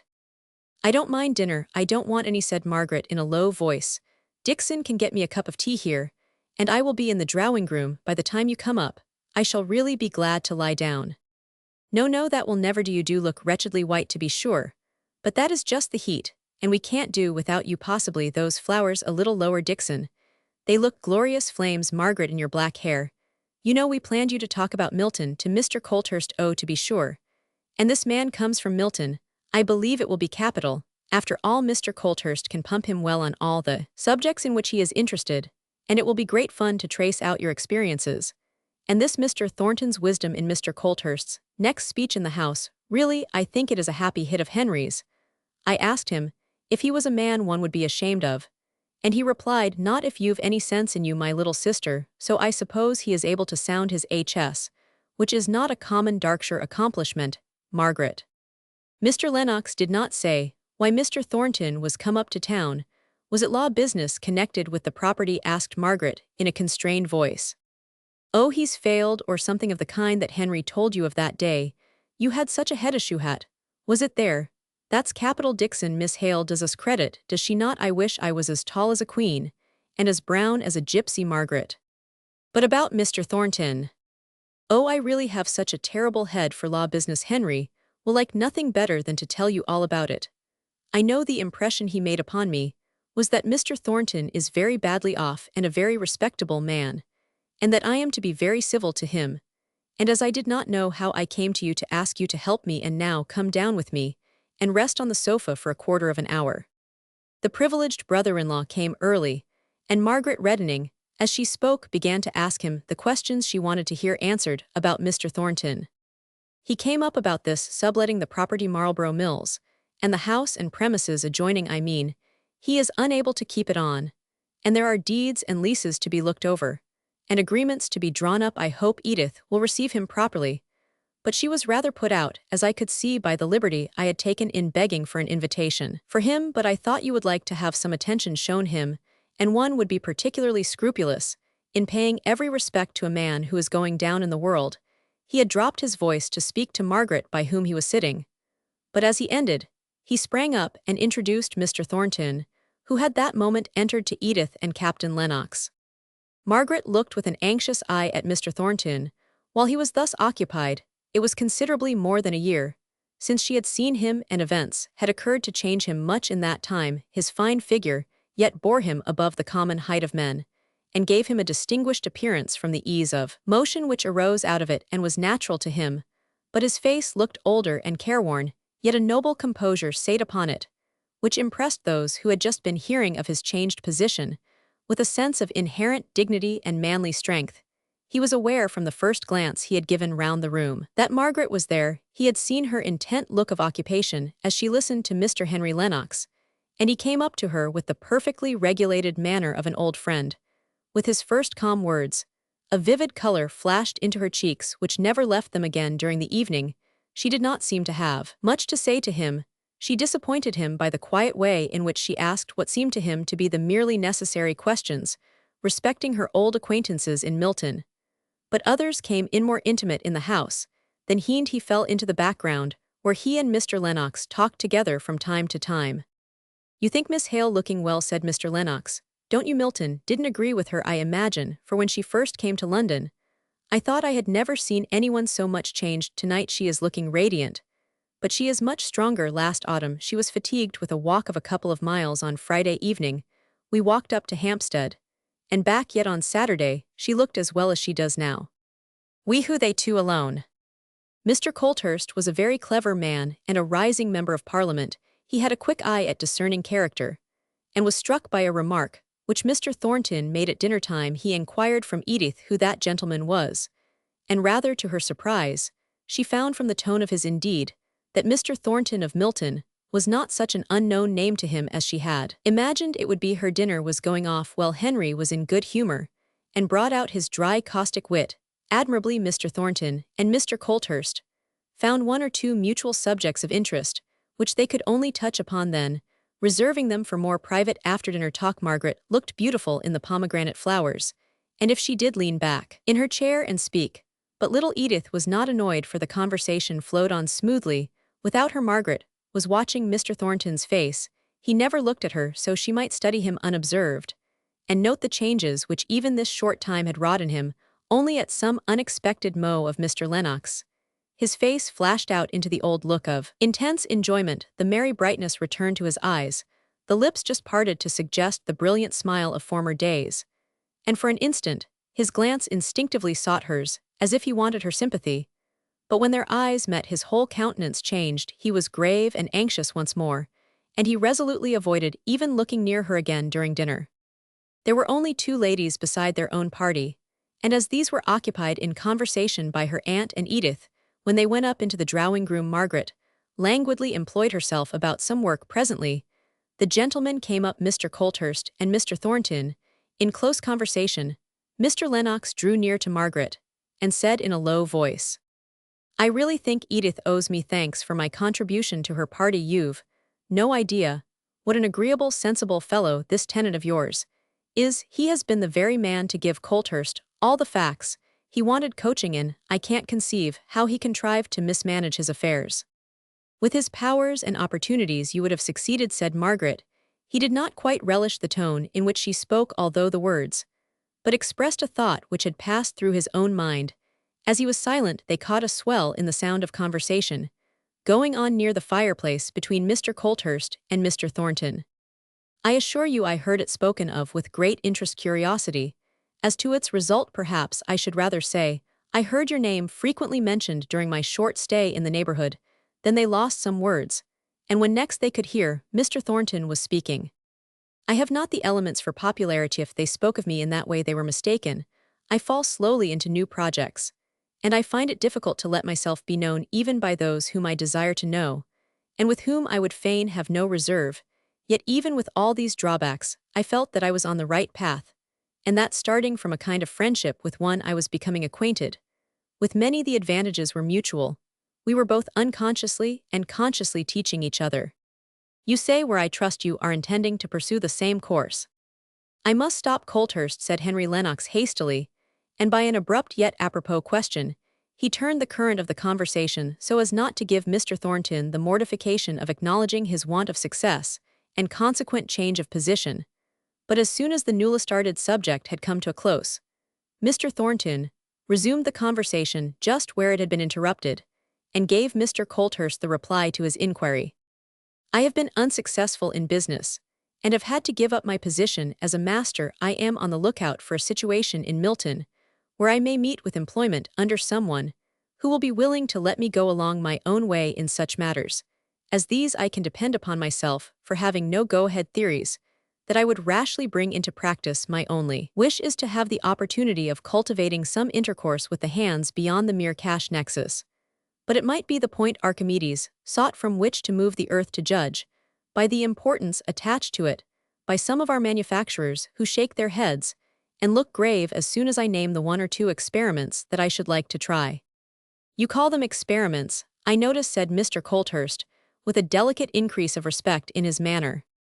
"Because I believe them to be such. I am not sure of the consequences that may result from them, but I am sure they ought to be tried. I have arrived at the conviction that no mere institutions, however wise, and however much thought may have been required to organize and arrange them, can attach class to class as they should be attached, unless the working out of such institutions bring the individuals of the different classes into actual personal contact. Such intercourse is the very breath of life. A working man can hardly be made to feel and know how much his employer may have labored in his study at plans for the benefit of his workpeople. A complete plan emerges like a piece of machinery, apparently fitted for every emergency, but the hands accept it as they do machinery, without understanding the intense mental labor and forethought required to bring it to such perfection. But I would take an idea the working out of which would necessitate personal intercourse. It might not go well at first, but at every hitch interest would be felt by an increasing number of men, and at last its success in working come to be desired by all, as all had borne a part in the formation of the plan. And even then, I am sure that it would lose its vitality, cease to be living, as soon as it was no longer carried on by that sort of common interest, which invariably makes people find means and ways of seeing each other, and becoming acquainted with each other's characters and persons, and even tricks of temper and modes of speech. We should understand each other better, and ill venture to say we should like each other more. And you think they may prevent recurrence of strikes? Not at all. My utmost expectation only goes as far as this, that they may render strikes not the bitter venomous sources of hatred they have hitherto been. A more hopeful man might imagine that a closer and more genial intercourse between classes might do away with strikes, but I am not a hopeful man." Suddenly, as if a new idea had struck him, He crossed over to where Margaret was sitting, and began without preface, as if he knew she had been listening to all that had passed. "Miss Hale, I had a round robin from some of my men I suspect in Higgins, handwriting stating their wish to work for me, if ever I was in a position to employ men again on my own behalf. That was good, wasn't it?" "Yes, just right, I am glad of it," said Margaret, looking up straight into his face with her speaking eyes, and then dropping them under his eloquent glance. He gazed back at her for a minute, as if he did not know exactly what he was about, then sighed. And saying, "I knew you would like it," he turned away and never spoke to her again, until he bid her a formal good night. As Mr. Lennox took his departure, Margaret said with a blush that she could not repress, and with some hesitation, "Can I speak to you tomorrow? I want your help about something." "Certainly, I will come at whatever time you name. You cannot give me a greater pleasure than by making me of any use at 11. Very well." His eye brightened with exultation. How she was learning to depend upon him. It seemed as if any day now might give him the certainty, without having which he had determined, never to offer to her again. Chapter Roman 52, Pack clouds away. For joy or grief, for hope or fear. For all hereafter as for here. In peace or strife, in storm or shine. Anon. Edith went about on tiptoe and checked Sholto in all loud speaking that next morning, as if any sudden noise would interrupt the conference that was taking place in the drawing-room. 2 o'clock came, and they still sate there with closed doors. Then there was a man's footstep running downstairs, and Edith peeped out of the drawing-room. "Well, Henry," said she, with a look of interrogation. "Well," said he rather shortly. "Come in to lunch." "No thank you, I can't, I've lost too much time here already."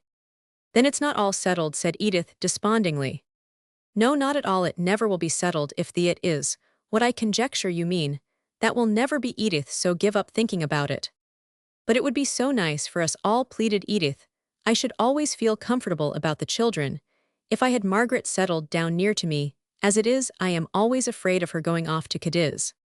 I will try when I marry to look out for a young lady who has a knowledge of the management of children.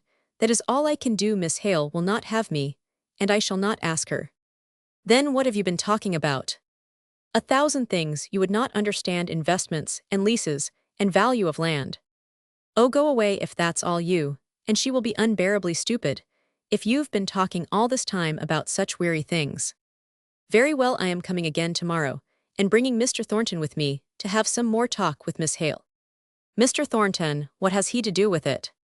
"He is Miss Hale's tenant," said Mr. Lennox, turning away, "and he wishes to give up his lease." "Oh, very well, I can't understand details, so don't give them me. The only detail I want you to understand is to let us have the back drawing-room undisturbed, as it was today. In general, the children and servants are so in and out that I can never get any business satisfactorily explained, and the arrangements we have to make tomorrow are of importance." No one ever knew why Mr. Lennox did not keep to his appointment on the following day. Mr. Thornton came true to his time, and after keeping him waiting for nearly an hour, Margaret came in, looking very white and anxious. She began hurriedly, "I am so sorry Mr. Lennox is not here. Could have done it so much better than I can. He is my adviser in this. I am sorry that I came. If it troubles you, shall I go to Mr. Lennox's chambers and try and find him?" "No thank you, I wanted to tell you how grieved I was to find that I am to lose you as a tenant, but Mr. Lennox says things are sure to brighten." "Mr. Lennox knows little about it," said Mr. Thornton, quietly happy and fortunate in all a man cares, for he does not understand what it is to find oneself no longer young, yet thrown back to the starting point, which requires the hopeful energy of youth to feel one half of life gone and nothing remaining of wasted opportunity, but the bitter recollection that it has been. Miss Hale, I would rather not hear Mr. Lennox's opinion of my affairs. Those who are happy and successful themselves are too apt to make light of the misfortunes of others." "You are unjust," said Margaret gently. "Mr. Lennox has only spoken of the great probability which he believes there to be of your redeeming more than redeeming what you have lost. Don't speak till I have ended, pray don't." And collecting herself once more, she went on rapidly turning over some law papers and statement of accounts in a trembling, hurried manner. "Oh, here it is, and I drew me out a proposal. I wish he was here to explain it, showing that if you would take some money of mine, £1,857, lying just at this moment, unused in the bank, and bringing me in only 2.5% you could pay me much better interest, and might go on working Marlborough Mills. Her voice had cleared itself and become more steady.